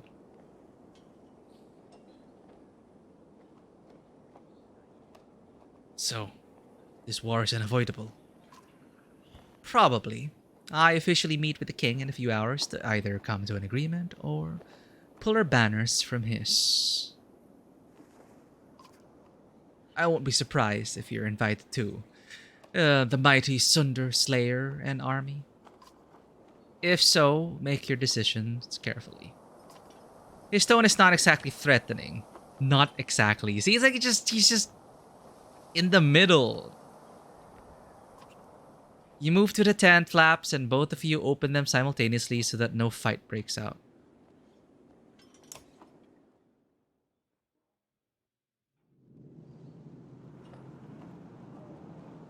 Ugh. Yeah, like Sephiroth does not make me angry. He's like, oh, super awesome, cool villain with a mysterious past tied to Cloud somehow. Like, obsessed about Cloud. And no, this guy's just annoying. Jukitaja, welcome to the stream. He's a smarmy dude. Oh my god. I'm not the only one then. He's so frustrating. And yeah, okay, so what makes it frustrating is like, you can't kill him. Because, you know, he puts himself in a position that he's just at arm's length. And you can kill him, but he understands that you won't. Right? That just makes it even more frustrating. He totally knows you cannot do what you want to do. So he's cunning. He's quite cunning. Either cunning or just freaking lucky to be born to such a privileged position and to make such connections. No, you know, he worked his way up. He has his arm was cut off. I'm sure he played the Game of Thrones, right? He couldn't have gotten to where he was if he wasn't, well, as ruthless as I think he may be. So, you know, props to him. Props to him. He knows how to play the game. Exactly. You can't afford to get rid of him. At least that's how he wants to play it. But again, it's good. It's good. He's a good character. It is intentional that you have no idea what his end goal is, but you're also absolutely certain that he he's smart. He's smart. He knows how to make sure he's indispensable, and he knows how to use you. Ugh. So props to him. But welcome to the stream, Jukitacha. If this is your first time here, welcome to Tabletop Cinema. I'm Mikey. I'm a writer, streamer, freelance filmmaker, and tabletop RPG game master. And we like to play narrative-heavy games. And you have caught us during our first playthrough of the Banner Saga trilogy. It is my first time going through these games, and as you can see, we're about to end Banner Saga 2. Are you a huge fan of this game, this series? Exactly, narrative-heavy. That is why we are playing it, why I'm enjoying every moment. Except for a few niggles here and there. I was just not happy with some situations, but we're owning up to our decisions. We have chosen not to load at all. We will suffer the consequences of our actions. No reloading at all the way until we end our first playthrough. So we've lost a lot of people along the way. There are things that I may have wanted to change, but we're playing it as if we cannot change the past, right? We're gonna move forward and do our best. Did a run when you settled with your choices. That's how you want to play it. Yep, that's precisely. Like, we could always load, but it's like, nah. We're gonna... If we lose someone due to our stupid decisions, so be it. Alright, so we're at Arborang now.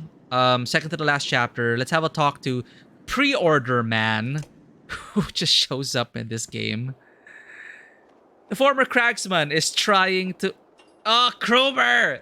So annoying. Okay, that is what I was so frustrated about, because I was actually so tempted to reload, because I didn't feel like that should have happened, because basically it is the moment where Krumer was like, I'm gonna go check out this place to prevent an ambush on our people during the death march. And we're like, there is no situation, what are you talking about? And Krumer insists on leaving, so he stomps off. And I would have wanted the option to say, Fane, old man, fine, take some fighters. I'm not gonna let you off on your own. Like, that makes sense to me. Because he was just stomping off, and we let him go off on his own? Absolutely not. We would not have done that. But the game didn't give us an option. It's just, you told him there's no situation, he stomps off, there's nothing you can do about it. Not even send other fighters with him. And then we lost him.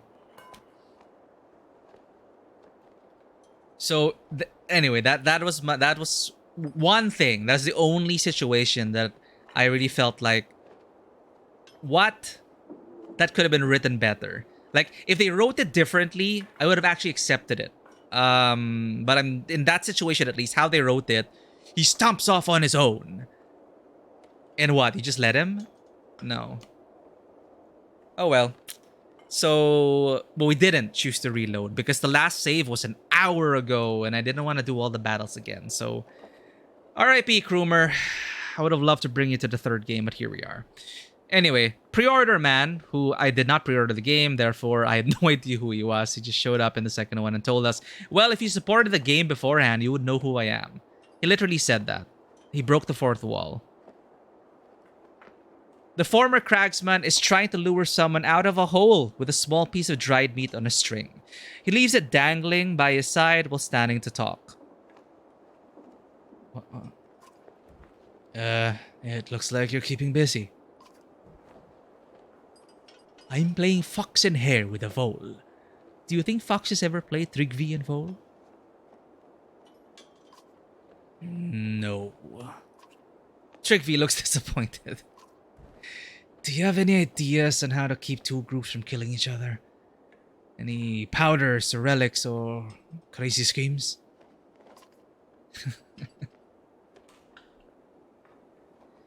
Yeah, I understand, Yukatacha. Like, given the scope of the game, you know, a lot of it is abstracted, and I've accepted that. It is just like, personally, it could have been more, but you know, it is difficult enough to, like, what we have, I am enjoying it. Oh, yeah, actually, now that you mention it, like, given the success that this game saw, it was successful, right? It not just a cult hit. It was actually very successful as a trilogy. It became a modern classic, from what I read, and would have been nice. Yeah, like to have a final cut, which would have probably added more, and such as voice acting, more scenes, more events. That would have been super cool. But yeah, sorry, I just saw your message. It's more insightful to live with your choices. Yeah, so you don't have a perfect run. You make mistakes along the way. You feel bad about it, and it's good. You want to feel bad because that means you're invested in the story. It's not just numbers and I don't give a shit. Because I'm so invested in the story. And when we lose someone along the way due to our actions or inaction, it stings and it helps us moving forward. Like when we lost Alette in the first game, wow, that just really helped me step into the shoes of Rook even further and just really roleplay his actions moving forward. And then when he finally got closure, speaking to the ghost of Alette, it is great. It is such a great arc. Pre-order man. That's what every pre-order can. All right.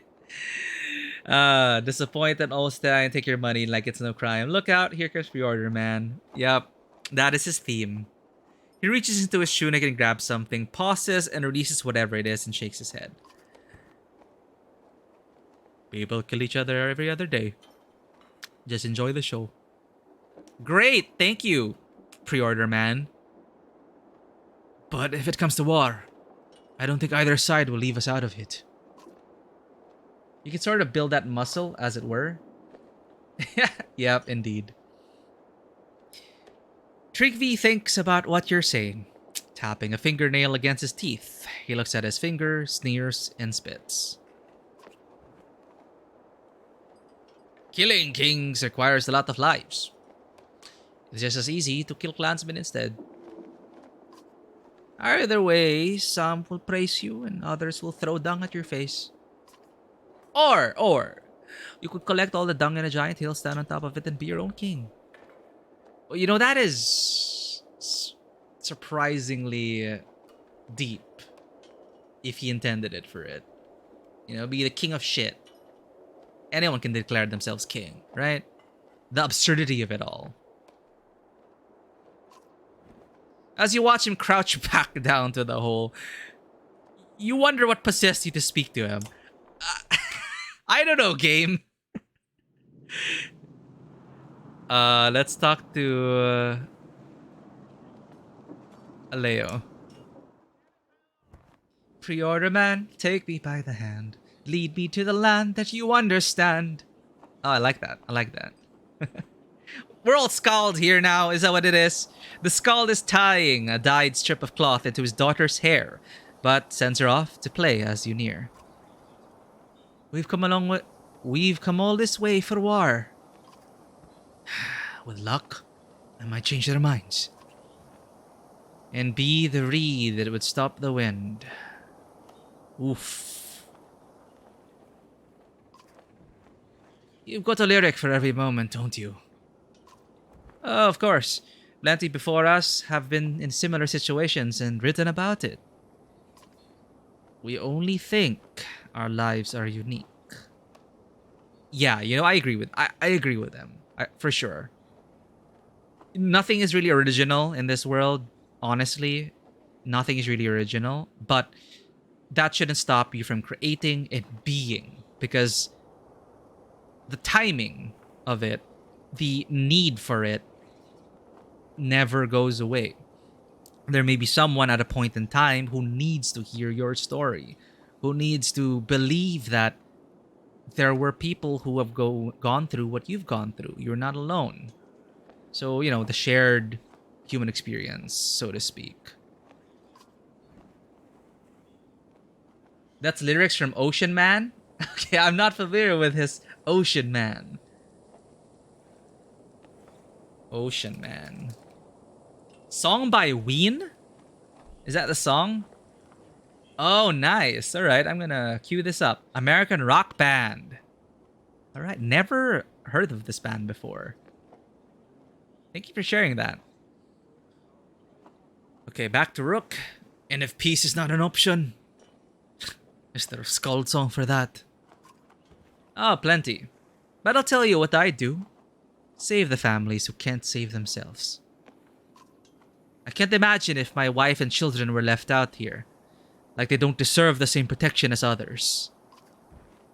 Alea's words flood your thoughts as you walk away. Okay. Let's talk to the Horseborn. Your friend played that song nonstop for 5 months? Is it that good? Is the song that amazing? I'll have a listen to it later. Skathak and Durdryu pace nervously, keeping their distance from humans, Varl, and other Horseborn. Roek patrols around the two a short distance away, nodding to you briefly. What's super interesting about this, like I'm so curious about their lore, the fact that horses are extinct, and that these people were blamed for the extinction of horses. Because their ancestors, like, supposedly ate all the horses, or killed all the horses. Like, I could totally imagine that happening. Perhaps, their ancestors seeing them as abominations, that they are not like us. These are, like, malformed beasts. Like, purge all the horses or something. Like, damn. So, yeah. It's tough, and everyone hates them. Roek patrols around the two a short distance away, nodding to you briefly. Is everything okay? Many months. More than we know live. You stop to look around at the thousands of tents in the fields and hundreds of homes beyond the capital's walls. I'm from a small village. I'm not used to seeing so many people either. Maybe a herd too big. So many mouths hungry? If some dead, more easy feed herd. You're not wrong. Skathak stomps the ground and says a few shrill notes to Durdryu before turning to you. Durdryu forgets we are not of same thinking with Mans. If you think Big Herd is right, we will think Big Herd is right. But what do you think, Skathak? The male Horseborn looks up at Arberang for a few moments while swishing his tail in thought. I think Big Herd kick each other in small fields. Yeah, I like that saying. He points to Arberang. Small fields, behind walls. You thank them for talking and offer them a few calming words before departing. What do we do? I don't know. We're gonna talk to the king. Market.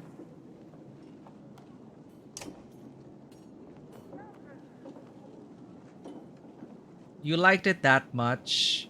Only part you remember is the chorus because of that. The pain of listening to it every time. And it became a bit of a meme? Okay. Isn't it like humans killing the apes? Kind of weird move. Yeah, we'll never know because, like, I'm pretty sure a lot of the stories here, you know, may not be exactly true. There may be a grain of truth in them, but, you know, those were their ancestors. We'll never really know. But what I do know is that, of course, their descendants who have chosen, or, you know, their descendants don't deserve to suffer for what their ancestors have done. You know, they're not the ones who made the horses go extinct.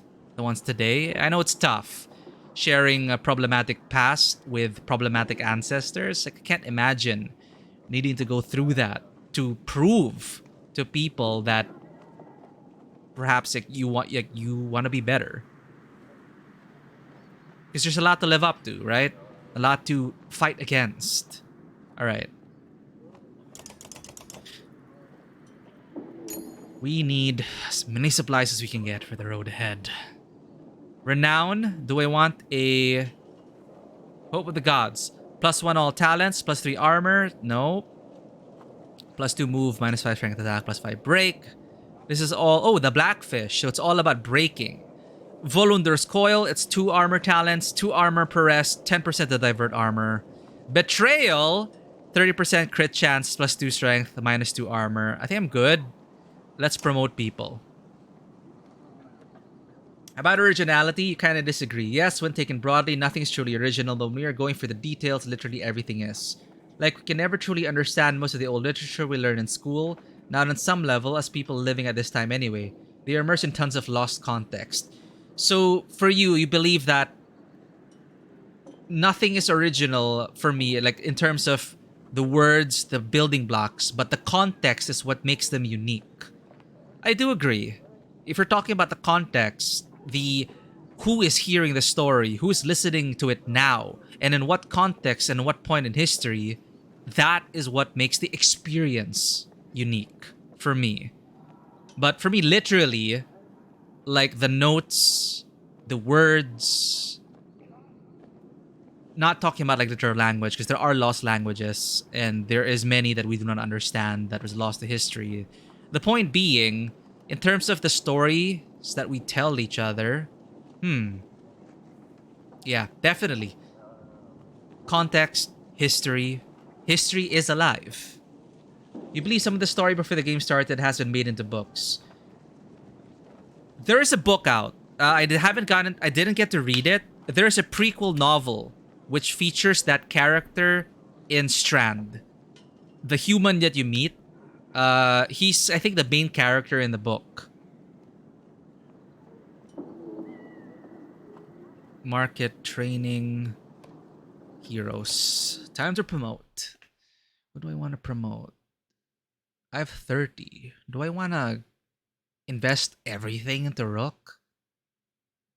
Nah, he's good. He's good. Let's invest in Hakon.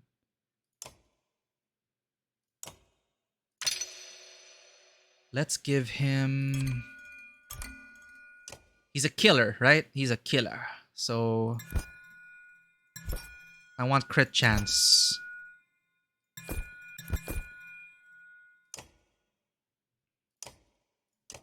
We have 15. Let's give it to Oddleaf. Eirik. Yes, Eirik. There's a novel with Eirik at the center. Prequel novel about Strand. Strand is in the middle. Like, it's the focus of the story.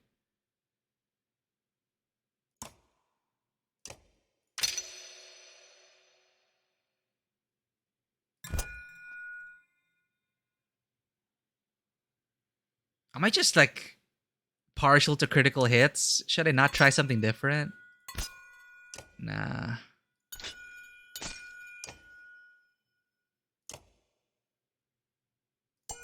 Should I give her more willpower?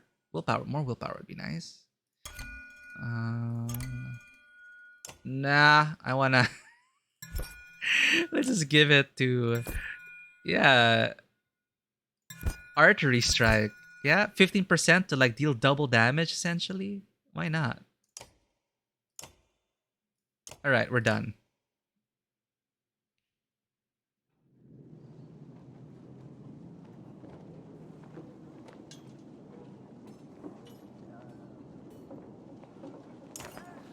Before you head towards the large tent, Oddleaf stops you. Are you certain you're ready for what could happen out there? Her worried look is infectious. The king may be a decent man, but I doubt he's kept his throne by always following the rules.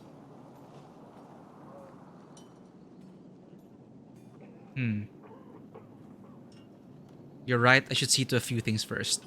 Wait, what few things? We bought stuff in the market. We used up all our renown to promote. We have nothing left to train. We're ready.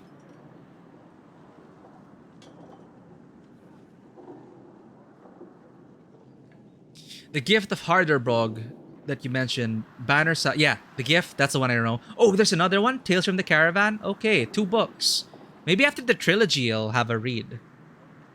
For minor example, you're very surprised when you learn that people had a totally different sleep regime that changed due to invention of light bulbs. Ah, yes, I think I heard about this. There's plenty of mentions of it in the old books that is often sometimes changed, removed, because modern translators had no idea about this fact. Oh, wait. So, okay, yeah. If we're talking about discoveries, like historical discoveries, yes. Which are, I guess, in essence, stories which are unique. You know what? Yeah.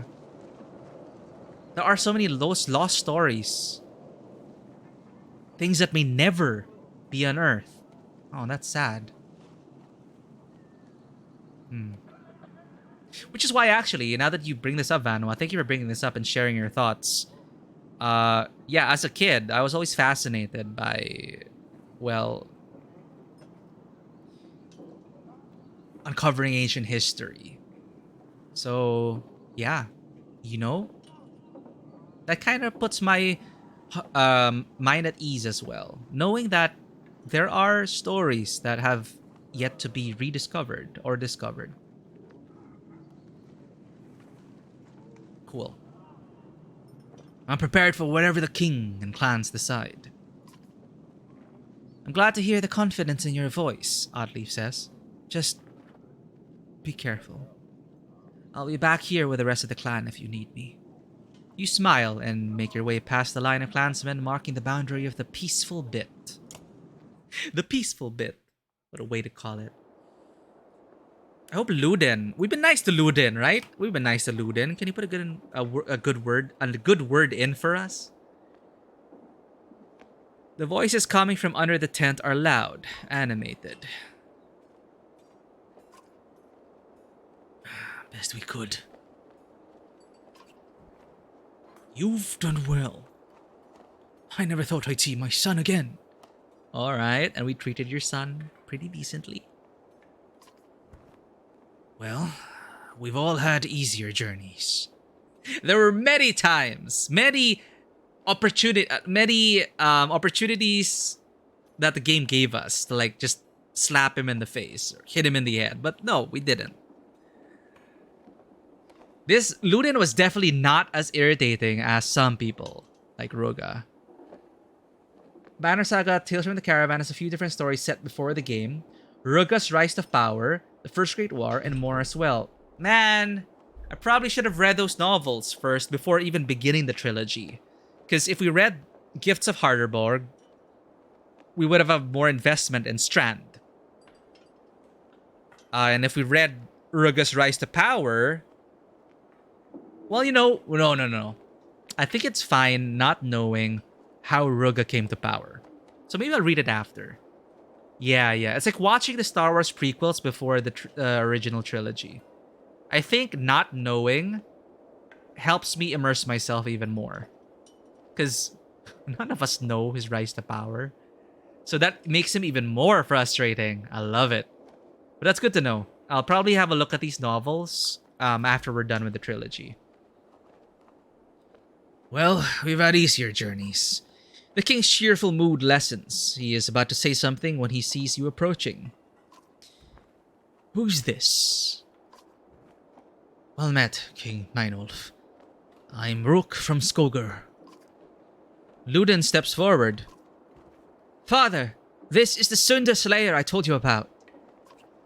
King Meinolf nods, but is staring at Hakon from under heavy brows. It pains me to hear you've lost so many of your hardy warriors, Hakon. But tell me, where is Jorundur's kinder, Vognir? Yeah, that is a mystery. How Vognir just died. Foul play suspected. Sadly, they didn't update the game at all, so it fell behind soon as the sequels came out. Oh. Well, I'd love to see the classes and improvements of Banner Saga 2 and 3 be introduced in that game. Hey, yeah, you meant, yeah, Banner Saga Factions. The multiplayer one. That is unfortunate. Perhaps there just really wasn't that much demand for a PvP thing. That is unfortunate to hear, though, for you guys who did want to play it.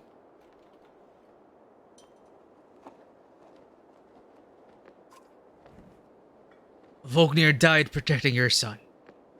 I was Vognir's kinder.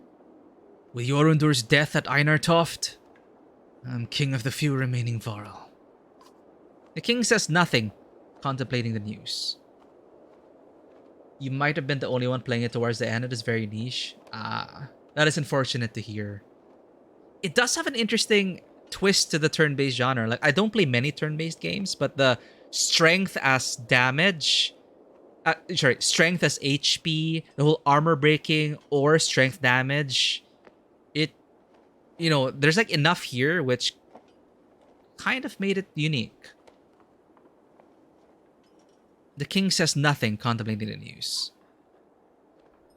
Your walls are the last hope for my people. No sense in denying it. I understand.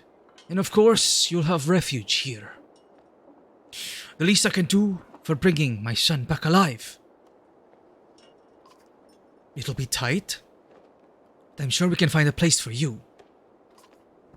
King Meinolf. Rook here is just as much responsible for the prince's safe return. He has quite a few clansmen. Careful, Varl, King. This is the human capital, and my generosity is already stretched thin.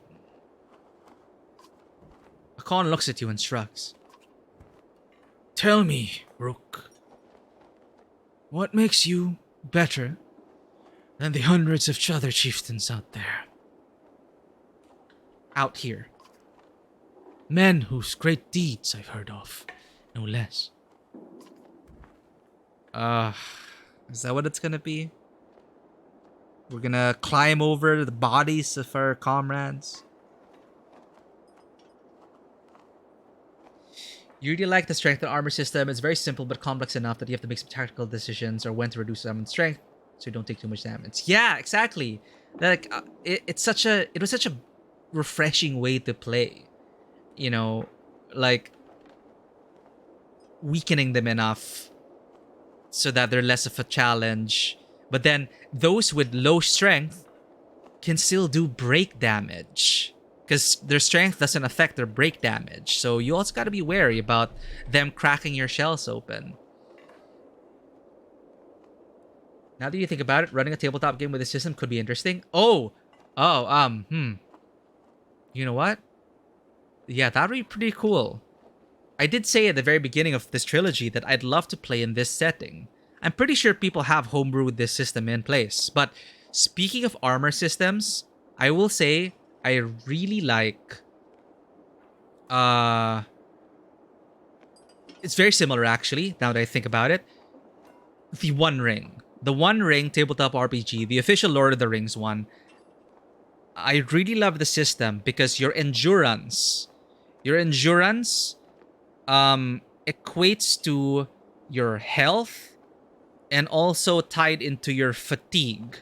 So it's one of those multiple a stat for multiple, it's tied to multiple systems things. So essentially, journeys are a part of it. So if you are tired and your fatigue, basically you have a fatigue level which arises based on the amount of things you're carrying, the trials and tribulations of your journey, whether you have enough rest or not, and you have an endurance threshold.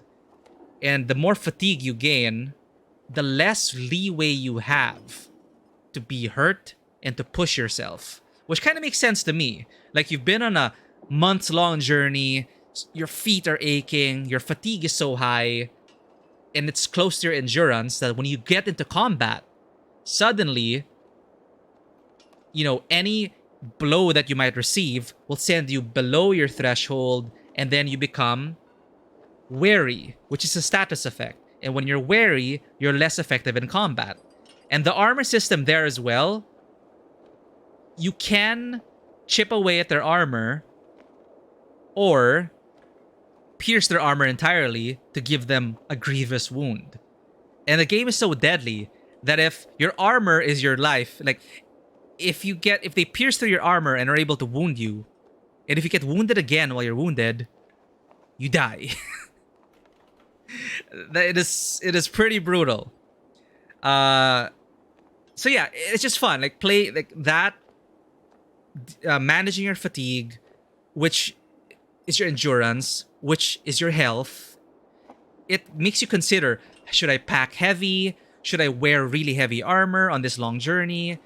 What should I keep on my pony? What should I not? Anyway, it's a great system. I highly recommend it. Very thematic. If you're a fan, especially if you're a fan of Lord of the Rings, it is a very thematic system.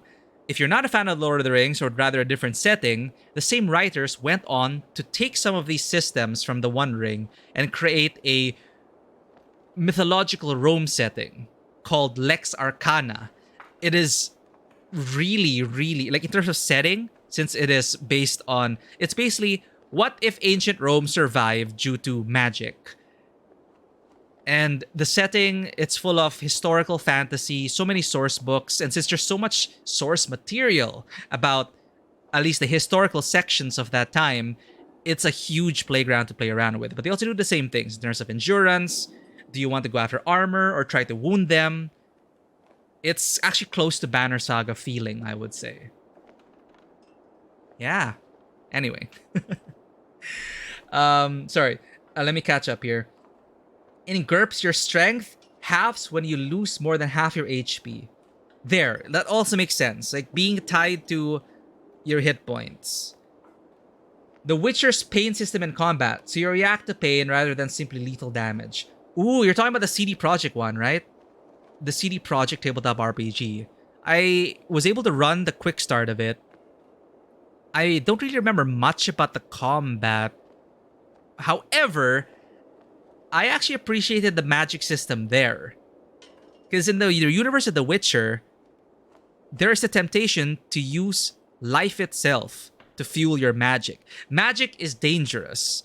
Chaos magic is dangerous.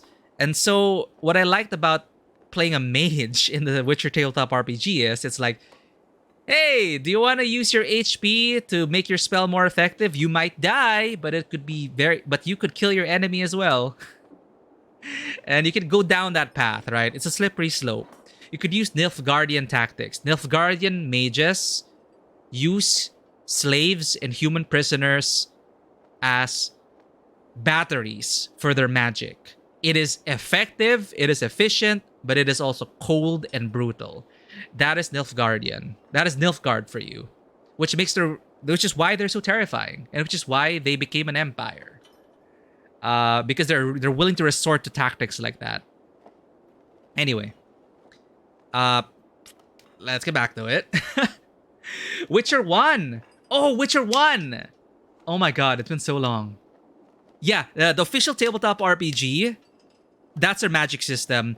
You can push it if you want, but if you push it, you will be digging into your HP. Your HP becomes your source of mana if you push yourself too far as a mage, which is what I loved. You get to balance it. Like, how much am I going to draw for myself, my own HP, to use this magic in combat? For the combat itself, it feels very back and forth, because usually in RPGs, when it's your turn, you roll the dice, you hit or you miss. That's it. But in Witcher, your enemy also rolls a dice. Attack test, defense test, and you see if you break through the armor. There's all sorts of things to modify each other's rolls, modify their defense roll. They can modify your attack roll, and depends on what skills you have, what stances, what schools you have. And it's not just about Witchers. You get to play other classes as well. But if you do play as a Witcher, you can. So it's a pretty interesting system. It is a system also that was used in the official Cyberpunk Red tabletop RPG, which is essentially the new edition of the 80s Cyberpunk RPG, which became Cyberpunk 2077, the video game, and then now come back full circle, Cyberpunk Red, which is the latest edition of that tabletop RPG. Very interesting system. Not exactly the most elegant, but at least from my experience with The Witcher, it was able to translate the experience really well. And everyone at the table, who are all Witcher fans, by the way, we thought it was pretty good. But Vanua, he does run GURPS. I've never played GURPS before. I've watched a few games. Very interesting. It's very crunchy. It can be very crunchy. And as a universal system, you can use any setting with it. So it seems very adaptable and very versatile. I myself have not experienced it, but Vanua is a huge proponent of that system. All right. So, sorry, King. Back to the King. He's asking us about what makes you worthy of entering Arberang.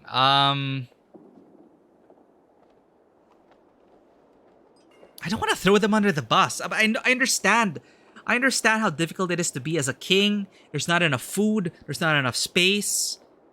you can't let everyone in. So...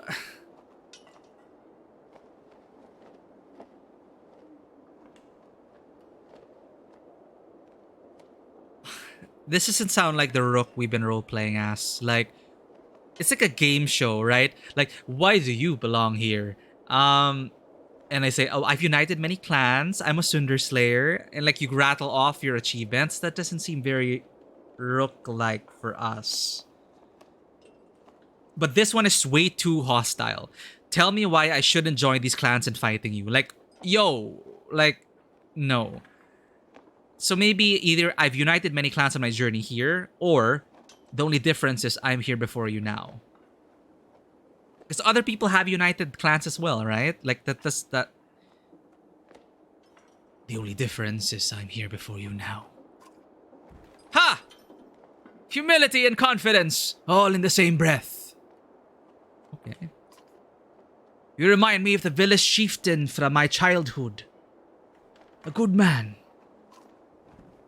Then allow this good man to bring his clan inside your walls. There are other good men among these clans. It doesn't change how many Arbrang can hold or feed. Only now do you see Ruga, Dagger, and 24 fighters approaching. Oh, shh. We should have killed Dagger when we had the chance. I am so frustrated. The King's Guard looks concerned. Here we go. Okay, now what? It's Irsa.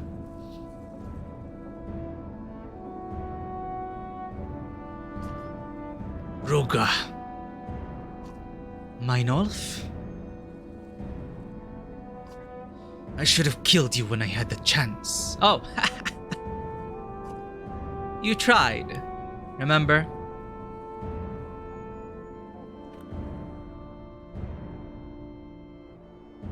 Yeah, it would have been so awesome if they later on were able to implement voice acting, right? Like, I'm no professional voice actor. I'm not doing their voices justice. But it would have been so awesome if we got more animated sequences and full voice acting. I know it's expensive and it's a lot to ask for, but it would have been nice. It would have been super awesome. I can totally imagine. I'd love to watch a series adapted from the Banner Saga. With this style? Hell yeah. Did the Sundar Slayer convince you to open your gates to your people? You will never enter my gates again. I'd hoped you died in Bosgard. How is it you've come to speak for all of these clans? The people you've turned your back on? Seems they needed a leader they could trust. Again, this guy is so good at exploiting what people need and want. Again, how have you come to speak for them? Did you fool them like the people of that rotten town you governed? The only fool here is the outnumbered king, believing he still has a say in what happens now. Don't make us breach your walls. We'll just have to repair them once we're inside.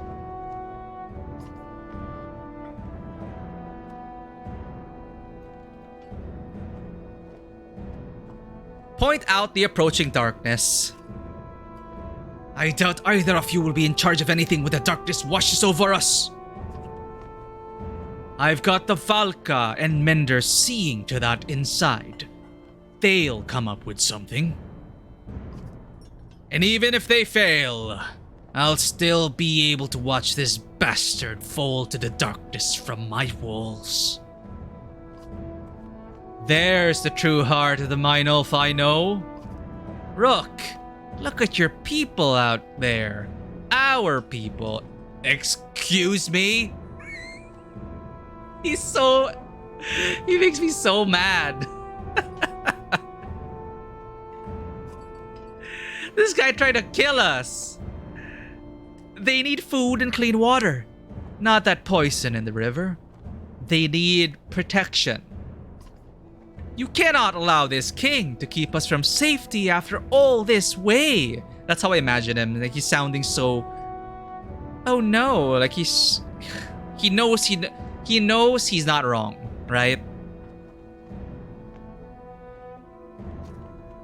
He doesn't have to. I'll find a place for the people under your banner, Rook. Oh my god, and he's gonna twist it against us because we brought him under our banner. A place inside the walls, alongside the Varl. A place this vain man will never be allowed again. That's enough. Both of you are bickering like children instead of being leaders. And you, Giant, joining this king after all we did to keep your people alive. Traitor! You're one to talk. The gall of this man. Hakon growls and flexes his grip on his axe. All parties look angry and tense, and then they look at you. I only have two choices. This is gonna be difficult. This is difficult. This is very difficult. It's not enough space and food for everyone.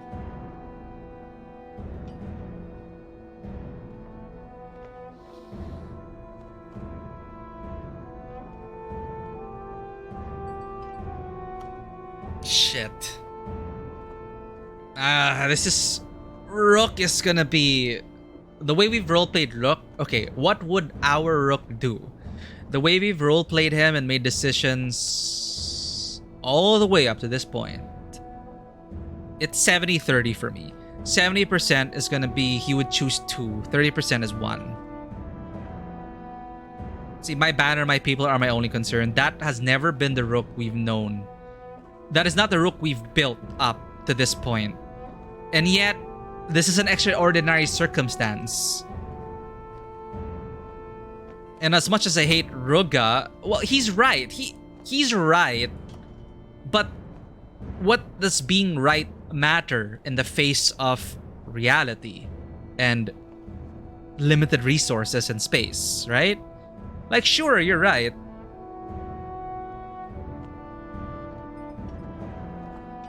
But you can't say everyone.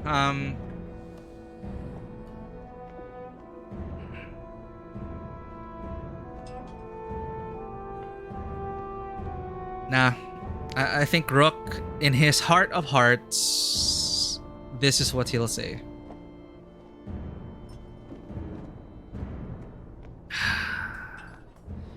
Rook is right. Too many will die out here for so few inside.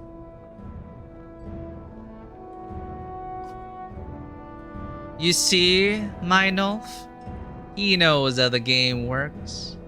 Now, oh my god, he's so annoying! The former governor's eyes look full of mischief.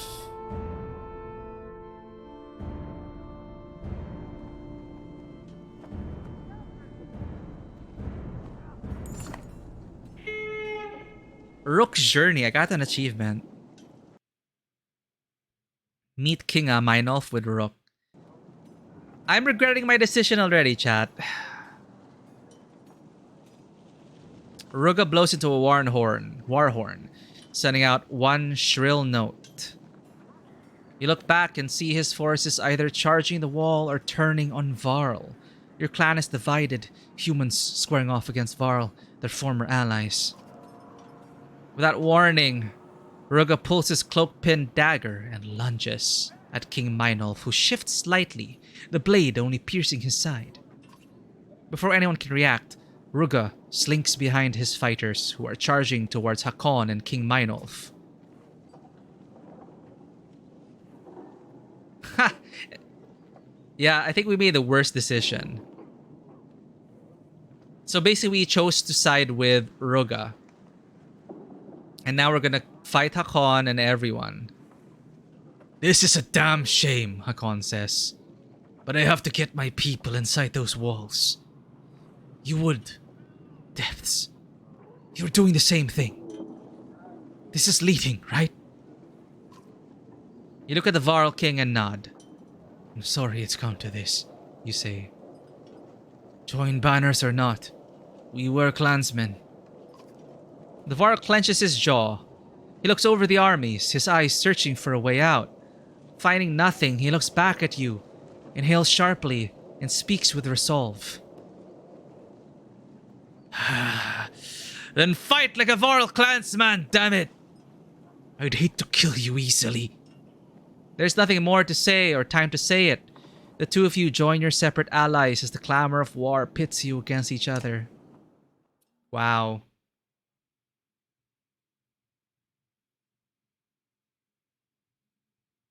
I don't even know these people outside the banner, but the way they wrote it, like, my banner is my only concern.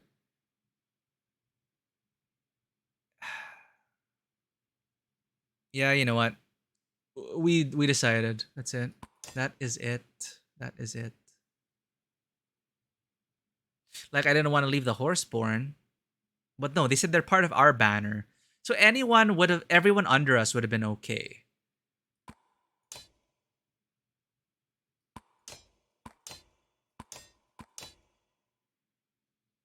What's Canary do? The Horseborn spears your target and pins him to the ground. Okay, got pin.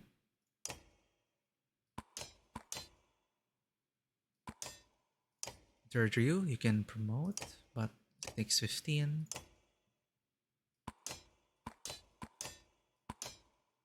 Durdrew knits, Canary, you can pin. Poison tip. Ah, you are the same as Durdrew.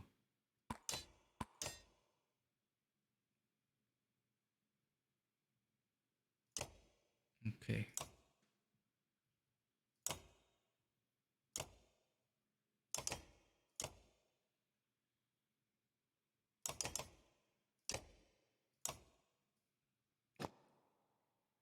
Well, what's this do again? Protects from death and 35% dot strength.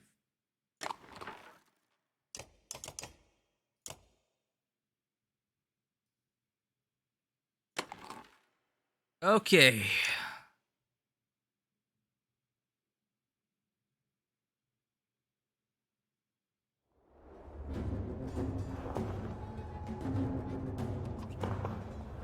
Kill the king? That's what it did.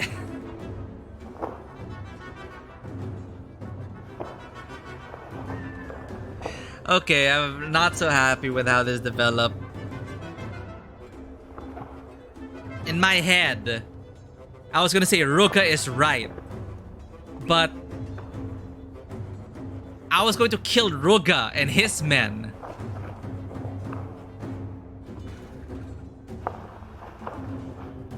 How's it going, Matthew? Killing kings is always morally correct. Well, that remains to be seen in the context of this story. But, oh man. I did not expect it to go this way.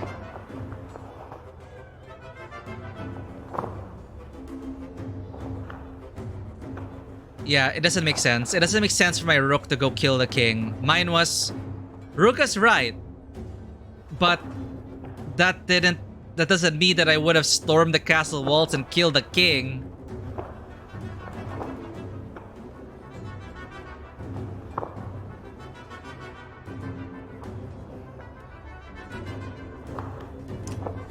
Well, let's see how this goes.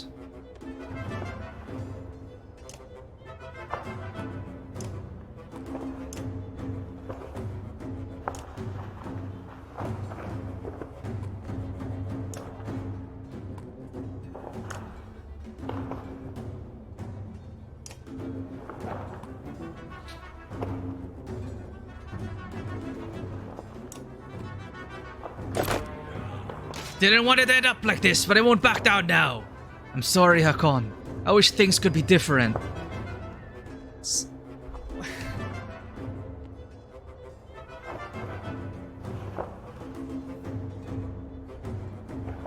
I would have killed Ruga. I would have attacked Ruga and his men. And I'm considering reloading.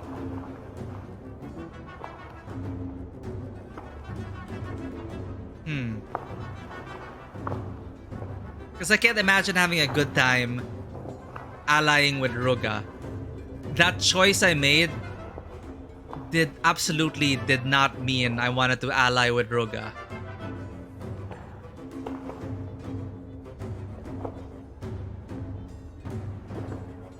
But also, it's like the only other choice, which is only my banner matters.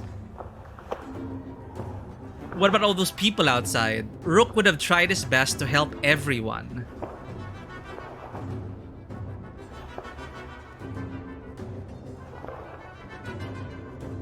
GURPS is so generic to the point of asking you to do more work to get the percentage setting. Well, I wouldn't know, but Van was very used to it, so I'm pretty sure he's fine with the work he has to put in for those settings.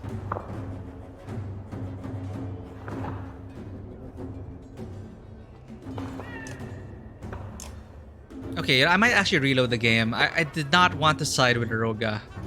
I didn't know what was gonna make us side beside Ruga to kill the king and the Varl. I think I'm gonna reload.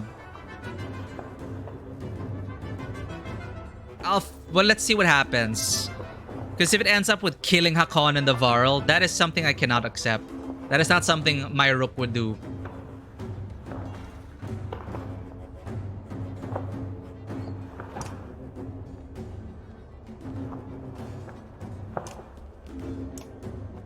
So let's see this side of the story.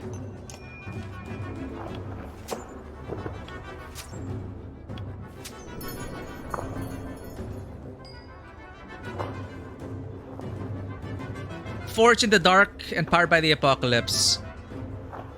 PBTA is fine, yeah. But I will say Forged in the Dark is one of my favorite systems, Vanua. If you have not played Blades in the Dark or any Forged in the Dark game, it is such a great core system, in my opinion. I'd highly recommend checking it out. Yeah, actually, auto saves, day 86. This is 248.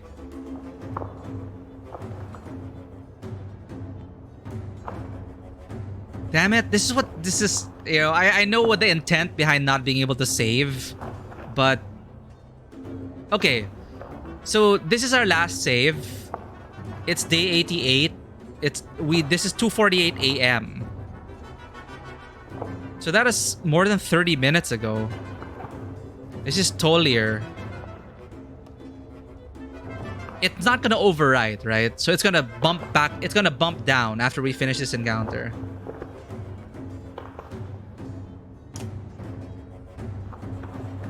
Joining Open Hearth, formerly known as the Gauntlet, if you want to experience a lot of storytelling, it's a wonderful community. Thanks for letting letting us know about Open Hearth. It does sound pretty good.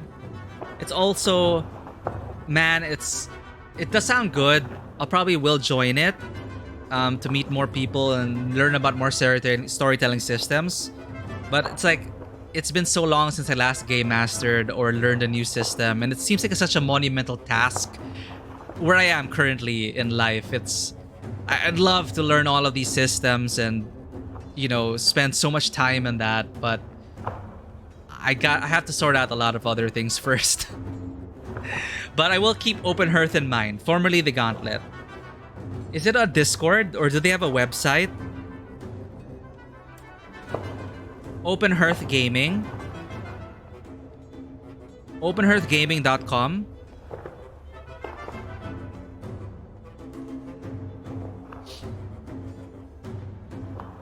But yeah, I'd appreciate it, Fisher. Like, I don't know. Well, our last save is almost an hour ago, so we're just gonna... I'm curious to see the outcome of this, actually. If Hakon dies and we basically massacre the Varl, that is something I cannot accept. Which is not... Absolutely... It's not... It is not written in to that choice. That was not a good... For me, that was not well written at all. This whole encounter right now. Because I would have been fine putting down Ruga's insurrection. I said what I meant. Too many people will die. if we don't come up with a solution. But that doesn't mean I'm gonna go and kill my Varl friends and the king and everyone in Arberang.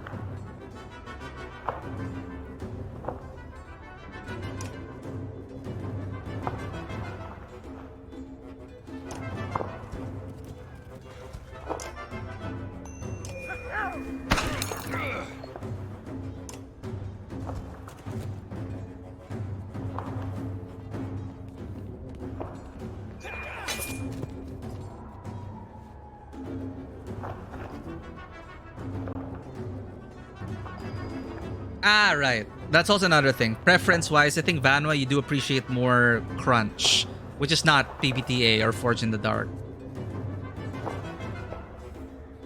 Which is why, to this day, so far, Genesis/Star Wars is still my favorite system. Because for me, it's the perfect blend of, to oversimplify it, narrative system and crunch. Narrative versus crunch. I mean, you can have crunch and narrative in the same thing. I'm talking about like maybe PBTA on one extreme and I don't know, super old editions of super crunchy systems in the other. Genesis for me is a great blend of it.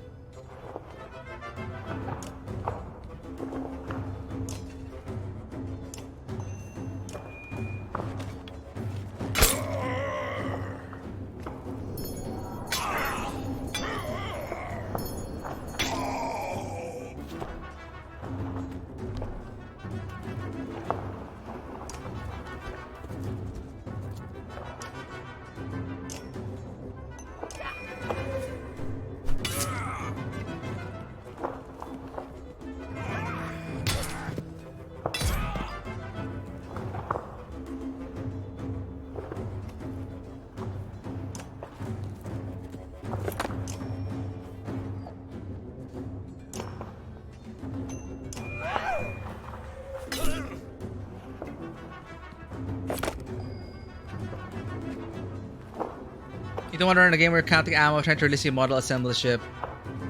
Yeah, that's a bit too much for me. Like, too much crunch is... I don't like that. But that's why, again, for me, Genesis is still my favorite. Because, honestly, for me, stuff that are way too narrative, like no crunch at all. I still not in the phase where once I'd like to play it once in a while for the story experience, but I also do appreciate, I don't know, well, it's more like, for me in my head, it's more like they're more for one-off experiences. I don't know, but I like being able to develop my character not just narratively, but mechanically as well. I don't know.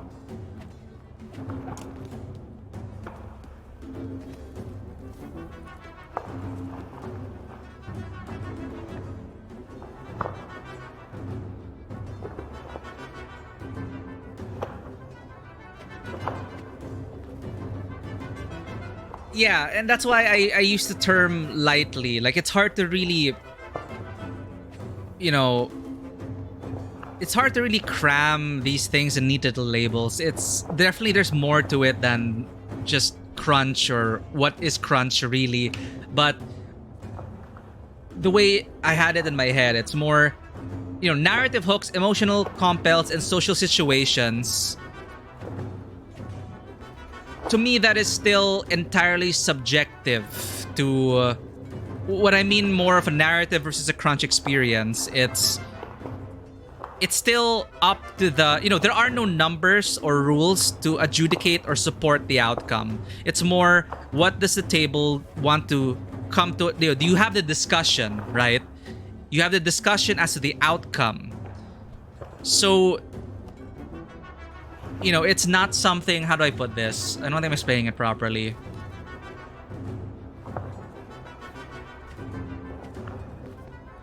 It's not exactly player versus GM. It's more... it's up to you. It's like you come up with whatever you want story-wise. And that's kind of like, yeah, like that's what I meant. Like there's a lot of emotional compelled social situations, but it still comes down to the discussion, which separates PBTA from a lot of other systems. A lot of people love this, having that discussion, discussing where the story should go. But in my head, it's more like, okay, then maybe we should just write a story together, which is what we're doing. But when I play a tabletop RPG, I like being able to play systems like this, like have mechanics involved, deal damage, stuff that are not within our control entirely. Because for me, a totally narrative experience where everything is up to the players in the discussion and the GM,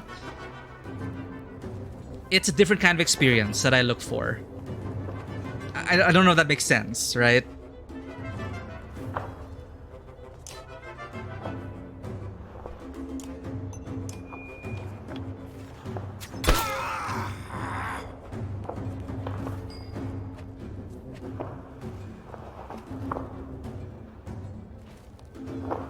It's like if the GM wants you to win, you'll win. Or if the GM, you're creating a story together, which is what it is.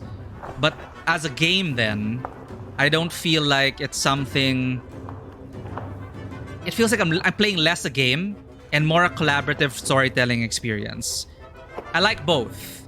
It's just where I am currently in terms of my tastes, I'd rather play a game.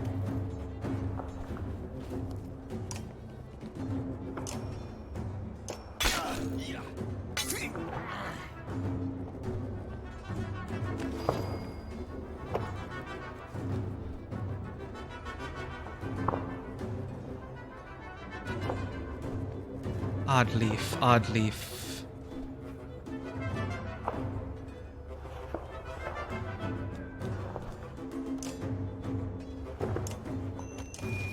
All right.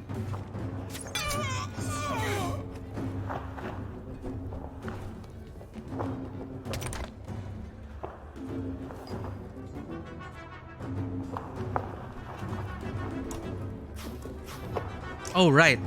He's hurt. Don't move.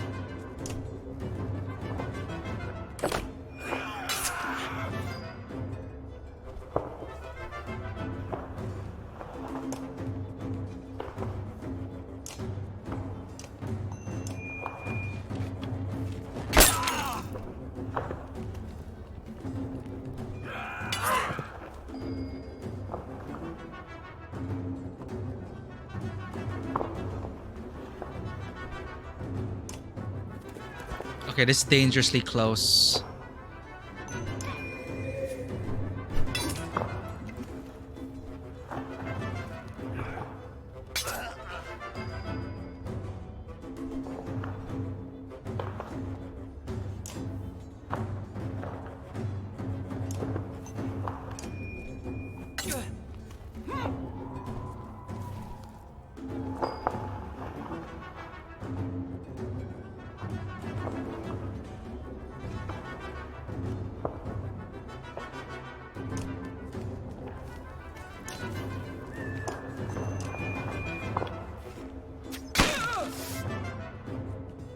Oh boy.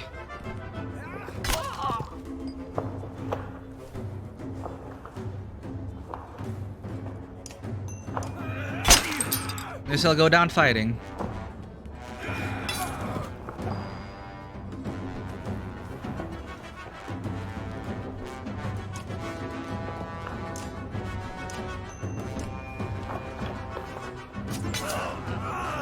Good hit. Oh no.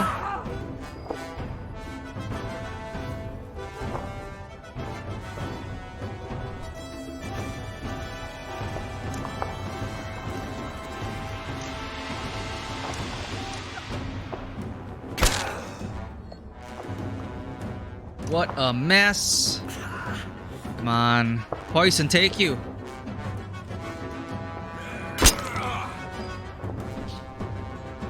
Laguna campaign, very, very light and crunch, but setting the presentation is just amazing. Yeah. And yeah, What's amazing is that we have so many tabletop RPGs to experience, and that is a good thing to have.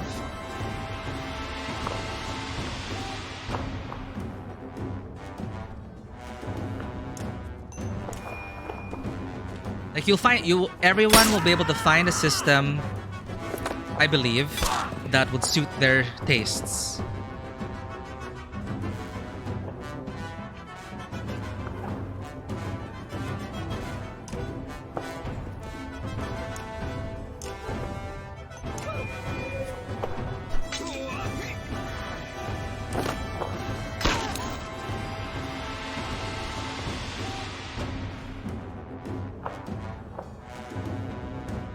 Why'd my Epic Games launch?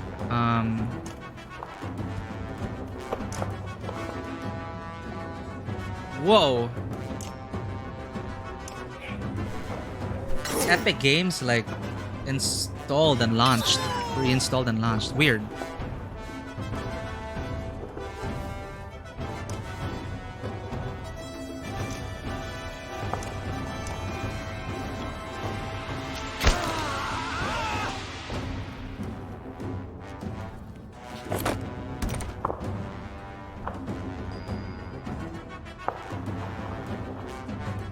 Poison will take them. But let's help them along.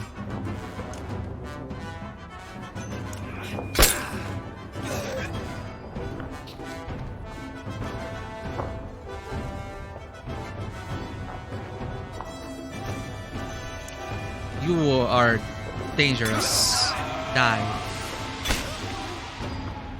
Oh, he did the shield wall thing.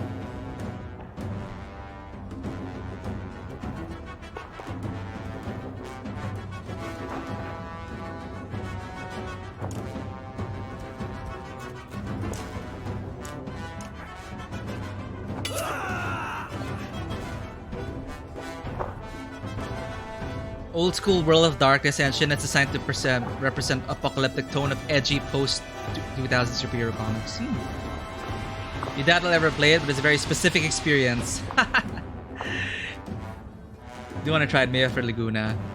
Yeah, there's so many systems to try. My heart's really not in this battle. Let's just get this over with, see the outcome, and I will reload. Because killing the Varl was absolutely out of the question. But I'm curious about the outcome of this.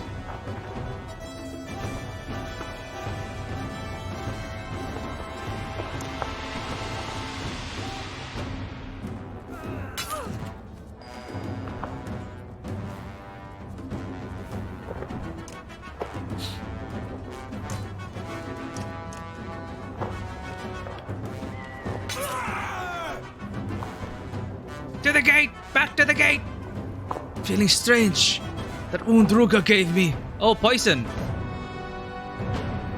Warmonger renown +5.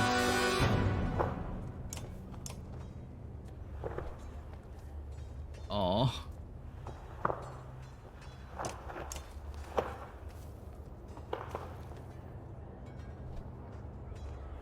Yep, those are the items, so they're dead. They dead.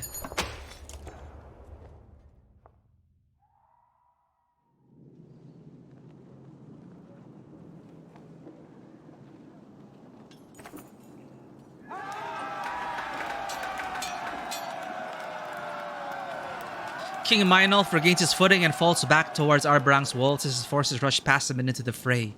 You wave the banner of Skolger, and your clan surrounds you. To the gates! You shout over the clash of axes. This is not the rook I raced. Your forces rush the gate of Arbrang's outer wall, dodging and blocking arrows the best they can. King Meinolf's army is well trained and immediately counters.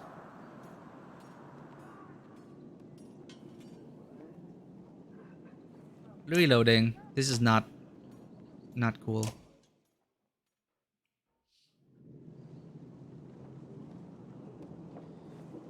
Well, I've already accepted the fact that anything we have on our computer, almost everything, is gathering information in some way. Now, what do they do with that information? Well,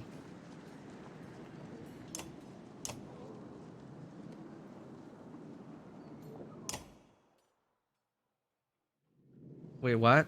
Uh...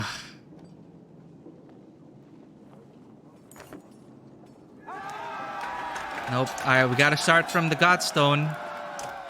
We lost all our progress.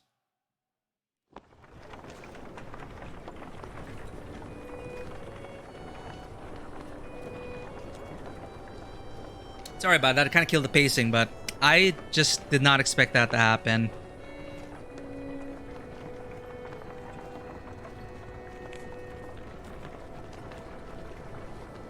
That could have been, I think, better written.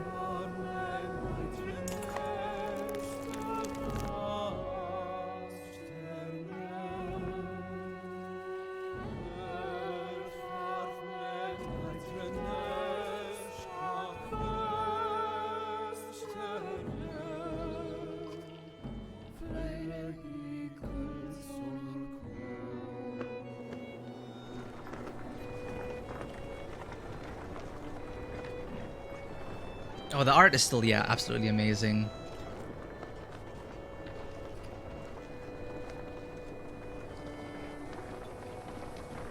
Xenophobia. Well, I did experience a lot of that when I traveled.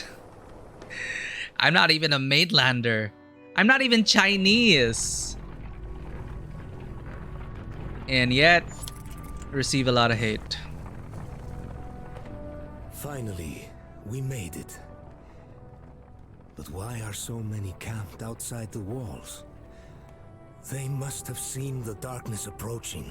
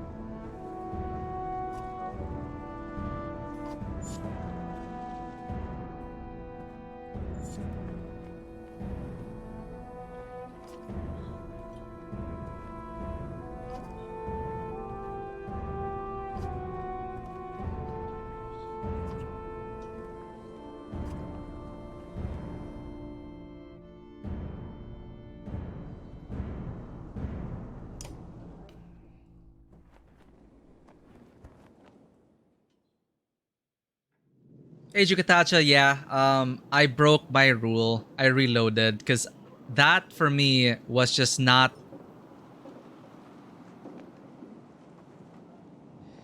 wasn't well presented at all. No, like with the thing with Moger, I could still, this one I cannot, this is not consistent with our Rook. So in terms of character consistency, it was like I was playing someone else. And it just didn't feel right. Because the choices were basically, all I said was, yeah, Ruga's right. A lot of people are gonna die if we don't get in. And that's it. And then suddenly, we're siding with Ruga to kill the king, massacre our Varl friends. That is one thing I cannot accept. That is something that Rook will never do. The Rook that we built, he would never have done that. So for me, that doesn't count at all. Because the way I could have seen it going was, yeah, Ruga's right. A lot of people are gonna die outside. And then when Ruga decides to attack the Arberang, of course I'd side with the Varl and repel the attack of Ruga, because that's not how it's supposed to go. You don't just try to kill your way inside.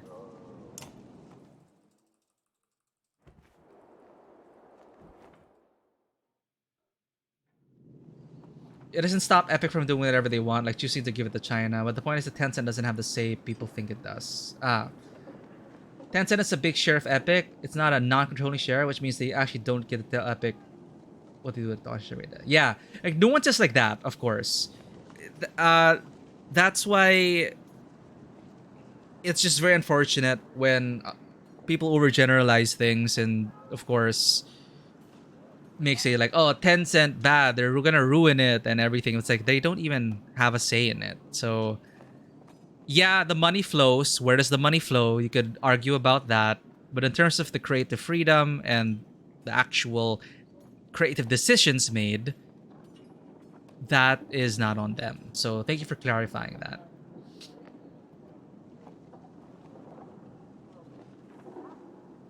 Oh my god, thank you so much. This makes me feel even better about reloading Jukataja. That's exactly, you put it in very, you said what I had in my mind. I had a hard time like piecing it together. Essentially that. It's like, it's funny when you pick a dialogue option in games and then you think it's mild and then suddenly the tone of the character shifts. You're saying, kill the king! And we're killing our Varl friends. And you've insulted your best friend, their mother, have become mortal enemies. You kill your best friend, you kill their families, you kill the last Varl. And suddenly Rugus, your kind of ally buddy. It's like, no. I would not have done that. So, yeah.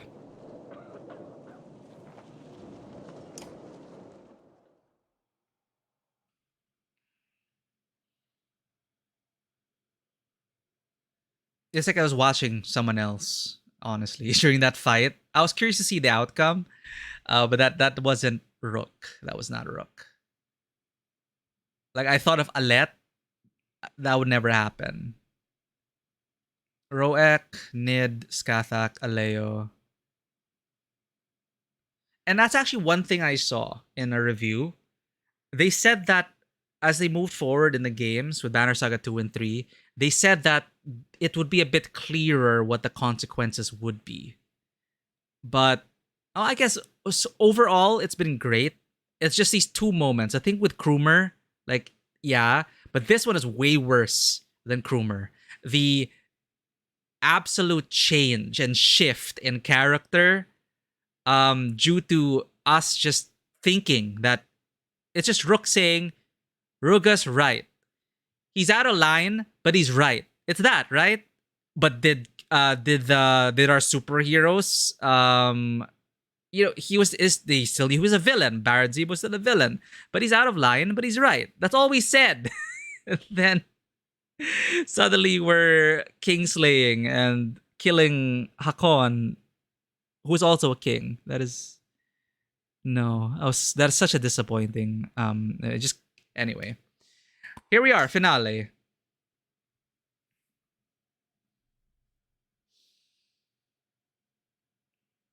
They did get their fair share of. Oh wait, sorry. Let me just read this first. Great example to Activision Blizzard, company that is good at being terrible on its own terms. It's just all on Blizzard. Yeah, I still, of course, hope. Well, I always hope people can be better. I hope Blizzard can be better, and everything. But actions speak louder than words. They did get their fair share of out-of-season April Fool's jokes. Sunset feels like they should include the consequence, or at very least the tone in which you will speak. I understand the difficulty of, kind of not spoiling it for people, because it would suck if it tells you will have to fight Hakon and kill the king. Like, no, not like that. It is a challenge. It honestly is a challenge. We also had this in Mass Effect, BioWare games, anything with dialogue and choice. It's tough. You can't account for everything. There will always be moments where the players may have read that option differently. Yeah, Mass Effect had them color-coded with Renegade and Paragon. Nah, a lot of people didn't like that, like, either-or system, but I was fine with it. I was fine. It was a bit clearer. This is quote-unquote the goody-goody guy. And then the red one would be, this is do anything at any cost. Do it at any cost. No middle ground. You're either polite or mean. Yeah, exactly. It's like, I wanted to choose some renegade options, but I found myself reloading a lot in Mass Effect because it went way too far than what the choice suggested. It's like, okay, for this one time, I will choose the renegade option, because you can't always be a paragon. Sometimes you gotta be a renegade. But when you go renegade, suddenly your shepherd is like a different person, and you're like, oh yeah, shoot him in the head, bam, and like, what the hell, shepherd? 100%, and it's also interesting when the writers have a very different understanding of tone than people from other cultures and countries, because written, yeah, English, it reads differently for different people, but yeah, like that'd be cool. It's just okay. Actually, no, we skipped all the dialogue, and it wasn't that far back, the autosave, so no problem. When we skip all the dialogue, we're here again, so it's fine. One fight, right? What fight is this again? Right, wait. Roek, Trigvi, Moger. Ah, the Horseborn at the gates. That's the fight that we have to redo, which we will. No problem. What else did I change or invest in? Did I promote him? I did. I promoted Rook. No. I promoted Hakon. I promoted Hakon. And then I gave him Artery Strike.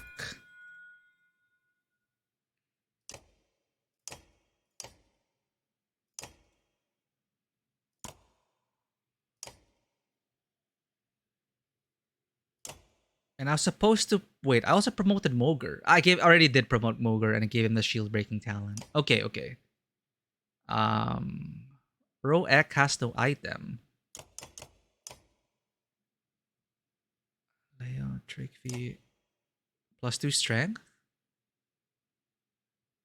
Oh no, Roek has an item. What's your item? +2 will per kill? Nah. Deirdre, what's your item?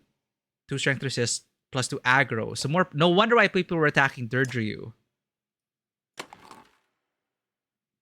Okay.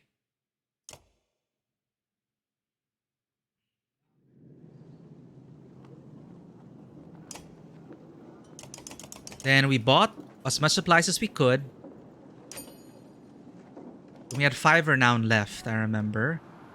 Training heroes and meeting tent.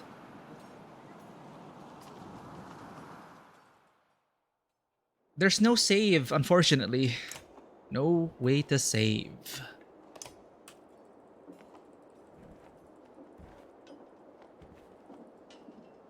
Especially in Mass Effect 1, where the difference between Paragon and Renegade is a psychotic diatherm. Yeah.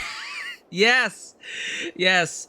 That is why I was so they kind of improved they especially improved in Mass Effect 3. It wasn't that much of a extreme. But when I chose a few Paragon Renegade options in Mass Effect 1, I remember I never chose Renegade options after that, because that is just way too much, Shepard. Okay, we chose that.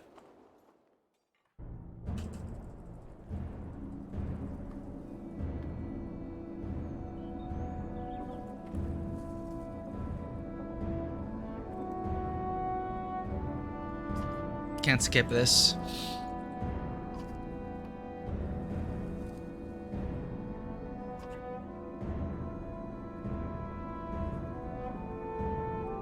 Mass Effect 2 did it well, threading between the line. Ends justify the means versus by the book always.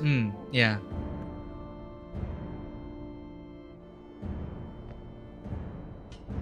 Renegade in Mass Effect 1, from what I remember, is just Shepard being an asshole. Speaking of, playing Fallen London setting games, many sunless sea, sky from experience and talk with other folk are very rough when your English is far from perfect. Ah.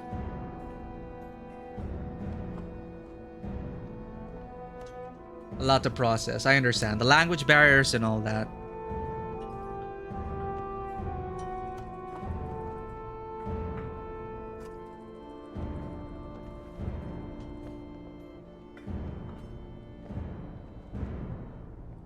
Okay.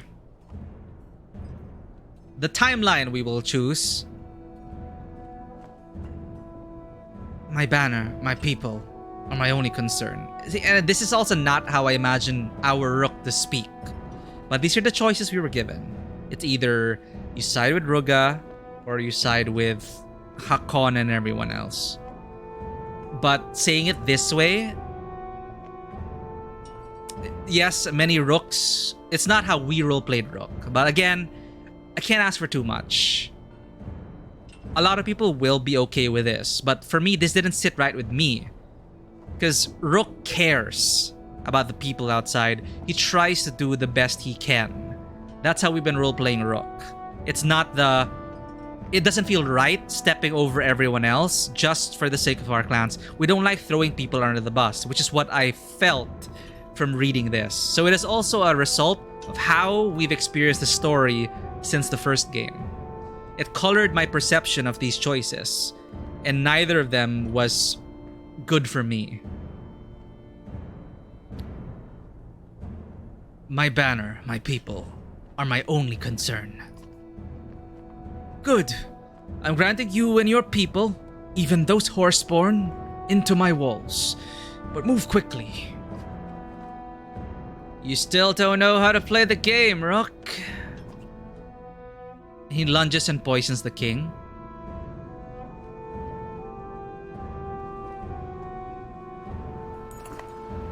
Ruga blows 3 quick bursts into a war horn. You look back and are shocked to see an ambush on your caravan. With no defenses built, your tents quickly go up in flames, humans and Varl burning. Without warning, Ruga pulls his cloak pin dagger and lunges at King Meinolf, who shifts slightly, the blade only piercing his side.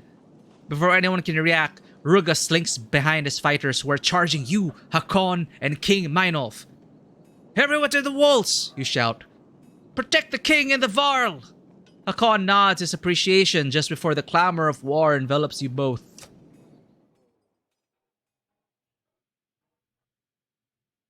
Okay.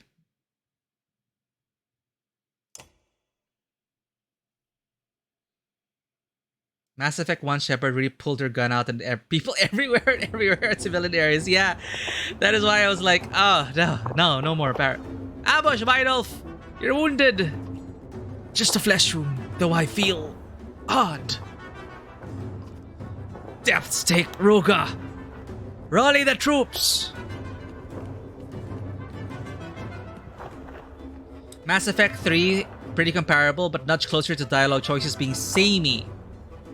Slightly more to do with how the stakes work and how plot threads are being funneled toward the end. Yeah, like you're funneling it towards the end, then it becomes more about just flavor and less consequence.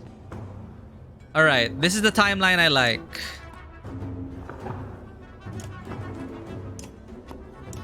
Well, not entirely, but I'll take it.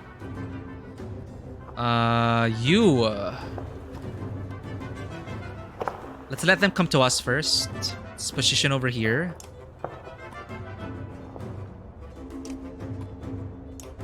Let's put our fast movers over there. Let's go this way.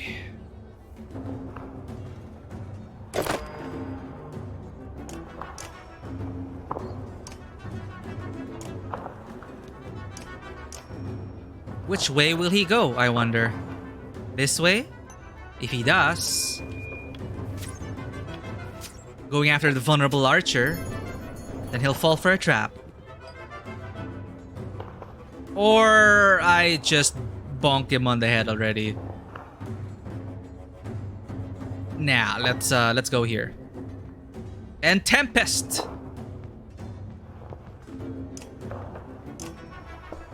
Normal strength damage. Let's go. Ooh-ah. Oh, he didn't go for it. Okay. Ruga's even been recruiting Kragsmen. Bring the pain.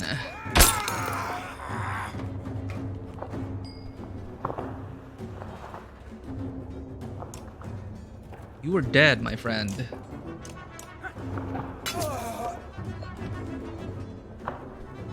Alright, don't get too greedy.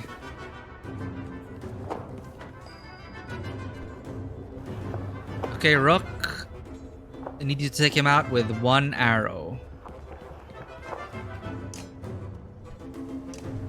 All his armor. Half of it at least.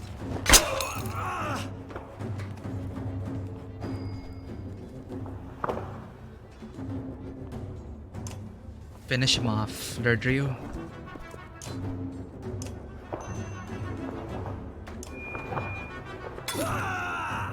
Alright, he's pretty much out of the fight. Oddleaf. Slowly make your way. Oh, hello there. Oh no, the flail! Flail!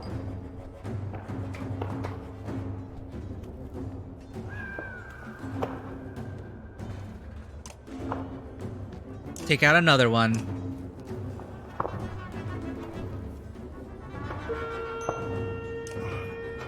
Slack.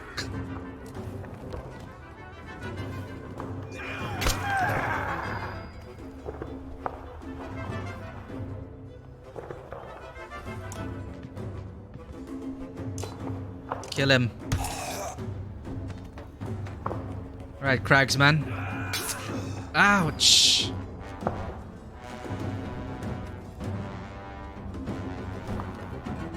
Well.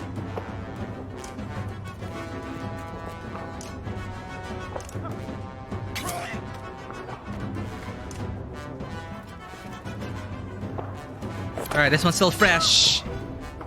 Ow.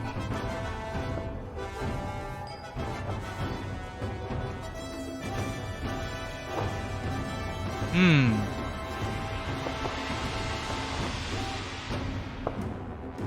10, 12. This guy's more of a threat.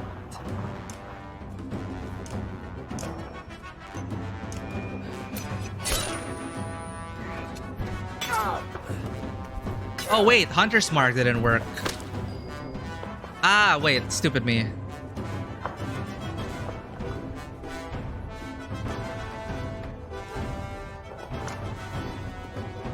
Oh, wrong character. I thought I was moving him. Whoops. Oh boy. That is my bad.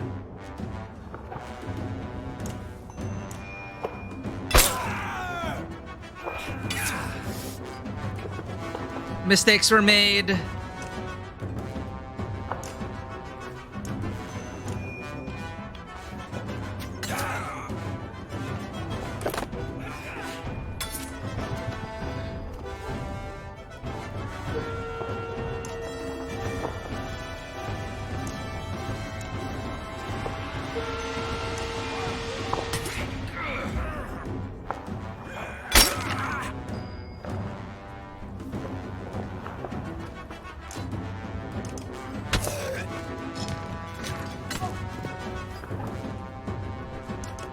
Oh wait, 20%?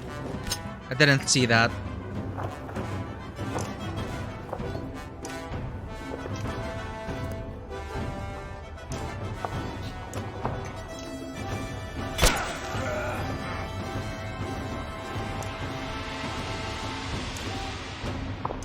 Come on, just one.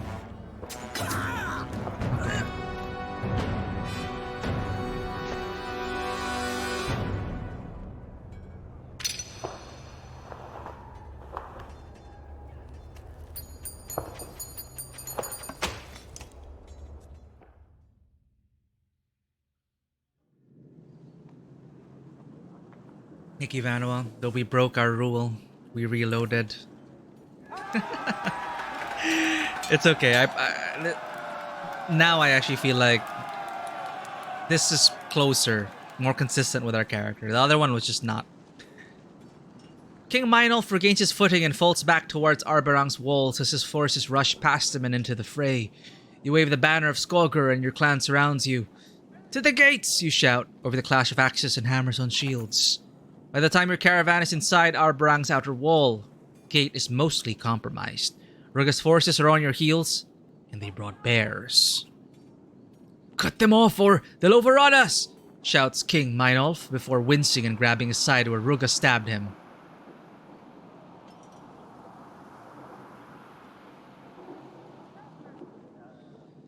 I want archers behind those barricades! Or Horseborn, run in and take out the Bear Master? Huh. Time for them to shine. Let's try it out. No, actually, I want archers behind those barricades! Oddly, when your other archers find protected positions and more arrows are laid at their feet, she nods to you and the battle begins. Roex injured. That's okay. Can bring in Canary and Skathak. Skathak and Durdryu.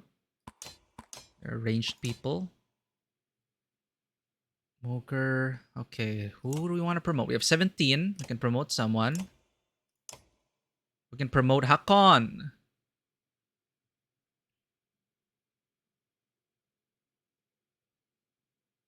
(1997's Myth the Fallen Lords. What is this? Is this on Steam or GOG? Myth the Fallen Lords.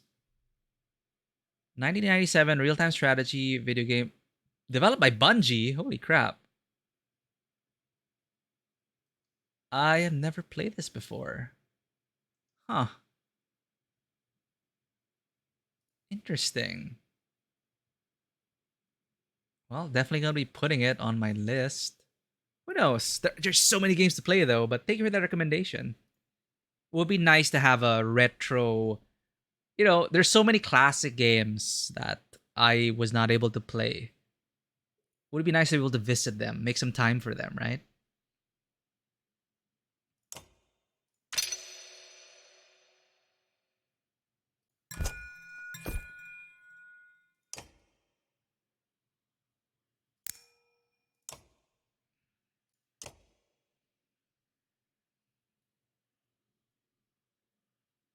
Okay, ready for battle. Grounded pre-medieval military energy. I see. Another thing that I wanted to try, actually, a game which just got released. If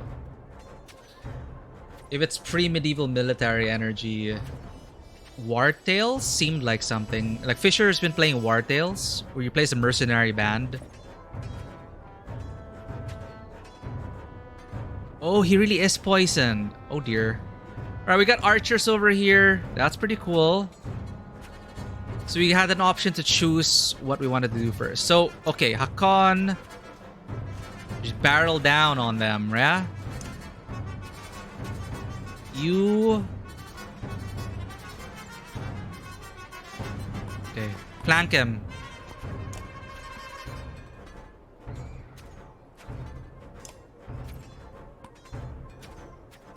Ready?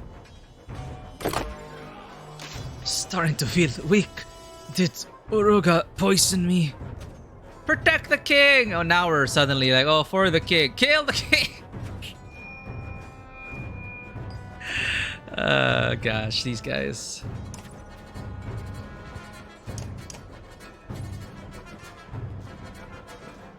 Yo, wait, we don't get to control the archers.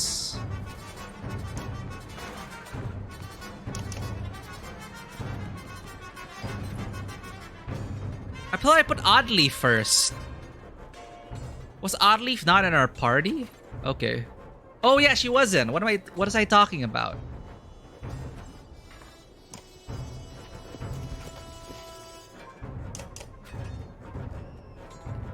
Hello, bear. Ow. Well, what am I supposed to do if I don't have range, Rook?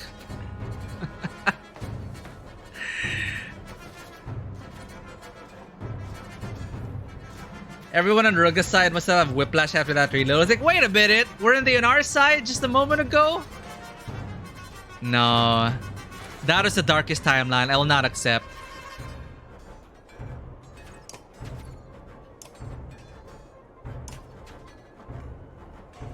Don't make me break down a barrier.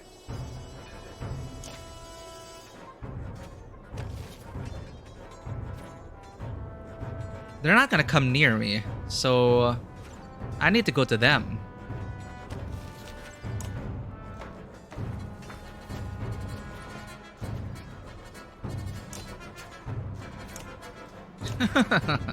This is so funny. It's like, get behind the barriers, but not that way.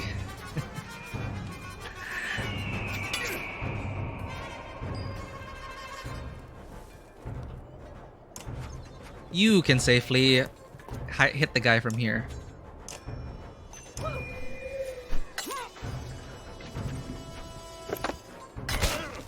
Yo, ow.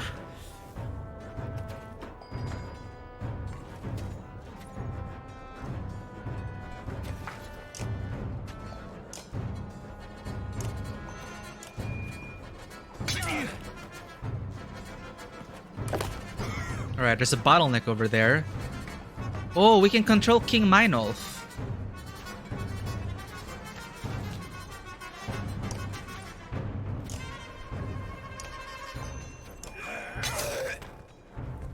Hey, we gave the king some renown. It's getting too cramped here.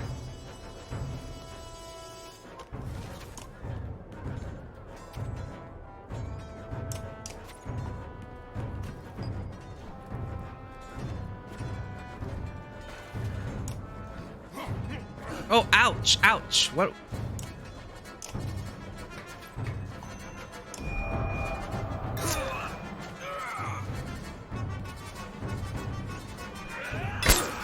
Ow! What are you doing? No one's gonna pass there.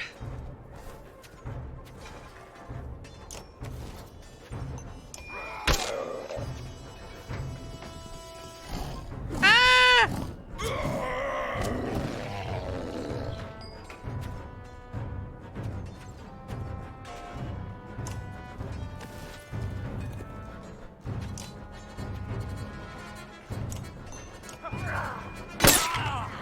This guy's a chunky. Very chunky. Goodbye. This is terrible starting positions. I hope you know that, archers.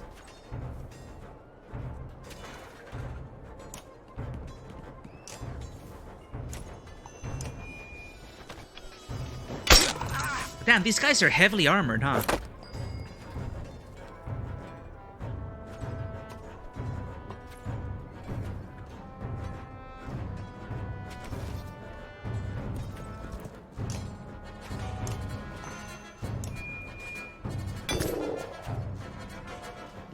Gotta weaken the bears.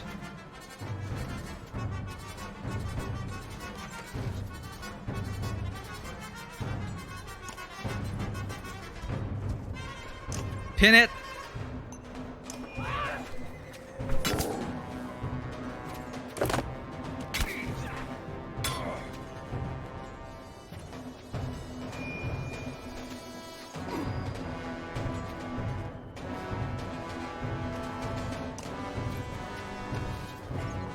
King's Will. All elite guards attack simultaneously on command. Ah. I should be with my elite guards.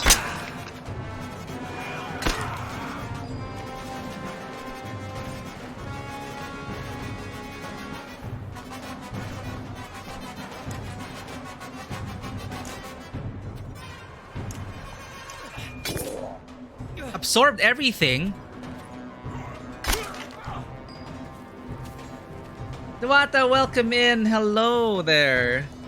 It is 4:14 a.m. I didn't even realize. Oh my god. We are about to finish Banner Saga 2. I did not notice the time. Hello there.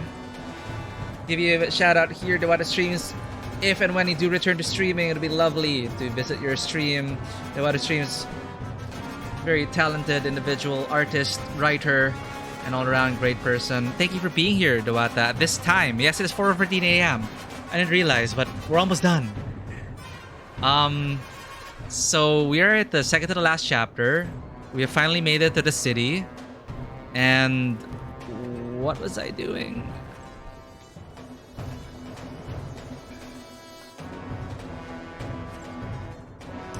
Okay, let's kill this guy.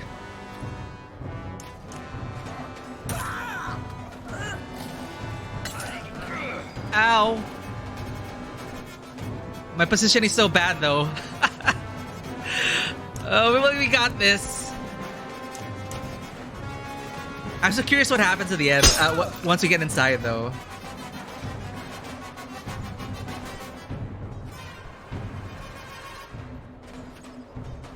I should have kept Hakon nearby to hunter's mark this guy, but hey.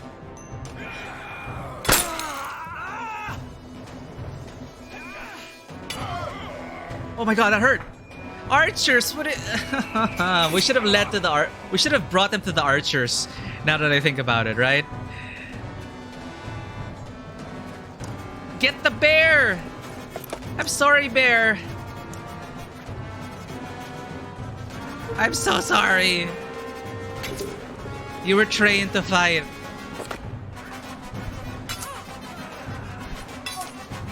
Credits and cooldown at post game. That is true. It's not over until we get the credits rolling and everything. Okay, this guy, Deirdre, let's go and deal armor damage. Yes. Ah! They're killing Hakon. Is this the king? Okay. King's will.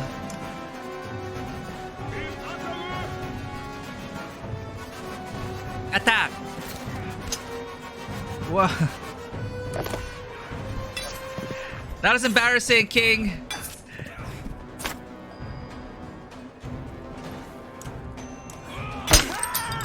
Because you need to get through their armor first, right? Okay, Hakon, I give you permission to Tempest.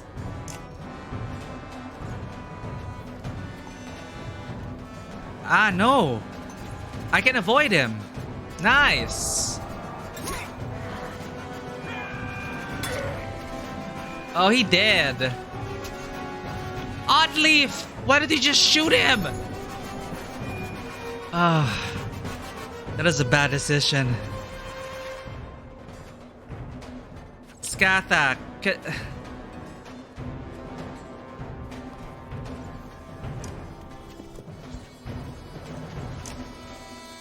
Get back there.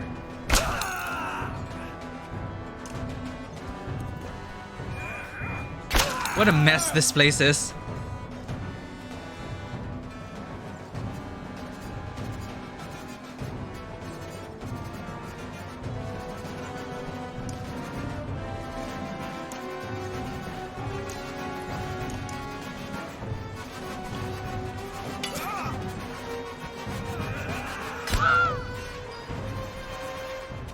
Were we? Canary. Chip away at his health. Oh, right, there's still a bear.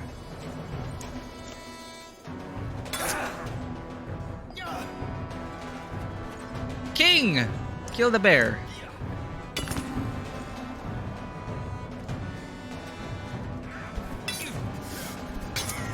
There he goes.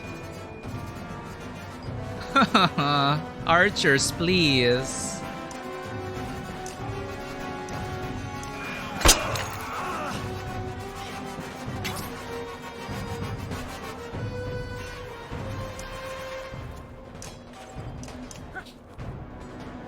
Bonk. Next.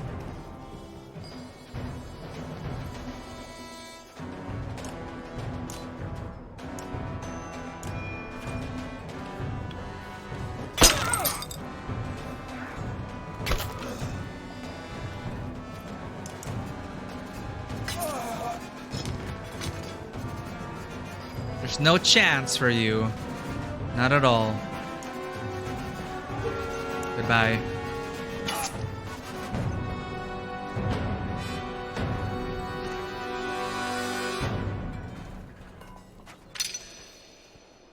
Nice. Did we lose anyone? Rah, we lost Hakon. Mogr and Hakon. Injured, but not gone. Alright. GG. What's next?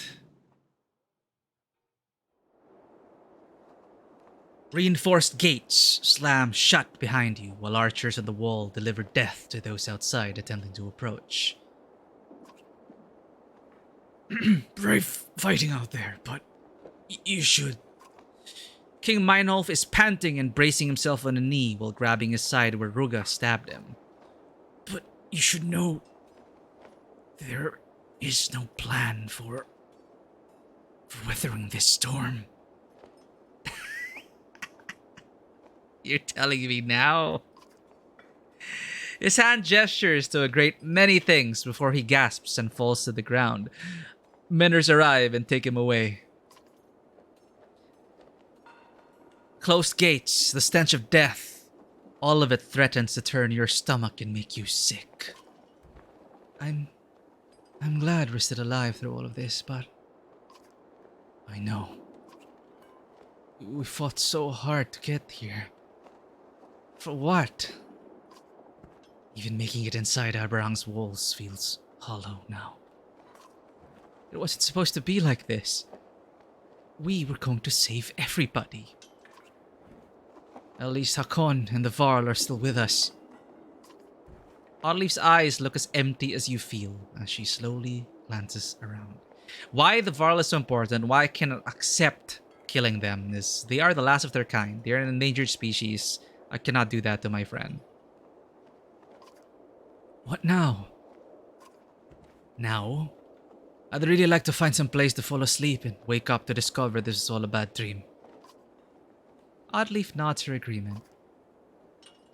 But we've got to prepare for Ruga's retaliation. He'll keep trying to get in. And then there's the darkness. Juno said we have to hold out until they finish what they set out to do.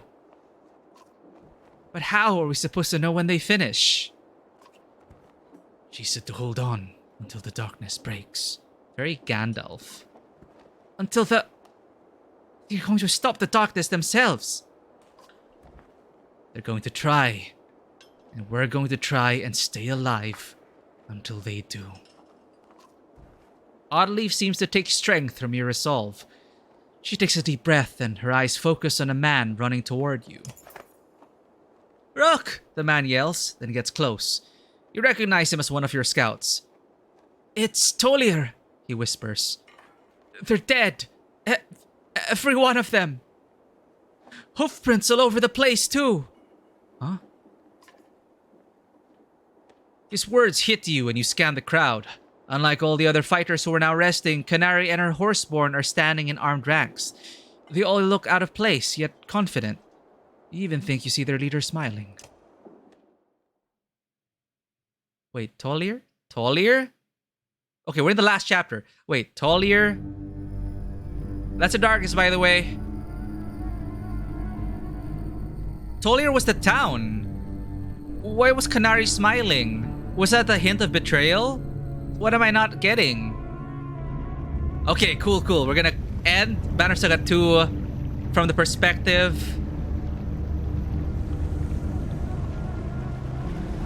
Oh, Tolier, the youngest Varl? Wait, he said Tolier, everybody's dead.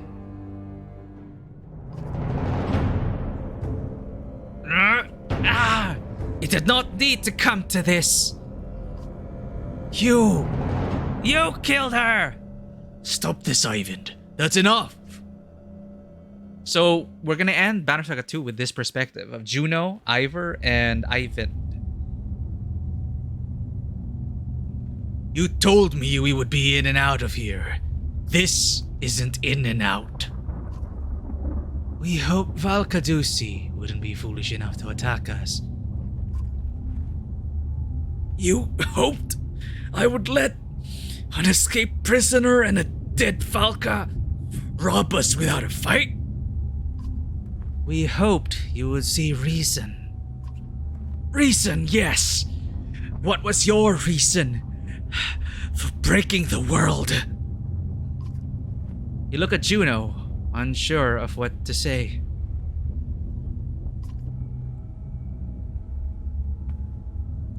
yeah, that is confusing. Like, were we backstabbed again by people we took in? Like, when are we ever gonna learn? So that's what I got. So that's gonna be a cliffhanger. Oh man, I trusted in the honor of the Horseborn, but apparently not. So, well, we're gonna figure out what happens in Banner Saga 3, because this is the final chapter, right? Good luck with this fight. I think we'll need it. So, as we predicted, Juno did break the world somehow. It was her mistake, and she needs to right this. So, well, let's see.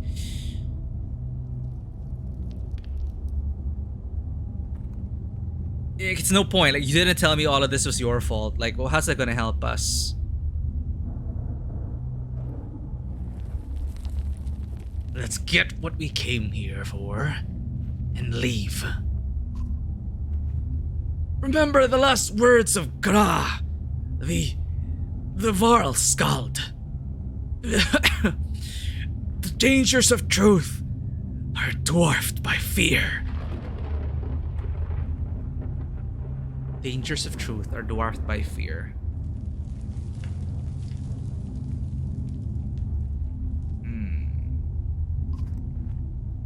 Gra. Always hunting the truth got him killed. But you don't fear dying, do you, Ingvar?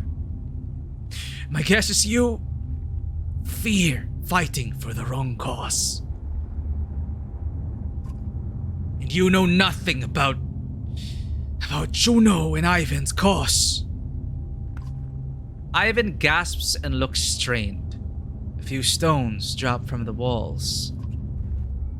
Our cause broke council laws, but that does not make it wrong.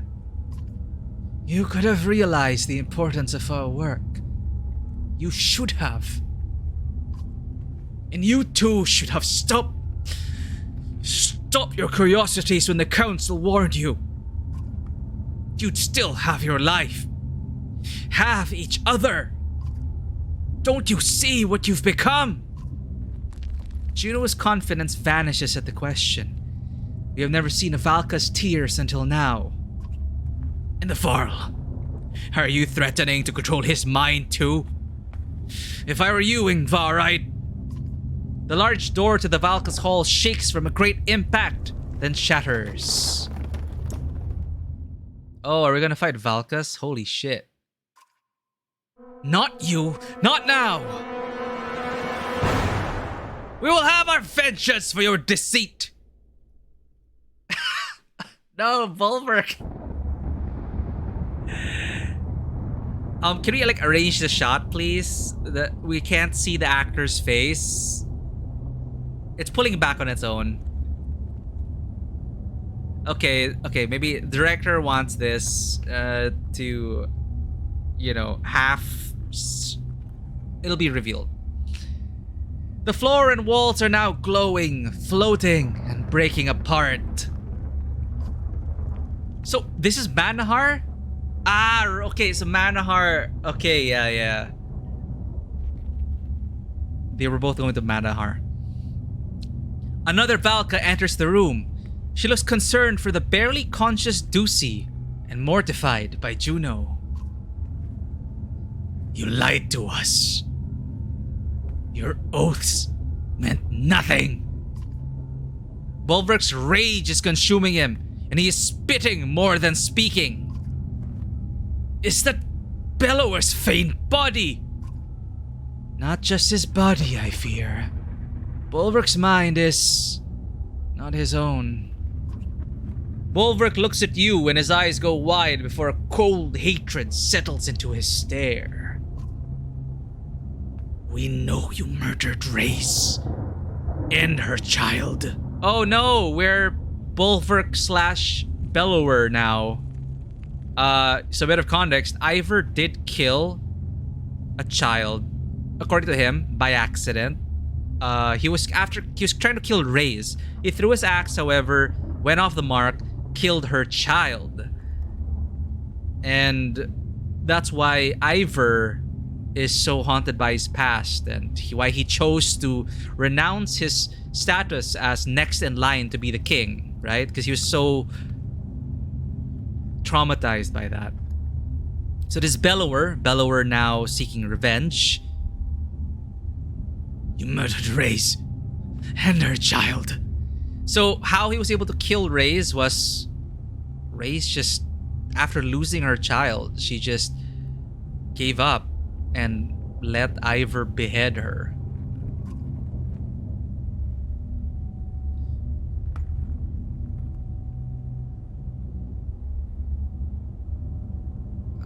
Step forward and draw your weapon. Why in the depths is Bellower's body here? Who are you talking about? We who? Those of us forced below. We who are already paying for his crime. Bulwark points past you to Ivan. After I kill you, Ingvar, I'll rip their bodies apart. I'll pull this arrow and...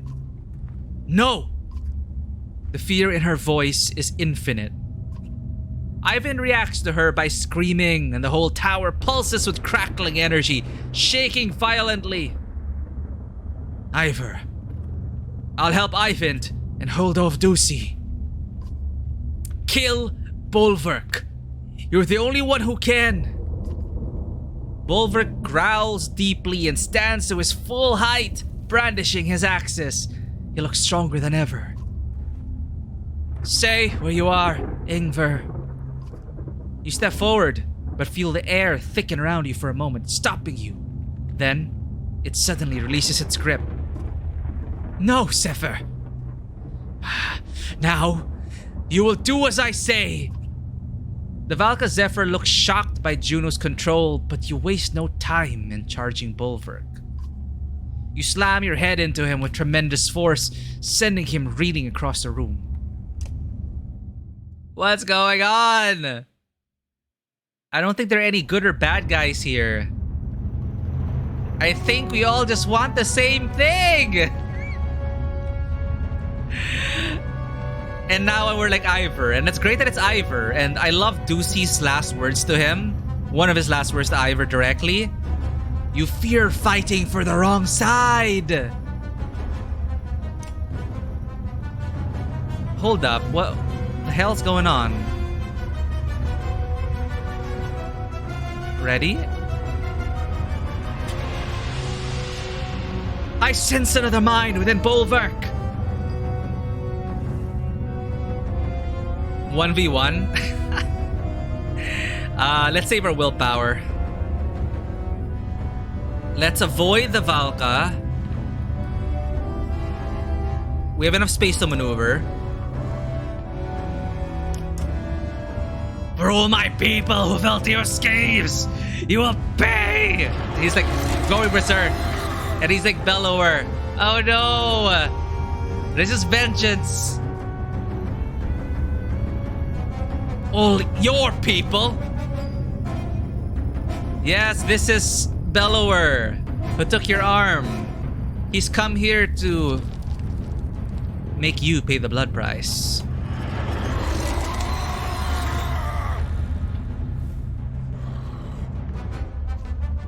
Zephyr is under my control, but I think Bulwark is possessed by Bellower. Bellower. Seems I'll get my payback for my arm after all.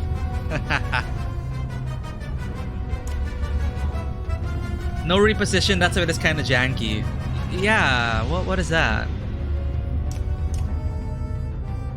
Reyes and thousands of others will be avenged.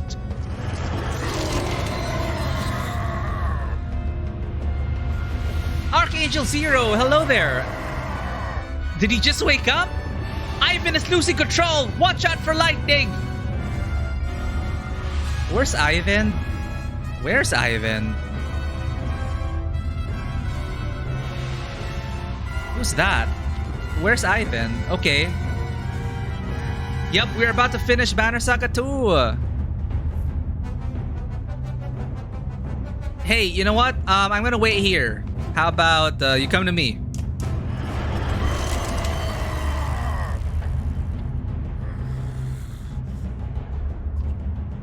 Ride Zephyr's wind! A lightning strike might free Bulwark's mind. What? Oh, she's controlling... Huh?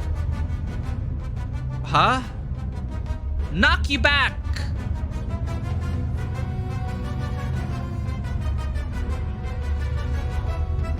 Let's knock him back over 2 squares for maximum effect.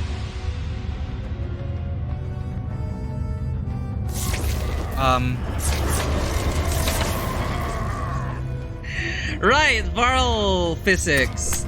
Okay, I can't fit into that square. I'm gonna get zapped. Ivan is the guy by Juno? No, that's Ducey. Ivan is losing control somewhere. The Banner Saga made me frustrated. I stopped caring after the Centaur's turn. So I speedran this fight and never looked back on Banner Saga. So they did turn. Yeah, they were smiling and then they killed everyone. And it's like, oh, we were betrayed again. It is so disappointing. It's our fault again. We got backstabbed. So, okay, I didn't understand it wrongly then. So the Centaurs did turn.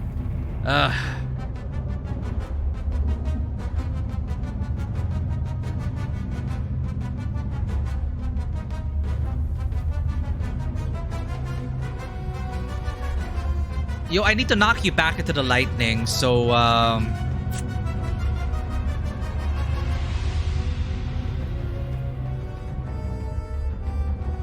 about I break your armor first?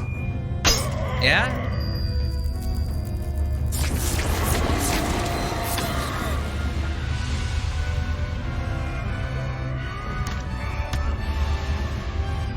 Alright, now I can knock you back.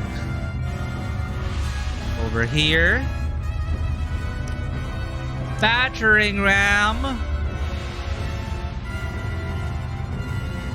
Knock up back to 4 tiles for 5 break. Let's go for 5 break. 5 break! Bonk.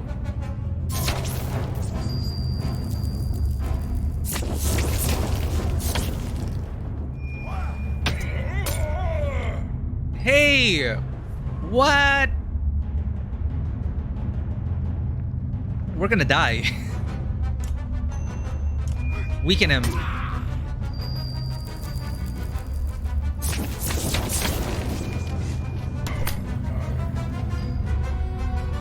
I need to knock you back, man.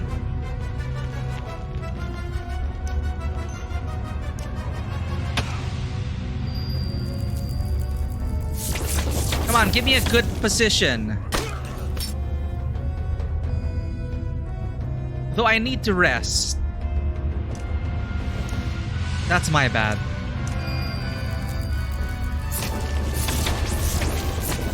Beautiful game, great mechanics, too much bait and switch. Made it difficult to appreciate it. Yeah, I know what you mean, Archangel. The thing with the Centaurs thing, though, you'll never really know, right? They seemed honorable, but they played us like a fiddle. So I accept being betrayed again. I was fooled twice.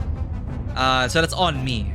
But there were some moments again, you weren't here for that, but I was upset with how it didn't seem like... Basically, I chose an option and the outcome was something I totally did not make sense to me based on how I understood it. So that's why we actually reloaded and chose another option. But overall, the Centaur betrayal, it's like, oh, well, I guess we're betrayed again.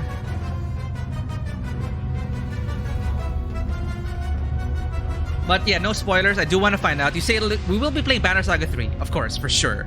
We're gonna play Banner Saga 3, but I want to find out that. If that's what they left. It's a super cliffhanger. It's like, why did you turn on us?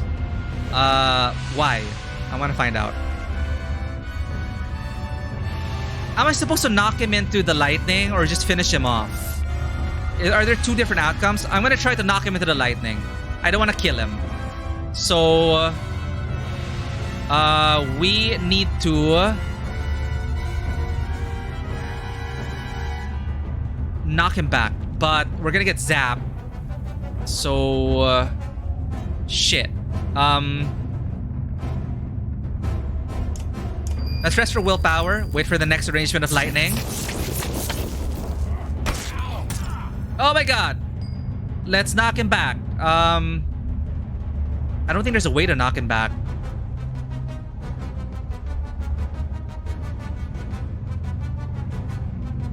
Right. We're gonna get zapped. We're trapped. This isn't good.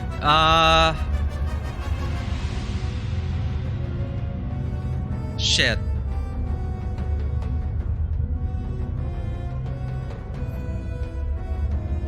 Unless...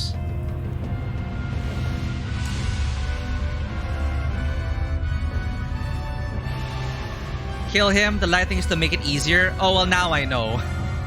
I was thinking if I killed him straight up, I'd lose Bulbrick as a character.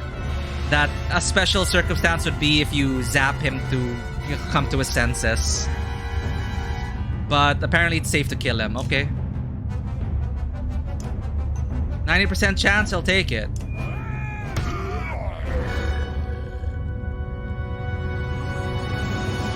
I thought there was going to be a special thing if you zap him to his senses.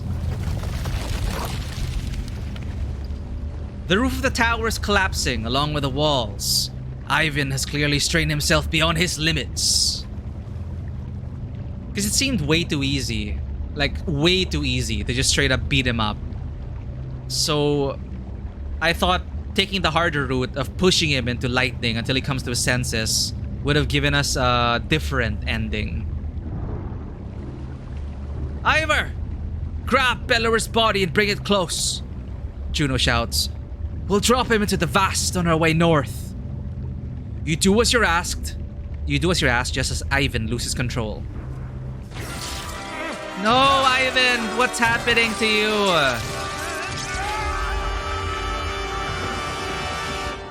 Why are you losing control? Oh no, we're all dead! In a flash, threads unwind. Our intentions gone.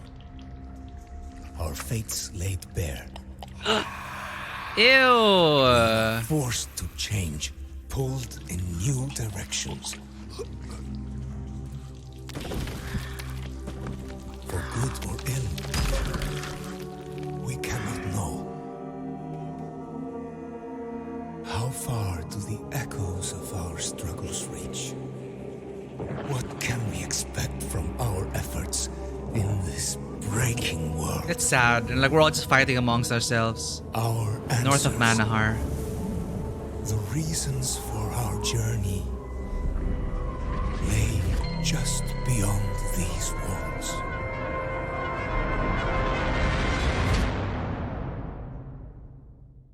They better give us answers.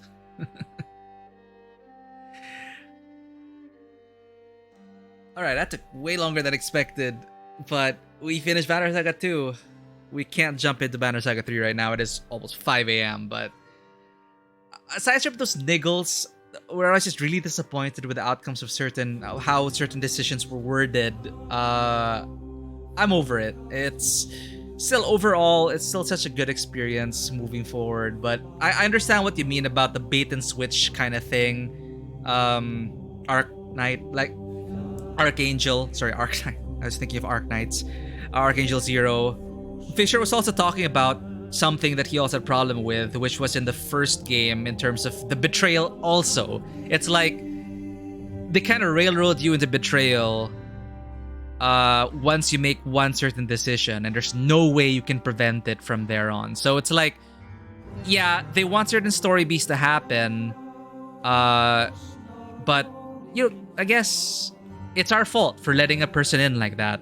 But again, if this is more of an RPG, and if we got a chance to talk to certain individuals, have more interactions with people at camp, obviously we would have probably been able to suss it out or minimize the damage. But given what we have here, which is essentially like a choose your own adventure novel, choose your own adventure game, they can only have so many variations, so it's fine. I have more of a problem in terms of, I don't know if it's just me or if it's just some of the options were just not very well worded and some of the outcomes just didn't sit well with me. So it only happened twice here in this game with Krumer, which didn't reload. We just accepted it. Krumer's gone, and now with this whole thing. But we've already reloaded once, despite us committing to not reloading the game if we encounter another ambiguous thing where we don't feel like that is consistent with the characters we built upon and how we've been role-playing them, yeah, I'm gonna give myself a reload.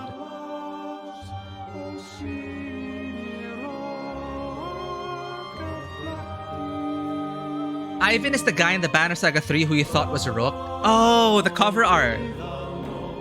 Okay, you mean this guy?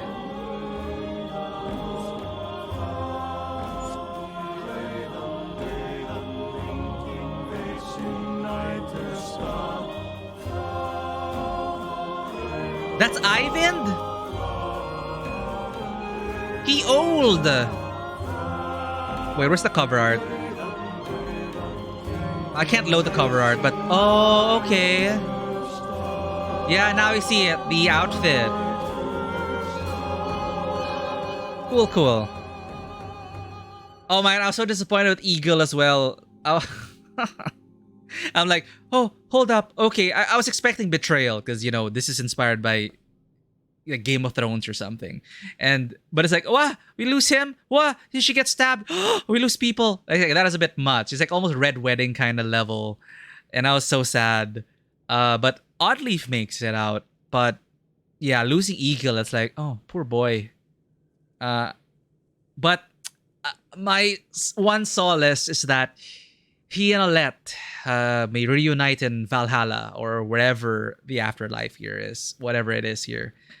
They died fighting. They both died fighting. And I'd like to think that they're now reunited in the afterlife. Because, again, we chose the Rook route. Alette is dead. And Eagle is dead. So, hey, maybe they're happy on the other side. The board game. There's a board game? Yeah, you know, I am quite surprised that there isn't much more out of this franchise. As far as I know, Banner Saga 3 was released when? 2018. Recent reviews are mixed? Why are recent reviews mixed? Why? Recent reviews mixed?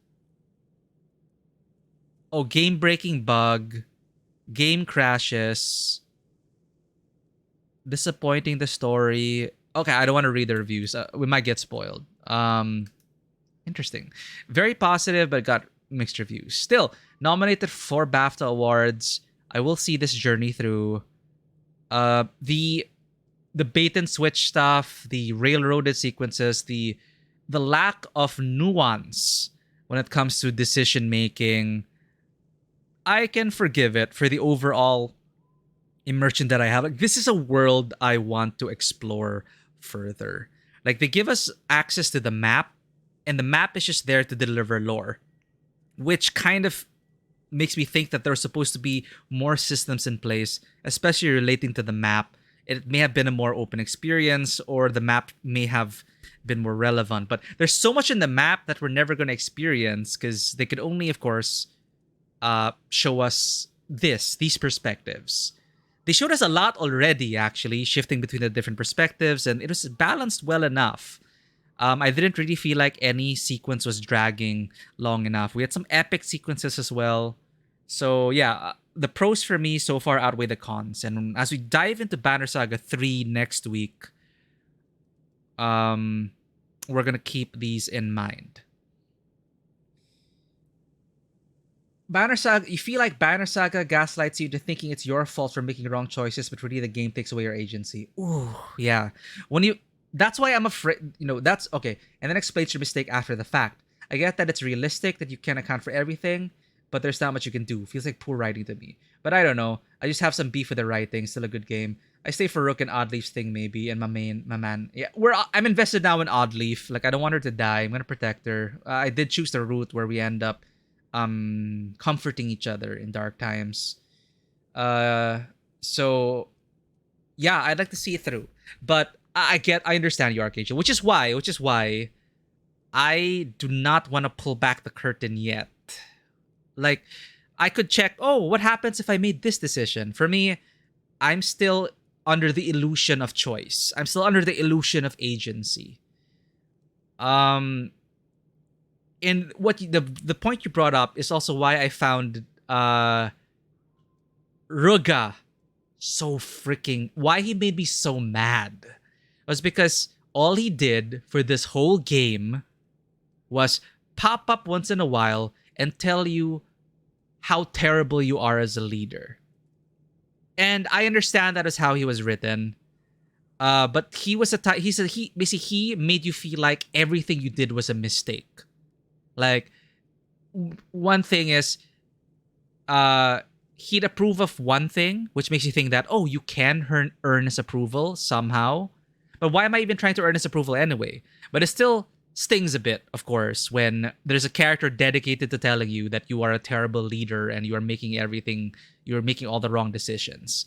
I understand that's part of the emotion that they want to evoke out of you as a player, as Rook. Because Rook is always you could play Rook as always doubting himself, right? It's so difficult to be a leader. It is. Anyone who is trying to lead a caravan like that, I do not envy their position. But it added more to like, oh yeah, we're really just making terrible decisions and all the deaths are our fault and oh no, blah blah blah.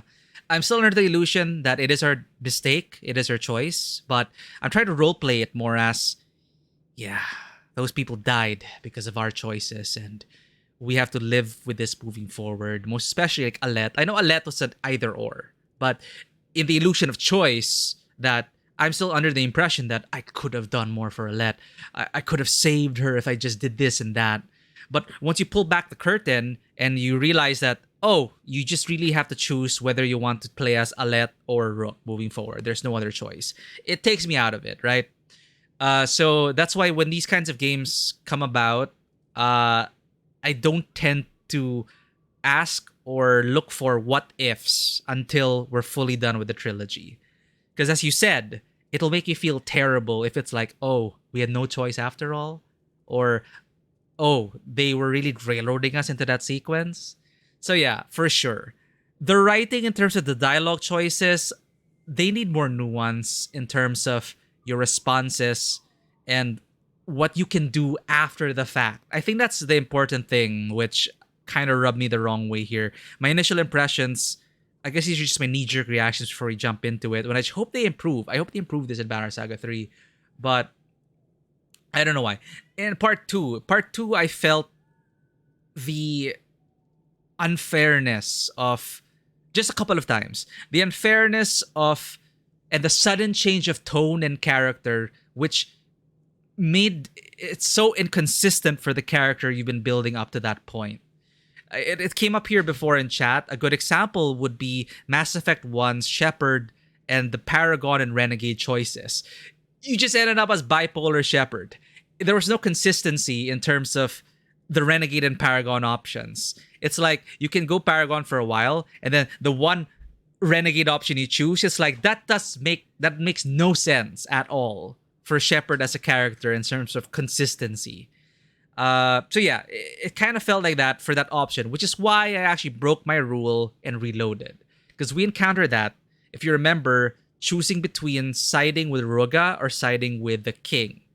I didn't expect my choice, which is to simply say, in my head it was, Ruga is out of line, but he's right. I did not think that would escalate into killing our Varl friends and the king and going against everyone in Arberang and putting our whole clan in danger and signing up with Ruga. That was way too far. So that, and Krumer who, with Krumer, why I was so disappointed with that choice was Krumer says, I'm going to go off and secure our flank because I suspect something's wrong. And then you say, if you tell him, don't worry, there is no option, we have to hurry, he's gonna huff and puff, and Krumer insists on going, so he stomps off alone. And then you have no other option to say, feign it, I'll send warriors with you. There is no option for that. It is just let this old man, this old Varl, go out on his own, like as Bulwark, me there role-playing as Bulwark. I'm like, I would not have let that happen. Because Bulwark holds his clan close. And he respected this legendary figure from the old war. And to just when he insists, you're like, fine, I trust in his instincts. Let's send people with him. No, instead, goodbye. That's the last you see of Krumer. He's gone. I did adopt the way they do combat when one single boss is left for D&D though. The alternating turns feels like a good action economy equalizer for TRPGs. Feels like a good adjustment for tier 4 and epic levels. I remember Fable's morality transformation system was pretty good, I think. That's actually pretty interesting, yeah. A newcomer to our channel also brought up something very similar in terms of adapting some sequences. Jukitaja was talking about how bringing some of this into the tabletop RPG format. And I was thinking of other systems as well. I was talking about other systems which might emulate it well. If you're curious about it, Archangel Zero, I do find the system in the One Ring RPG, it comes close to... It's a very Banner Saga feel in terms of alternating turns, managing your fatigue, which also affects your endurance. So it's kind of like the strength is your health kind of thing as well.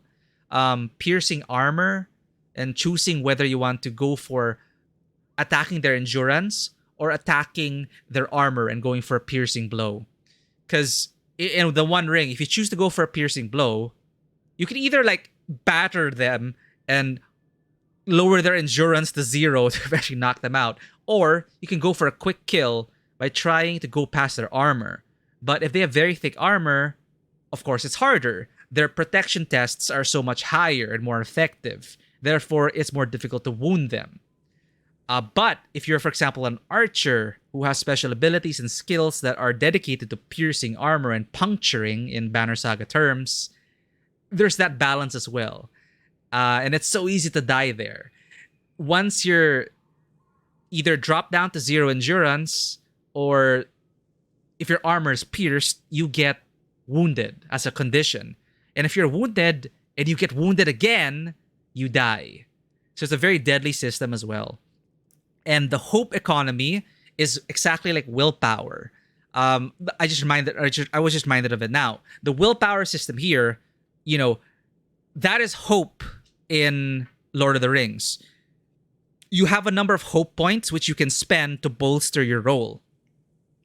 And you have to choose whether you want to exhaust your pool of hope or to save it, of course, for future encounters, because you don't just recover hope right away. Your morale also matters in terms of maintaining your hope, because the more you encounter darkness and the shadow and you fail your fear tests, you become afraid against Sauron and his forces, the shadow creeps up, and this shadow builds up, lowering, and the shadow ever meets your hope threshold. And your hope, remember, you have an option to use your hope. So you use hope, you use up your hope, you use up your hope, and if it eventually meets your shadow level, then you become there's another like option for it, which is there's another status effect, which is what is that? Something about being demoralized. It's not demoralized. It's like being demoralized.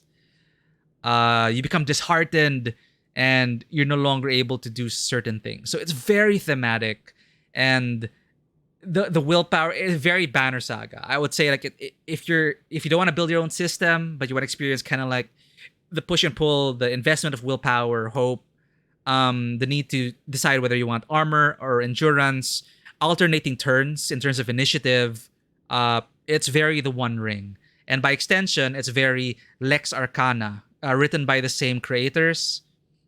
Lex Arcana is mythological Rome. It's basically what if Rome survived because of magic. So it's what if the Roman Empire persisted to past the fall of Rome. So it's historical fantasy. It uses a very similar system as Lord of the Rings, but obviously different in flavor. But yeah, if you were talking about that, sorry, I was just lost there for a moment. You did adopt the way they do combat. That reminds you of Genesis as well, with how they handle action economy and GM NPC turns. I love the initiative system in Genesis, Star Wars, by the way. You remember Fable's morality transformation system is pretty good. I enjoyed the first Fable. I never played the others. I never finished the first Fable though. But that was pretty fun in terms of having morality systems physically affect you. Though I know how divisive that can be in terms of the what does evil look like? It kind of paints a certain picture, like evil is ugly or evil is disfigured, and I didn't want to fall into that trap, right? Of thinking just because you're scarred or disfigured means you're evil or something. Which is kind of what they did in terms of renegade points in Mass Effect. Just because the renegade look was someone who was scarred and disfigured. I kind of get it. Like on the surface, you're stereotypically, but I would have rather us being in charge of our own appearance, because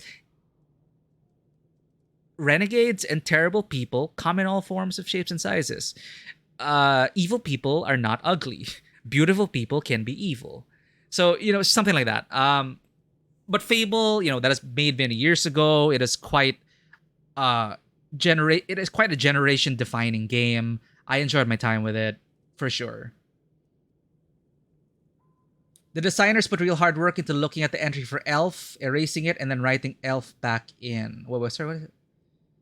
Did you hear about the Tolkien RPG that is being re-released for D&D 5e? Yeah, they I get it. They want to make it more accessible. That system, that stream. Actually, Eric recommended that stream as well. Fisher recommended that stream. The one they were using, the One Ring 5e implementation of it. I tried the original edition actually. The One Ring second ed. The one we have now is technically third ed. But the One Ring second ed, or 1.5, I guess. 1.5. They actually did translate it already to D&D 5e before. And I tried it. I tried to see how they try to adapt the themes into it, and it felt pretty okay. Like a low magic, more grounded D&D setting where combat was, as challenging as it could be, and hope, journeys, and social encounters were buffered and improved.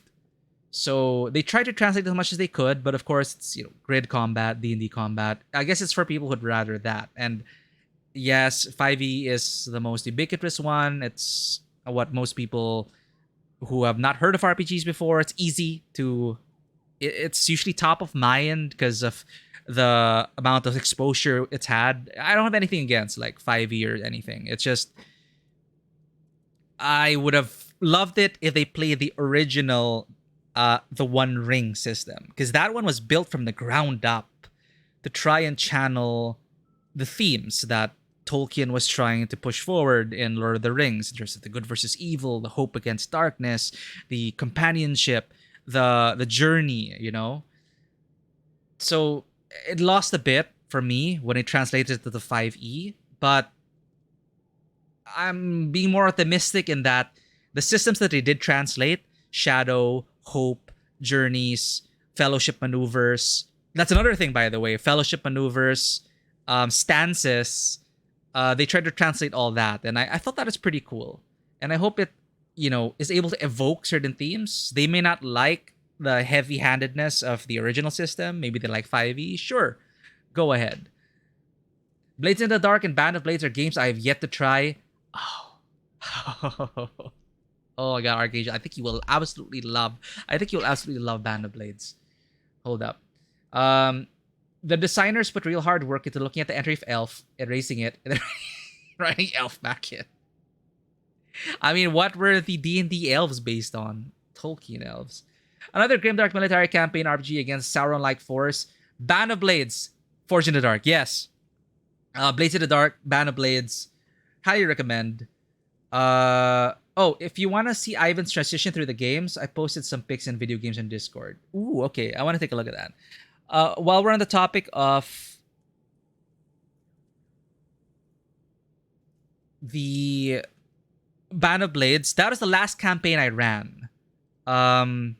What I did was I used the campaign format of Band of Blades, and I mashed it with Genesis, more specifically Realms of Terranoth, the fantasy setting of Genesis. And overall, like combining the campaign mechanics, the game boardiness of the managing your company, having the quartermaster, the roles. It's like we did the macro perspective in Band of Blades campaign format, and we did the micro perspective. We played out the encounters via Genesis, and it was such a rewarding. I think we were playing it for a year. It was a year-long campaign. It is, I would. It's rare for me to be happy about my own accomplishments, but that's one of the rare occasions where I was very happy with that campaign overall. It is such a great experience, and in a way, it's also what's making me afraid of getting back into the game master seat, because how will I be able to tell stories like that again? But what really helped was I can't take credit for the story writing, because as a template, as a format, Band of Blades helped enable that. At its heart, it is a Band of Blades campaign, and with using the Forge in the Dark system, it is such a great experience. If you like Banner Saga, it may not come close in terms of combat wise, but campaign wise, it is very Banner Saga, I would say. The feel of it, because essentially it's the same thing. The whole campaign in Band of Blades is you running away from the undead with meager resources, making stops along the way on your way to your final destination, which is like Skyhold, was it? Basically, you're going to Arbarang. It's essentially the same thing. The whole campaign is from one end of the map, from the front lines, trying to get to Arbarang to hold out against the darkness. Essentially the same plot line, and you have your just like Bellower, the Eyeless, these legendary figures you fight. The undead army also has their own lieutenants, legendary figures, and they're chasing after you. They're hounding you after, they're at your heels, and you're stopping by different towns. Same problems. Like, oh, please, let us join your caravan. But your quartermaster is like, we don't have enough food to support these people. So all of these are decisions you have to make as players at the table. I cannot say anything more good things about it. Band of Blades. I highly, highly recommend it. If you don't like the system, try using it as a campaign template. Okay, so let's look at Ivan's transition. I did not even realize it. Yeah, you know what? I never noticed. Yeah. He did get after exerting himself at the bridge, he did get gray hair. Very aesthetic, right? Like one strand of gray, the one lock of gray hair. Very aesthetic in the right place. Very rogue, right? And he loses control, and we saw his transformation in the end to be like that. I'm just so curious. Like, what did Juno and Ivan do? They blamed them for everything, but I'm pretty sure there's something behind that. So we're gonna find that out next time. Okay, I guess we're wrapping up now. It is 5 a.m., but you were right on the money, Matthew. The credits have rolled, but thank you for bringing all of this up. Fable's morality system was okay. It is groundbreaking from a technical perspective. Seminal, if not influential, but today not worth repeating. Yeah. I would never call 5e easy, but that's a topic for another conversation. Yeah, maybe I'm wrong there. Easy in terms of accessibility, in terms of getting the books here, the dice, the support, and easy in terms of, we have to admit, it is in terms of like pop culture and top of mind when it comes to talking about RPGs, I will admit, it is still the biggest one that you would think of. Other people may think of. But it's nice. Yeah, it's a gateway. Hopefully, it does bring in more people. I know a lot of people who enter through D&D, and then they found that they love tabletop RPGs and wanted to explore other systems. And then, I don't want to gatekeep. I'm not gatekeeping. I don't want to gatekeep people. If they want D&D to be their first experience, sure. And I just hope that they love tabletop role-playing games to see the potential in other systems and experience other systems, which can provide stories and experiences that D&D cannot. So, I'd love for people to experience more tabletop RPGs. Like a cat, you realize the little screen behind you is playing animations, and now you can't stop looking. Yeah, that's a Divoom. That's actually a speaker. That's actually a speaker with some pixel art in it. Why isn't it? Yeah, it's pixel art. It's pretty cool. The speakers are actually very good. Like if you want portable speakers, check out the Divoom series.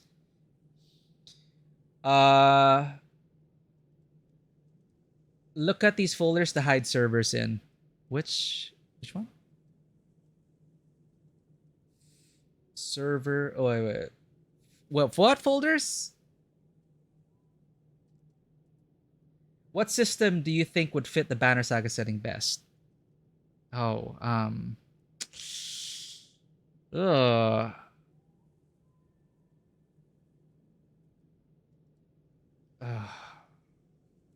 Band of Blades. I haven't played many systems. I have not played a lot of systems. So based on my limited experience, if you want to capture overall the feeling of a Banner Saga, of the games of the Banner Saga trilogy, Band of Blades comes very close, I would say. Like combat, sure, whatever, it's Forged in the Dark, but the entire format overall, it is very Banner Saga experience, because you're making very similar decisions as Rook, as Bulwark, as Ivor. Like you are them in Band of Blades. You play as these leaders, and you have to lead your caravan to safety. And what I love about it is, since there is a set campaign with multiple paths, by the way, there's a map with multiple paths. I'll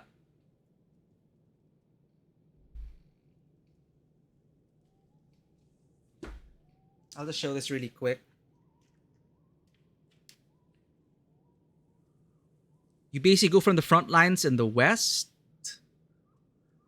and find safety in the east to make your final stand. So those are stops along the way, and you choose your path. So my table chose one path and had a certain experience. Your table may choose another path and make totally different decisions. Now, we may have played the same campaign, but our playthroughs may have been entirely different. So I love it.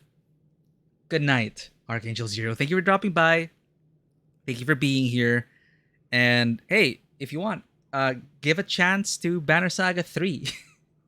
I may be just as frustrated as you are right now in terms of the way certain things happened. But, I'm enjoying the journey. We are going to finish the story, and that's what we're going to continue next week. You were able to play Band of Blades for 12 sessions with one guy from Ireland and another guy from India, just two players operating the entire company, fleeing the undead. That is tough. Actually, that is tough. Just two players playing multiple roles, because yeah. In Band of Blades, there are basically two roles. People play two roles. You on paper, raw, you create a soldier, and you also play either a role in the company as a quartermaster, spy master, etc., etc., etc. So you actually have two character sheets essentially. And it's a lot of bookkeeping. It is a lot of bookkeeping. So ideally, you do have a full party to fill in the major roles. But that's a challenge. Sounds fun also. Two players operating everyone. Evil had to acquire the license for Banner Saga. Why don't we have a Banner Saga tabletop RPG? Does it need one? I don't know.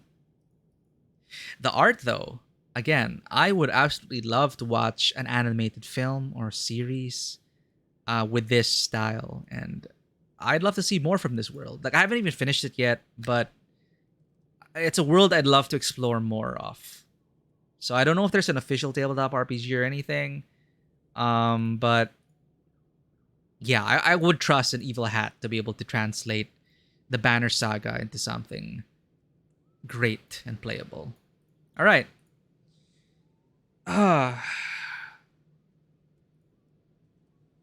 Let's see. Let's see.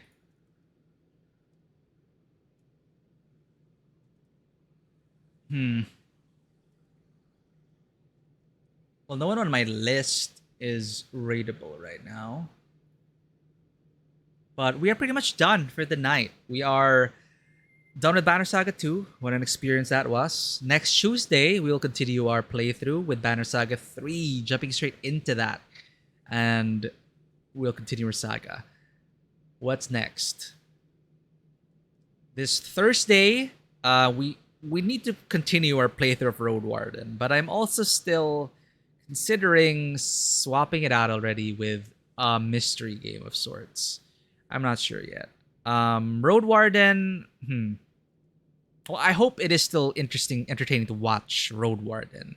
It is fun to play. It's just I'm not sure if it's totally streamable or if people really do like it as a stream. But yeah, we do have to finish Road Warden. That is our usual stuff on Thursday. And over the weekend, we will be finishing Resident Evil 4 Remake. I believe we have 3 chapters left, so we might be able to finish the banners Resident Evil 4 Remake this weekend. Then we can move on to other awesome stuff. Because there are so many great games to play, not enough time to play it. But thank you for being here to share these experiences with us. It's all the more richer to be able to discuss these stories with you and enjoy the games with you all. Would not have expected this to happen. So thank you everyone for dropping by and hanging out, sharing your thoughts, and for those who are lurking, and if you did enjoy this content, if you haven't already, please do consider following us, clicking that follow button, and checking us out on Twitter, Instagram, and YouTube. Our Discord is also open 24/7 if you wish to become a part of the Tabletop Cinema community. But hopefully we'll have more in store for you, more original content down the road as we continue to grow and as we continue to sow our experiences into this saga that is Tabletop Cinema. So that's how it is. Thank you for joining us for the finale of Banner Saga 2. I'll see you all for the next stream. That's all I got for you today. And as always, welcome to the table. Have a great one, and bye-bye. Take care.